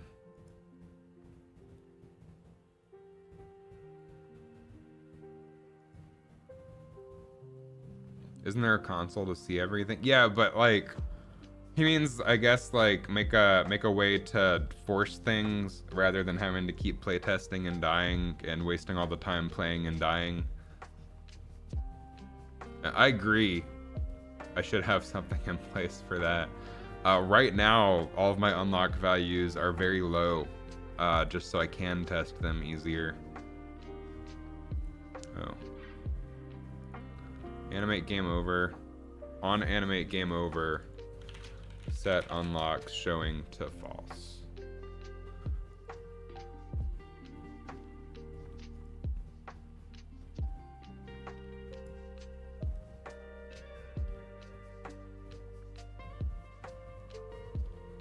I think. I need to make sure that this is set.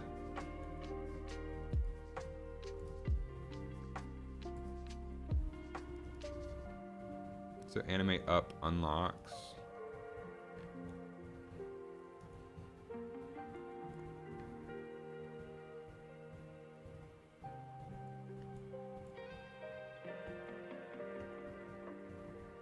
Okay, so animate up unlocks is, yeah, I use the print function quite a bit when I'm trying to debug things. The debugging logic is really hard if you're testing in the headset, because I build it out to Android every time I test it, because testing in editor for an Android game is, for VR especially, is miserable. Okay, so now we set the unlock showing after we turn it off, but we turn it off on game over, which is important. So that should fix that. It's 11:56. I'm gonna go take lunch. I'll be back for a little bit after lunch, and then I'm gonna go be a massive nerd at my local game store and play Magic the Gathering. Probably. But on our to-do list, we reset menu. We have functionality to reset menus when you cycle through. We fixed the unlocks bug. So stuff we have not done is a brief game mode description on the home screen of each game mode, and start working on the second mode. I think this is probably going to be delegated to delegated. I don't know what the right word was. To tomorrow. We're going to start the next game mode. 3 out of 5, not bad. But I will be back to get a little bit more done after lunch, so hopefully we'll at least get 4 out of 5 done. But I will be back in about half an hour to 45 minutes, probably. Let me edit the Be Right Back screen. I appreciate y'all stopping by and hanging out. Let's see. Text. Eating lunch. Back around 12:30, 12:45 Eastern. Then, oh, I already had that from yesterday. I can just turn it on. Eating lunch.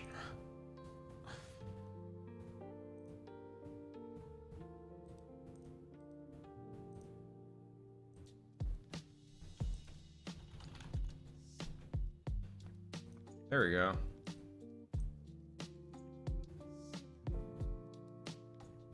I'll be back in a little bit. I appreciate both of you for hanging out and helping me think through this stuff. So I'll be back shortly. If you're not here, I hope you have a fantastic rest of your day.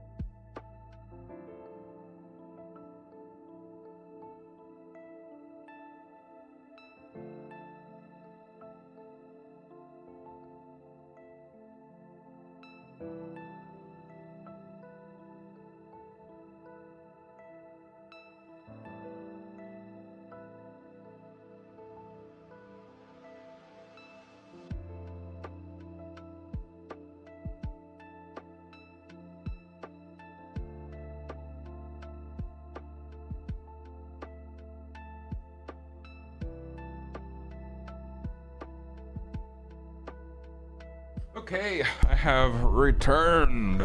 I ate lunch and called a restaurant to try to make reservations, but apparently they don't do that. So we're just gonna try our luck on Sunday for brunch. I'm back. Look, it's me. My hair's all messed up. Dang. Let's try to get a couple more things done here today. Just clean up things and extra housekeeping things. And then we can call it a stream and come back tomorrow to work on the second game mode. Second game mode, I don't think will take very long. Most of the stuff that's going to take long on that is going to be the UI stuff. Oh, I don't even have my chat up. I don't know what's going on. Okay,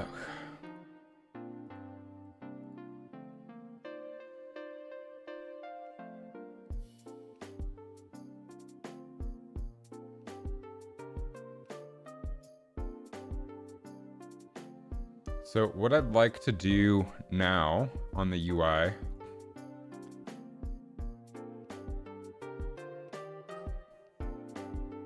is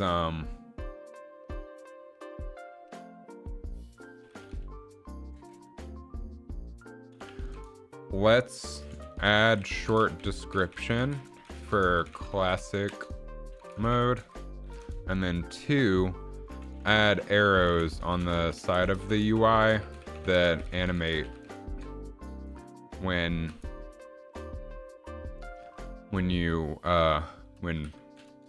buttons are pressed.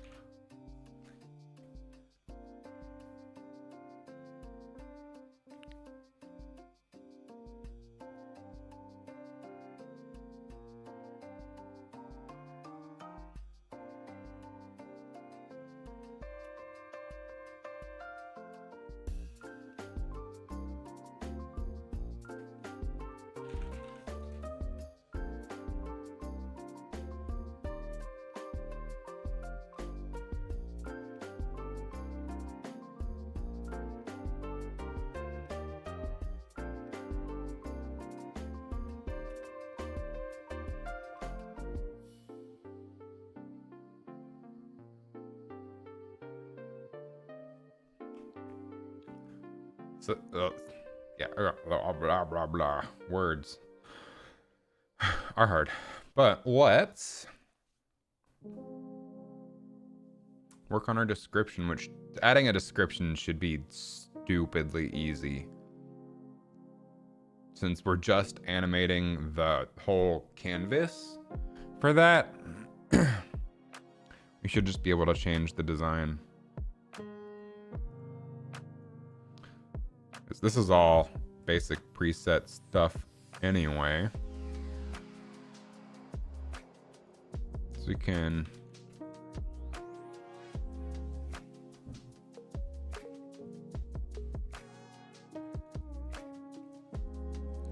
change the text here. Let's add like a little dash to the text. I think that looks kind of cool.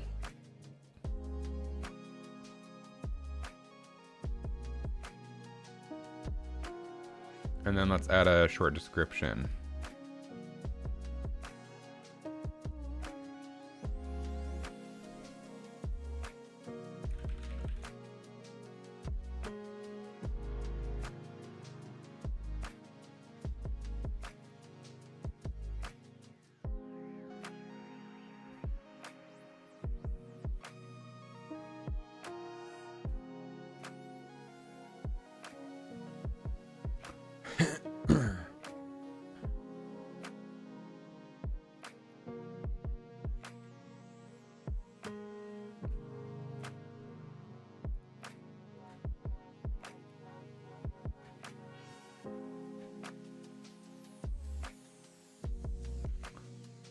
So what I'm thinking for the description, just a text block, this under the pregame. We'll say, let's type something out in Notepad so I can just copy paste. Punch bombs away before they blow up. Try to hit targets and dodge lasers. And dodge sweeping lasers. Sweeping laser survive for as long as you can. And we can make this italic.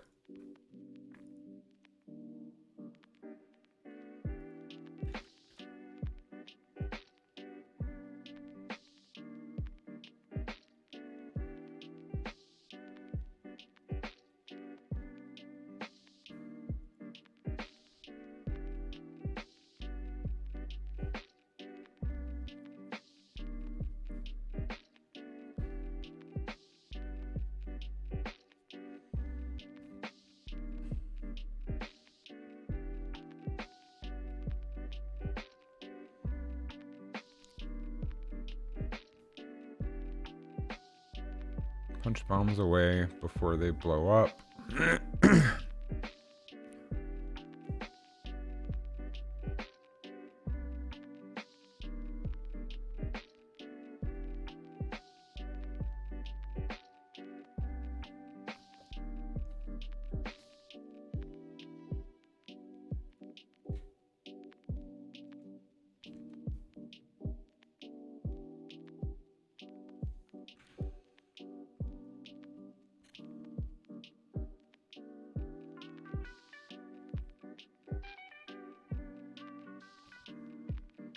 May have to do this with separate text objects. I don't know that you can do multiple lines on this.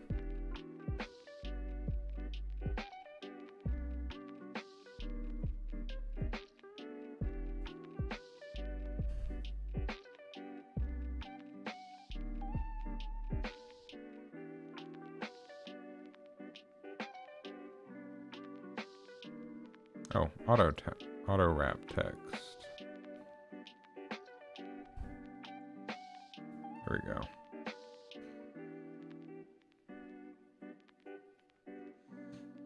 Let's center justify.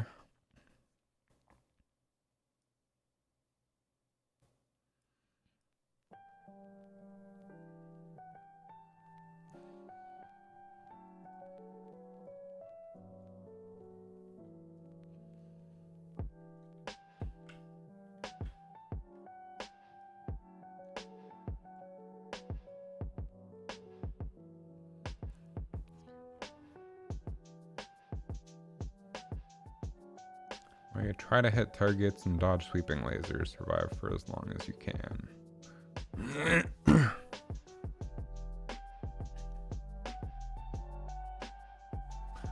I can simplify this. Punch bombs away before they blow up. Hit targets. And dodge lasers.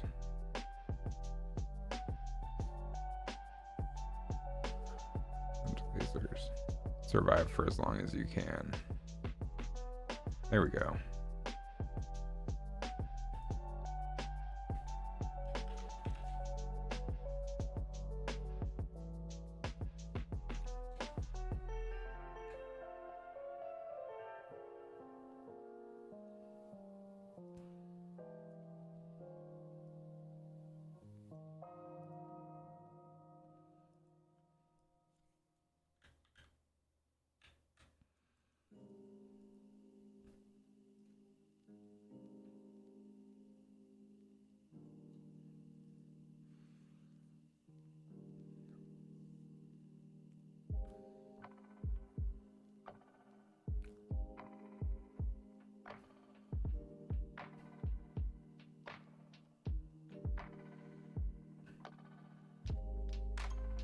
And maybe it would be nice to have like a little graphical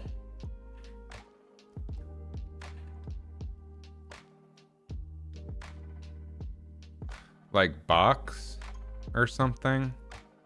I'm not worried about it right now. This is fine, I think.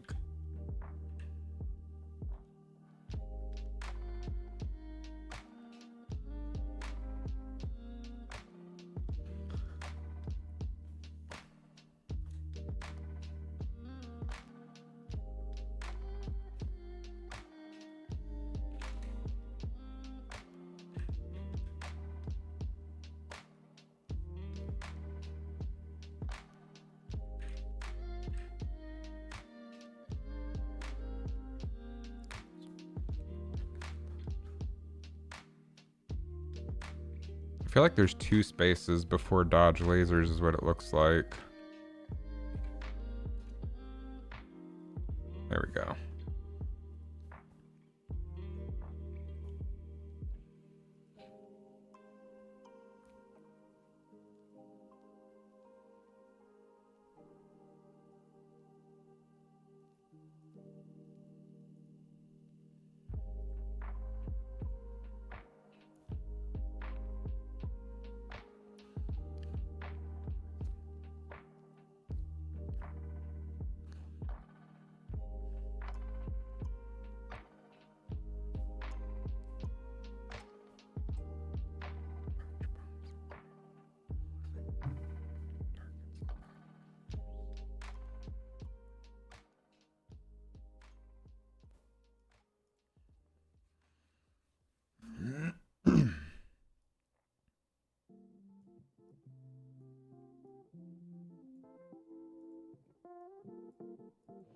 Then I want the press start to animate up and down, looping.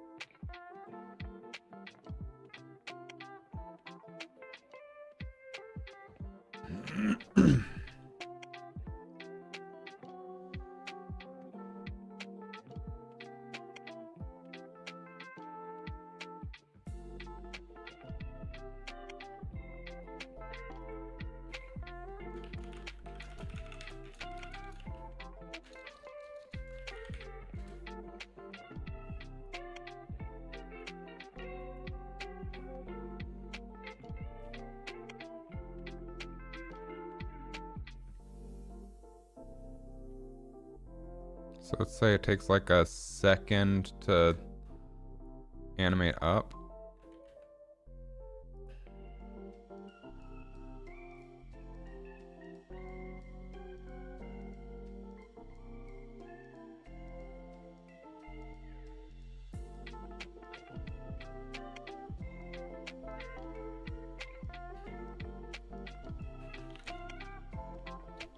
Then that was from half, so it would take 2 seconds to animate down.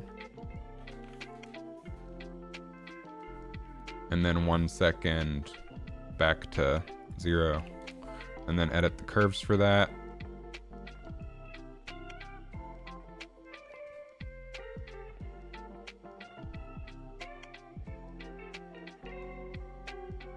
It's gonna look like this.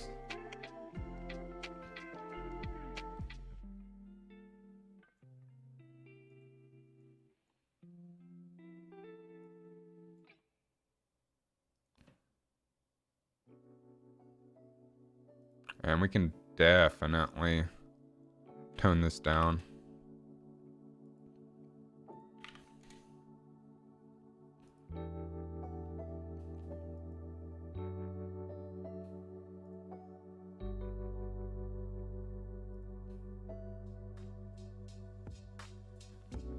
Even lower, make it subtle.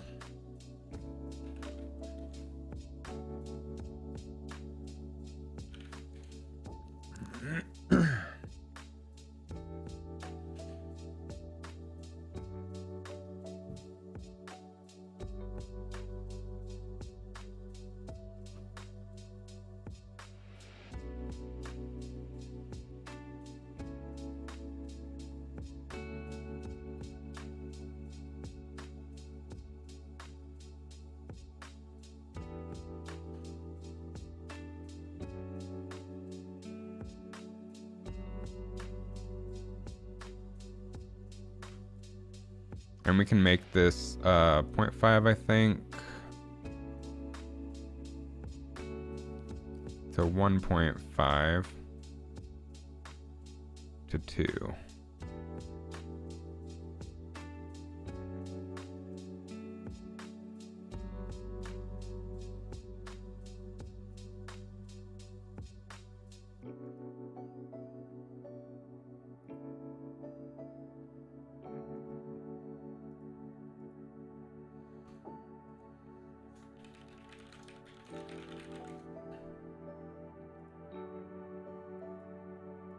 Let's see.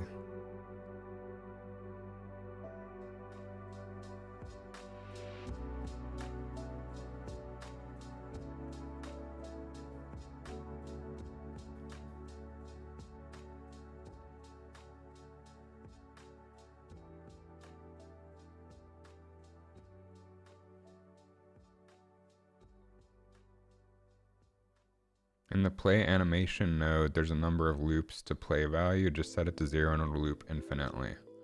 Good to know. So we can just go to graph, event construct. We can grab our idle, play animation, 0 to loop infinitely. Nice.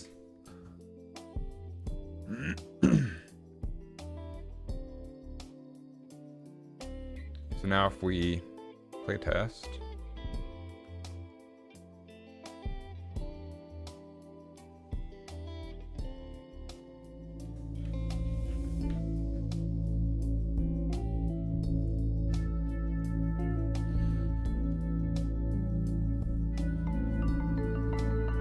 that looks cool.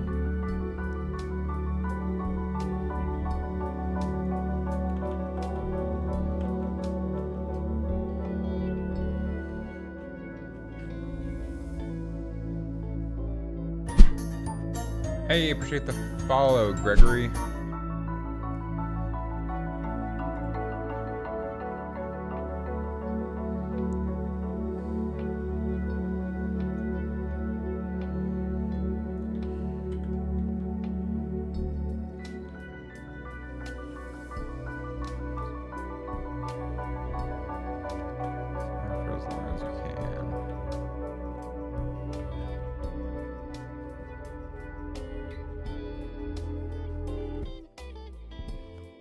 Alright, so next I want to add some arrows. So let's make some simple arrow graphics, just like 200 pixels. Even 100 pixels will be fine.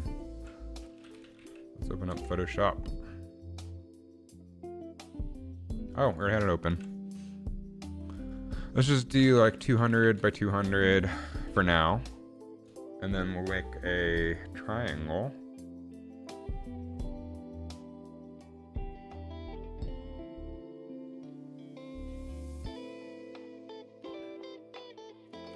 I think if we I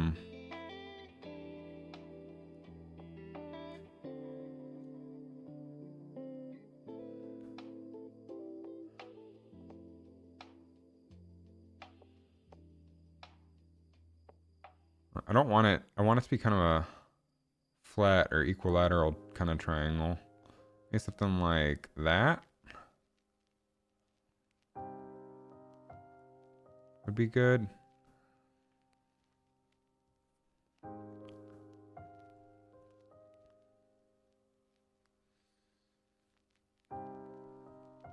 Just make it white. No need for stroke either.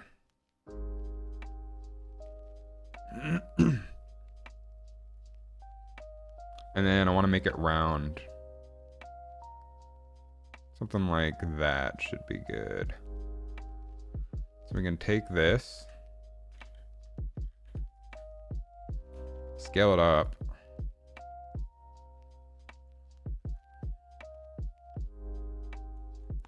And then make it so the center, let's see, center about 100, 100.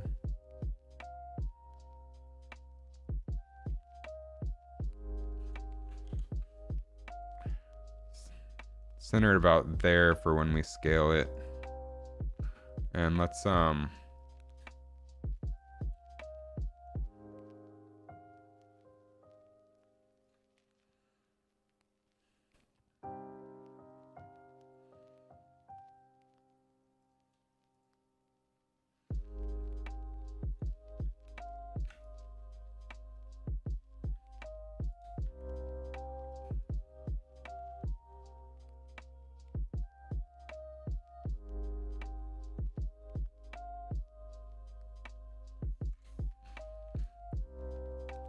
turn the background on so we can see where this is going. So do you want to scale it up big enough so that we're not wasting too much real estate? That's probably good. Oh, it's also not centered.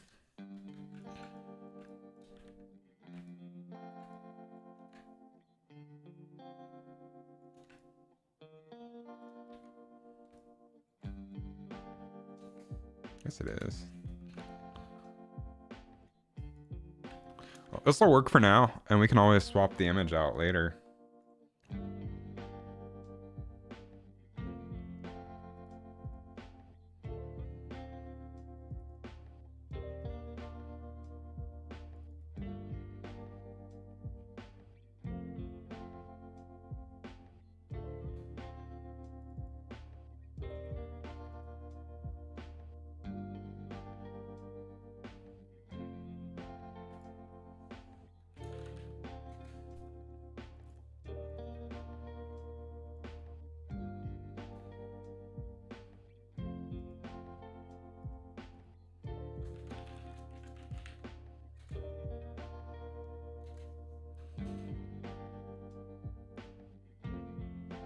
Okay, so now back in Unreal.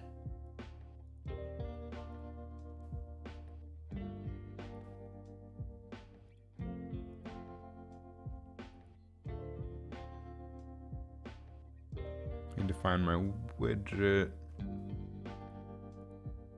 There we are. Let's grab our thing we just made.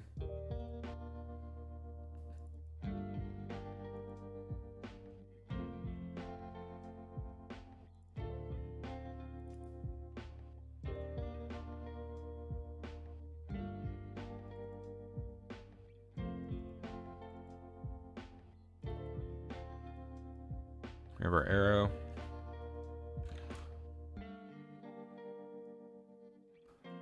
Go to designer.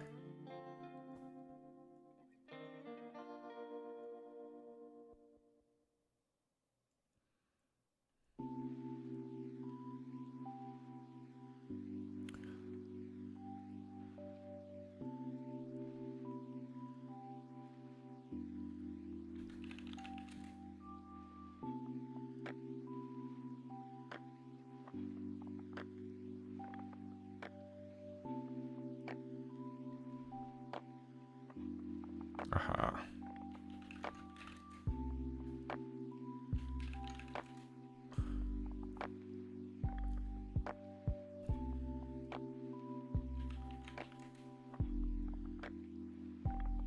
This is gonna just be under the main scoreboard.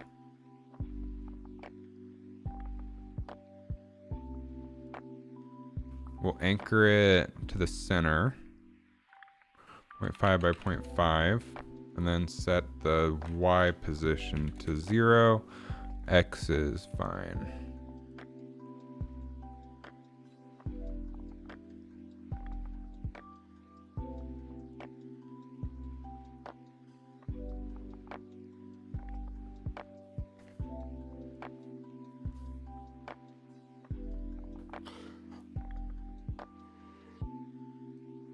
Ugh, man.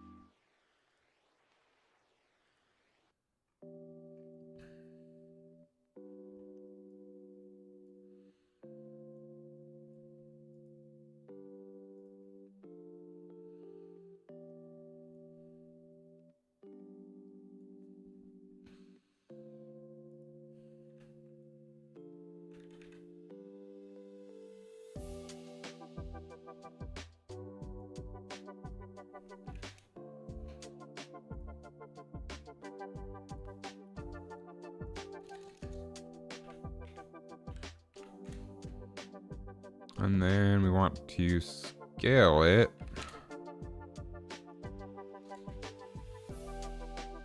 Wonder if there's a way to flip the image.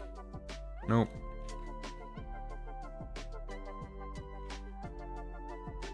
We can rotate it though, I think.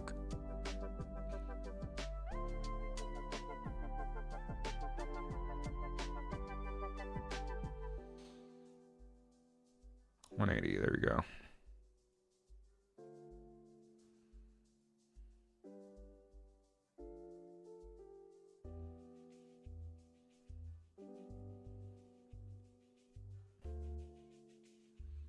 Make a new animation called scale right arrow, scale left arrow. For right arrow, add a transform track.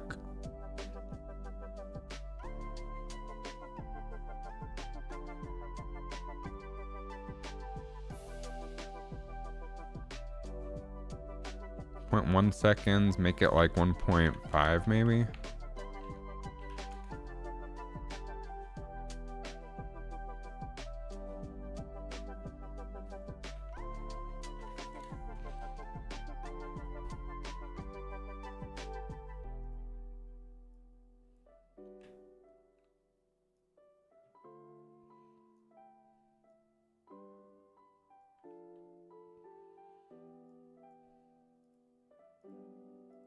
Just to show that they pressed the button. And we'll set the Z order for these high so they're above everything else, like 25.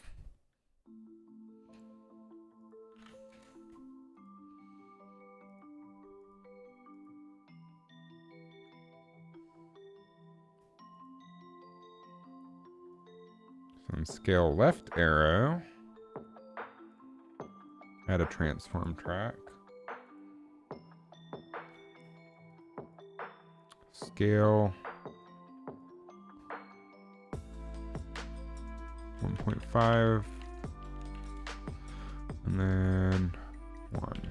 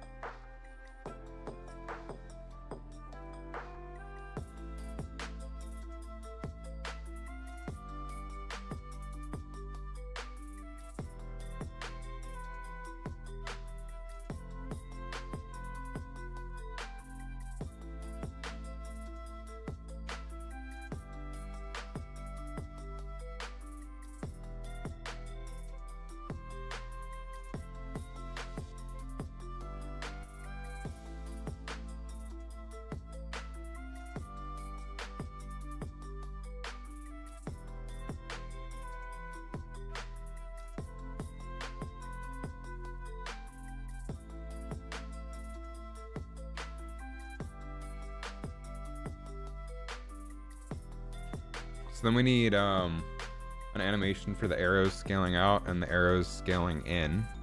So we'll say arrows scale out, arrows scale in.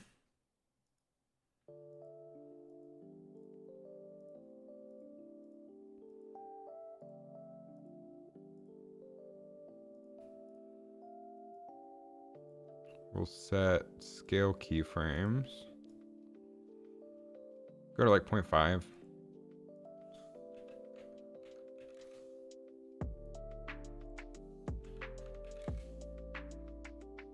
Probably even less, honestly. Yeah, 0.5 is pretty slow.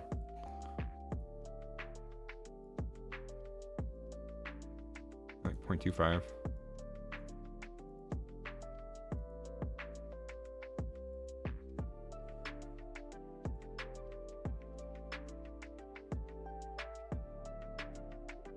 Go to the graph editor.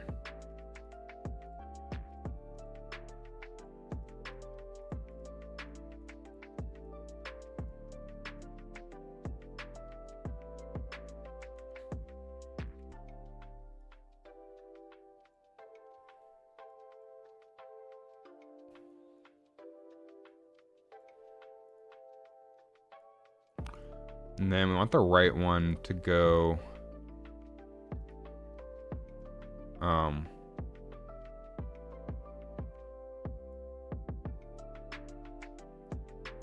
slightly after.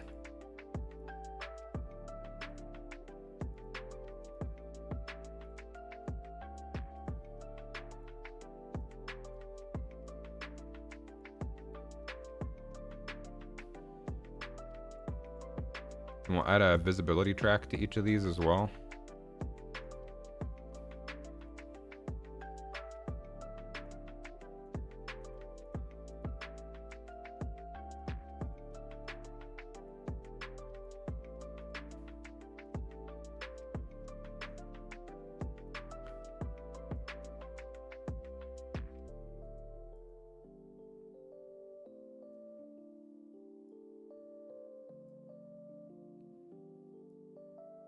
Scale these down.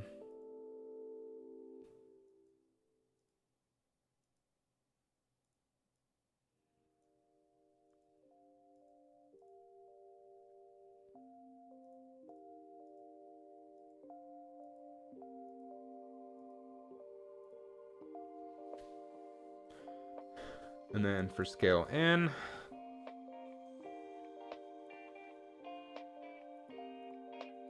add both images.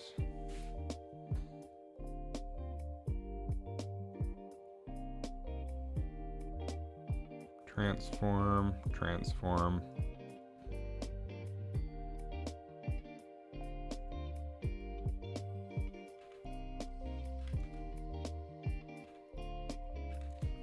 And then add visibility as well.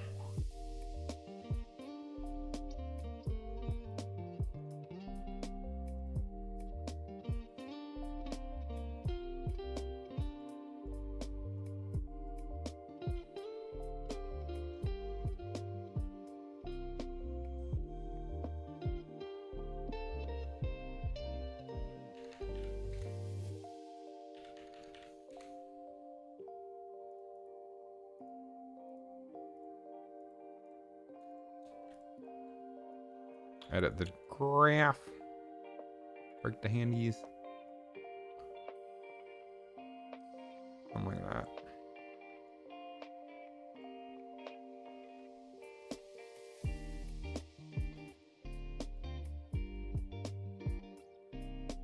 And then at the end, double down on the visibility. Cool.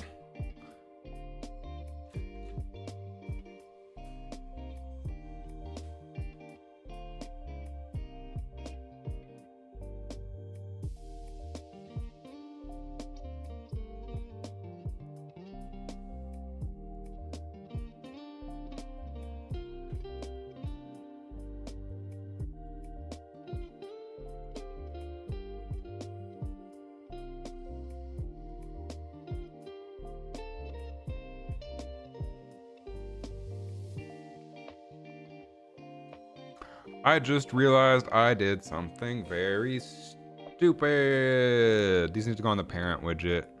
Mother frick.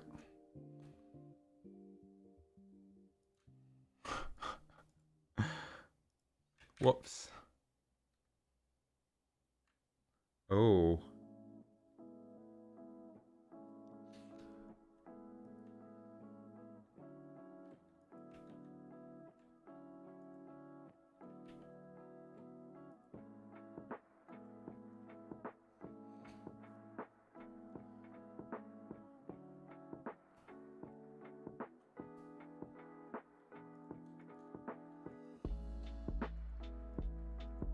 Have to delete all these and redo it.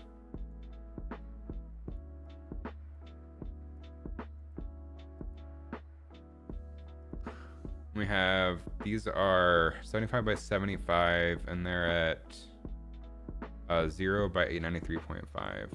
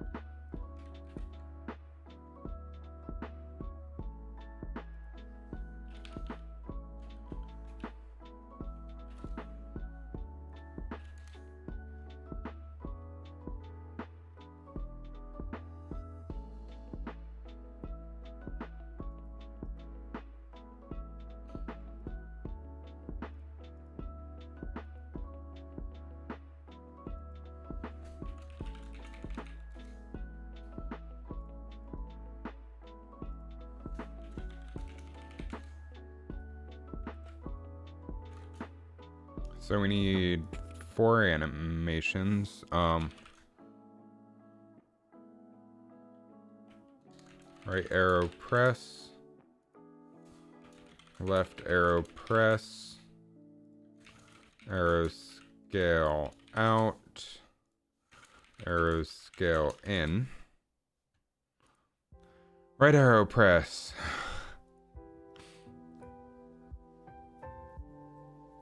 Add a transform.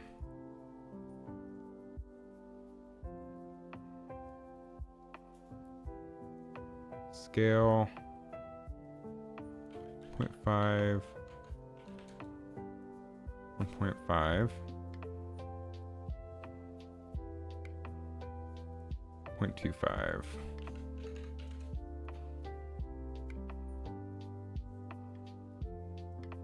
0.5? I don't remember where I was on the previous one.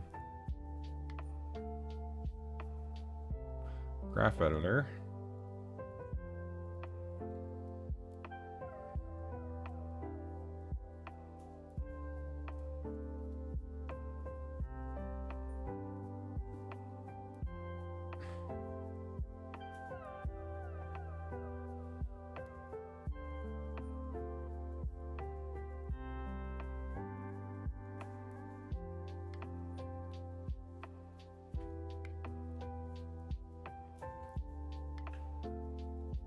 Okay, left arrow press, add scale.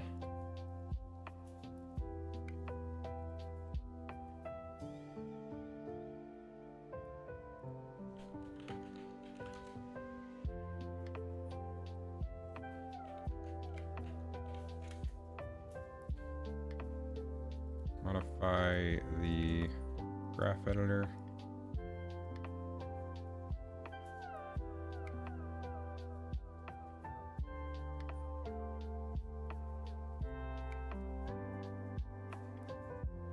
Arrows scale out.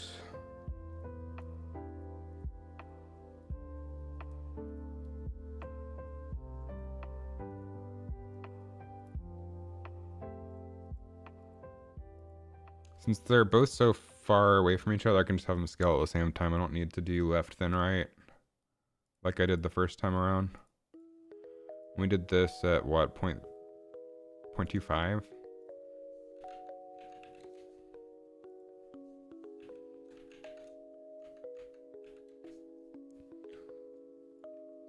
Modify the graph editor.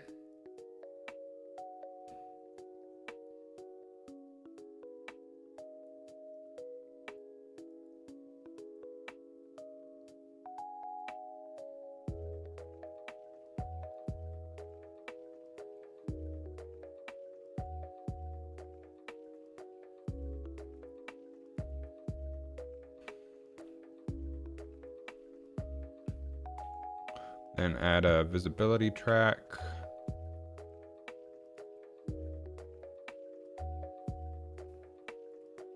Hidden. Visible.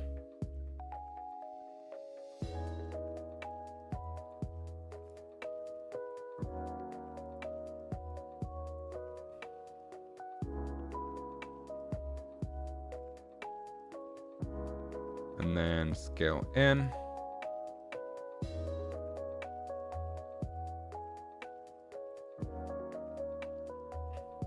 Add transform. Add visibility.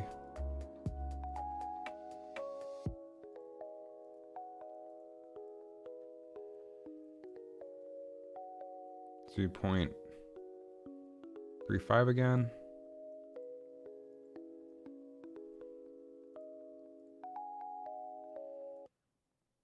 At 0, they're going to start at hidden. Then move to visible.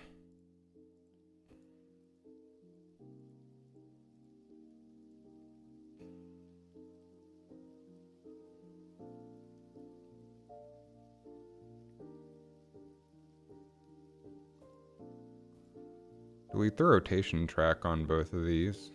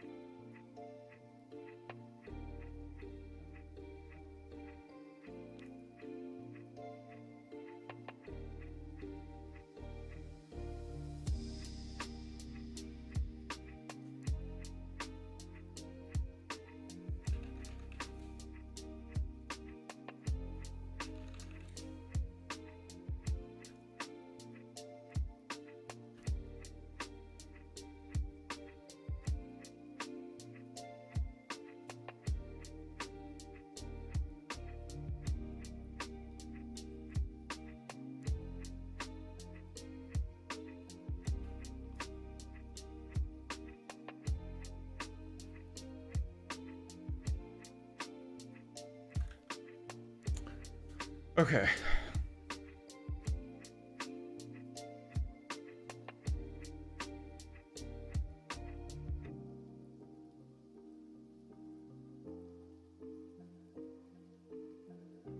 Graph. Right pressed.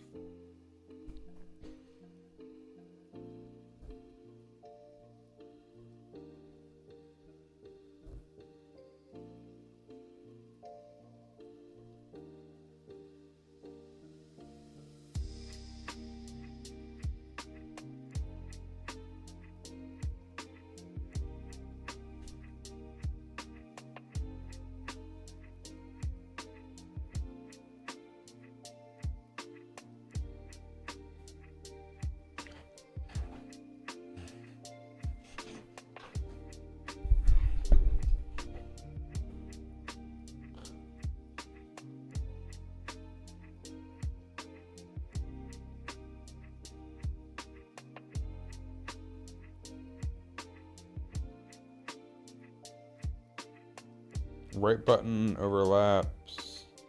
We call right press.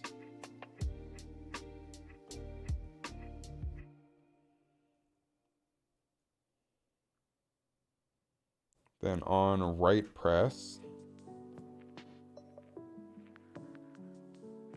we do left pressed, is what I was wondering. So here we do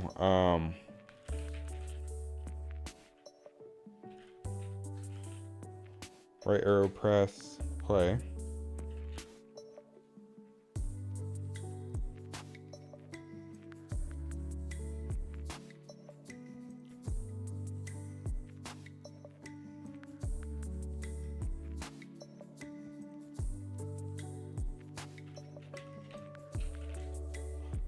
Left arrow press, play.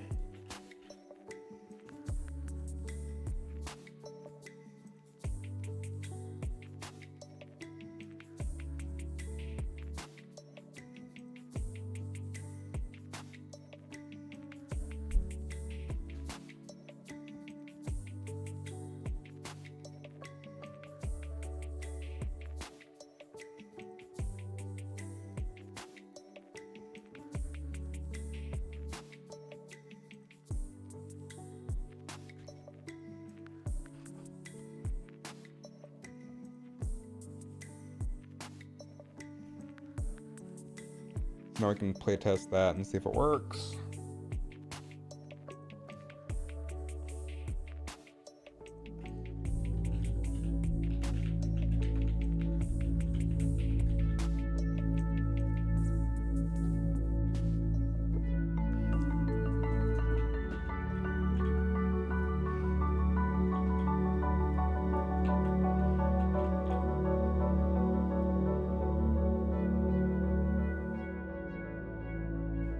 Nice.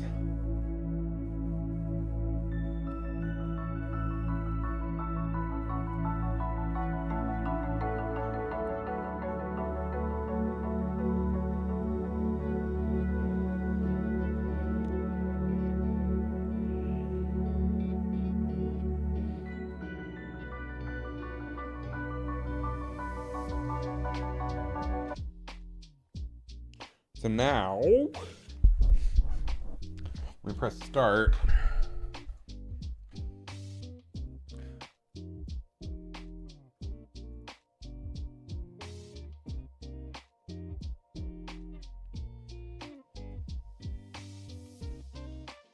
Game start event.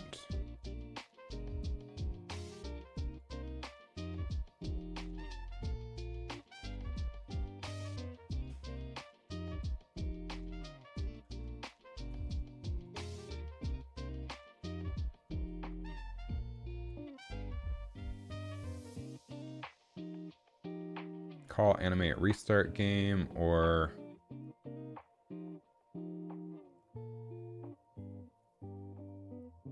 call animate first game.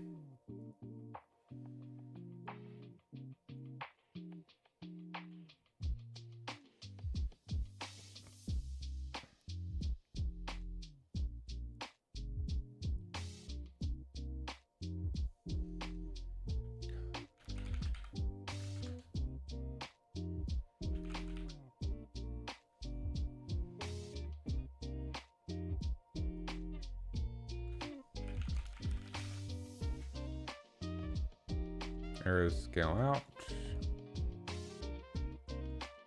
and then animate restart game.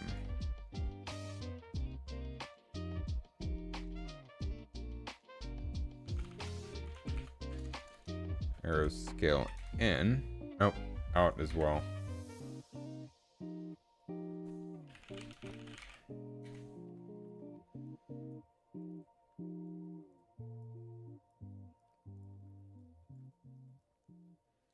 Target will be current widget.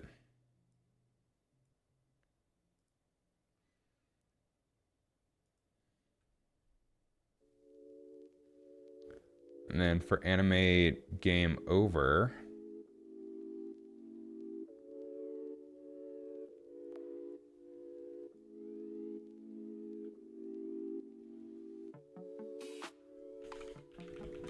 arrow scale in.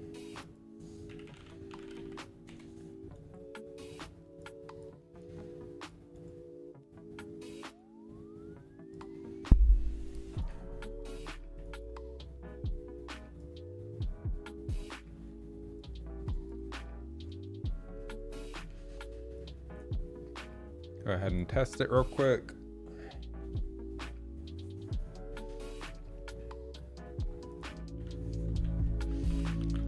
Our fists.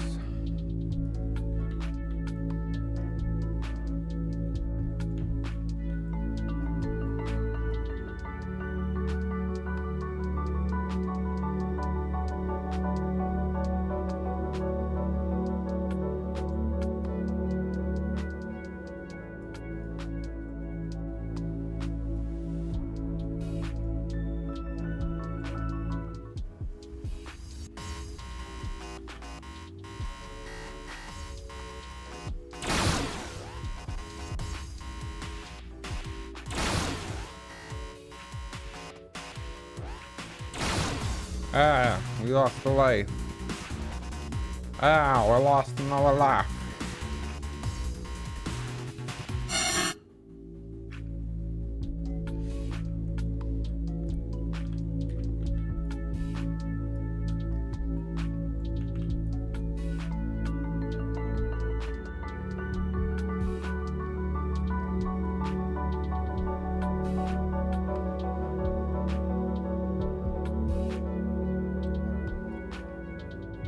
think that's pretty cool. Might make them a little bit smaller, but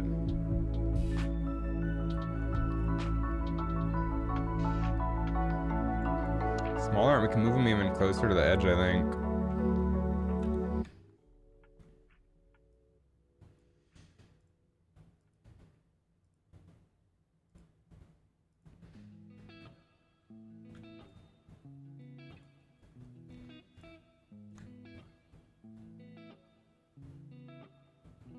So 917.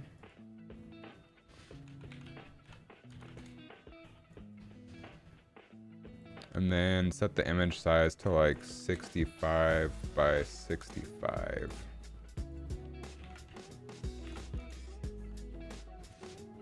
Even 55 by 55.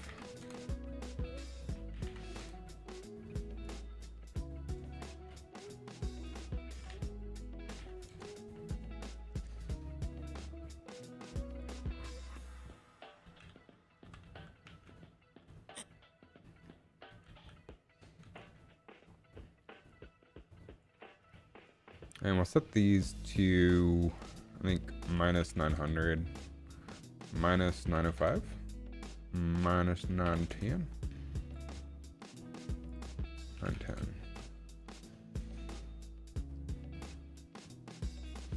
See how it looks in game. We are still casting.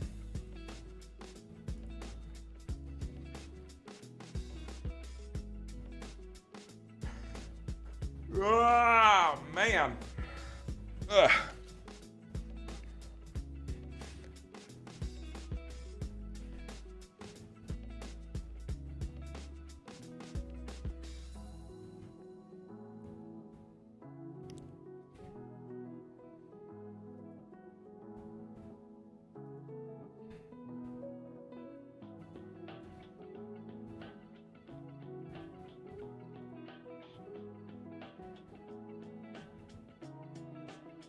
I have to hit save. Wow, I was not paying attention.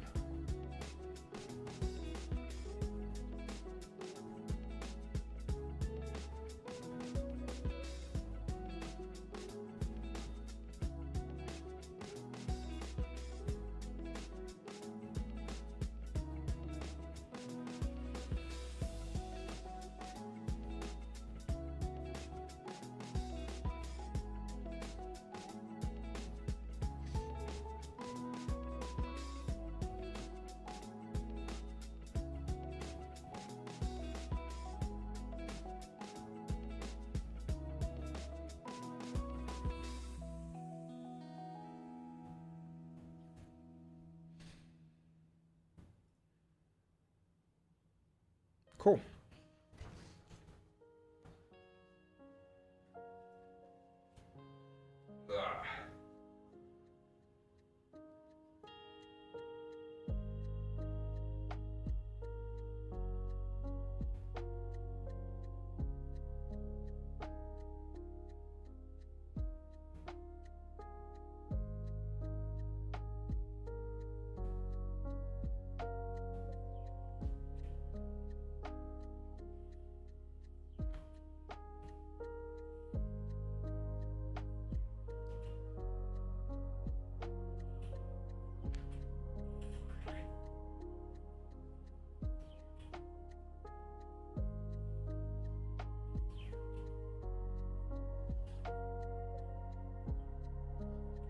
Damn it.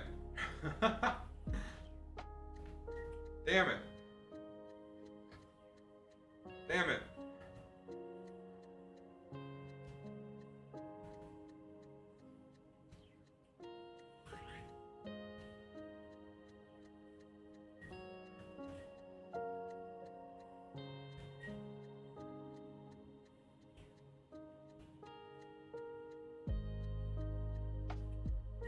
Damn it. I'm not good at this.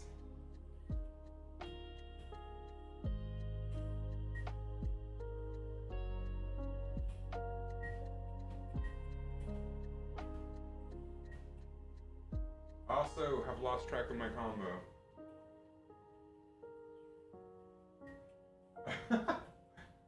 I think even too hot. There we go. Back at it.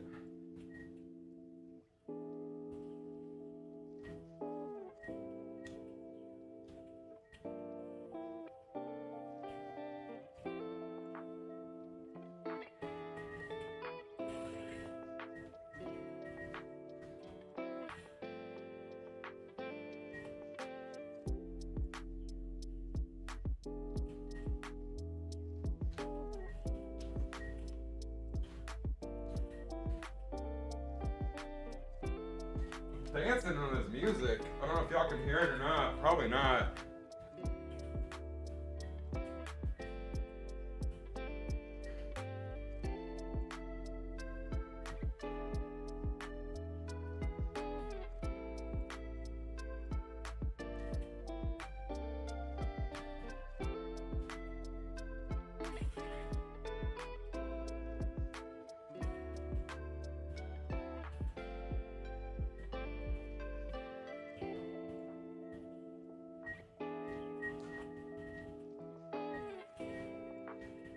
Ah, fuck. I misplayed that.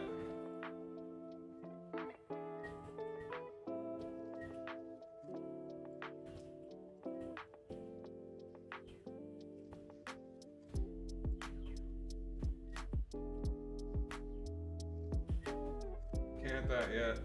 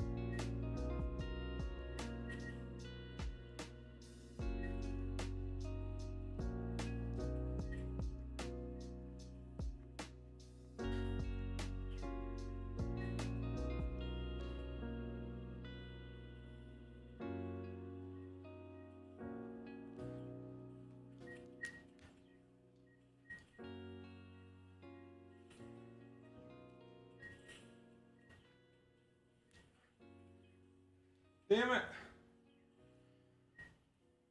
I'm gonna die.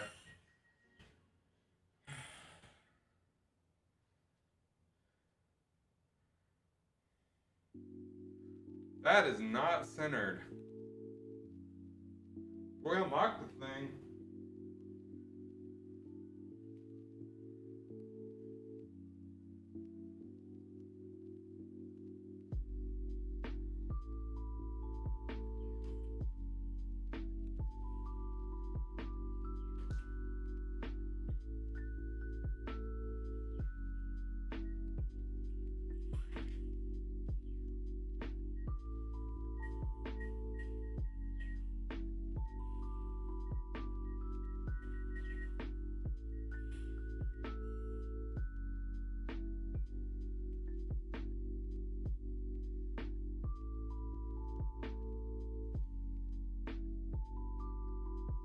Yeah, adding the little animations to like the arrows and the press start feels a lot more polished.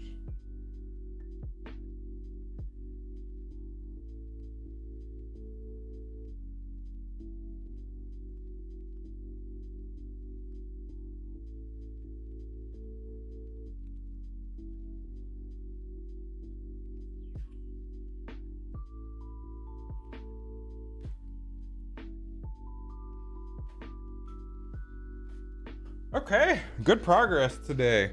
I think I'm probably gonna end up calling it there for the day and come back tomorrow morning before lunch.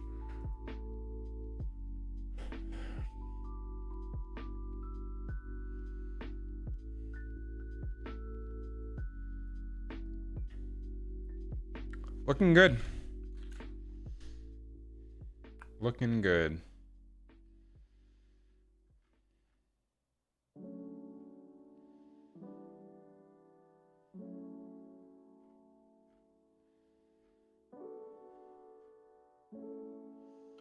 So on that note, I'm gonna call it a stream. I hope you all have a fantastic rest of your day. I'll be back tomorrow, bright and early, first thing. Yeah.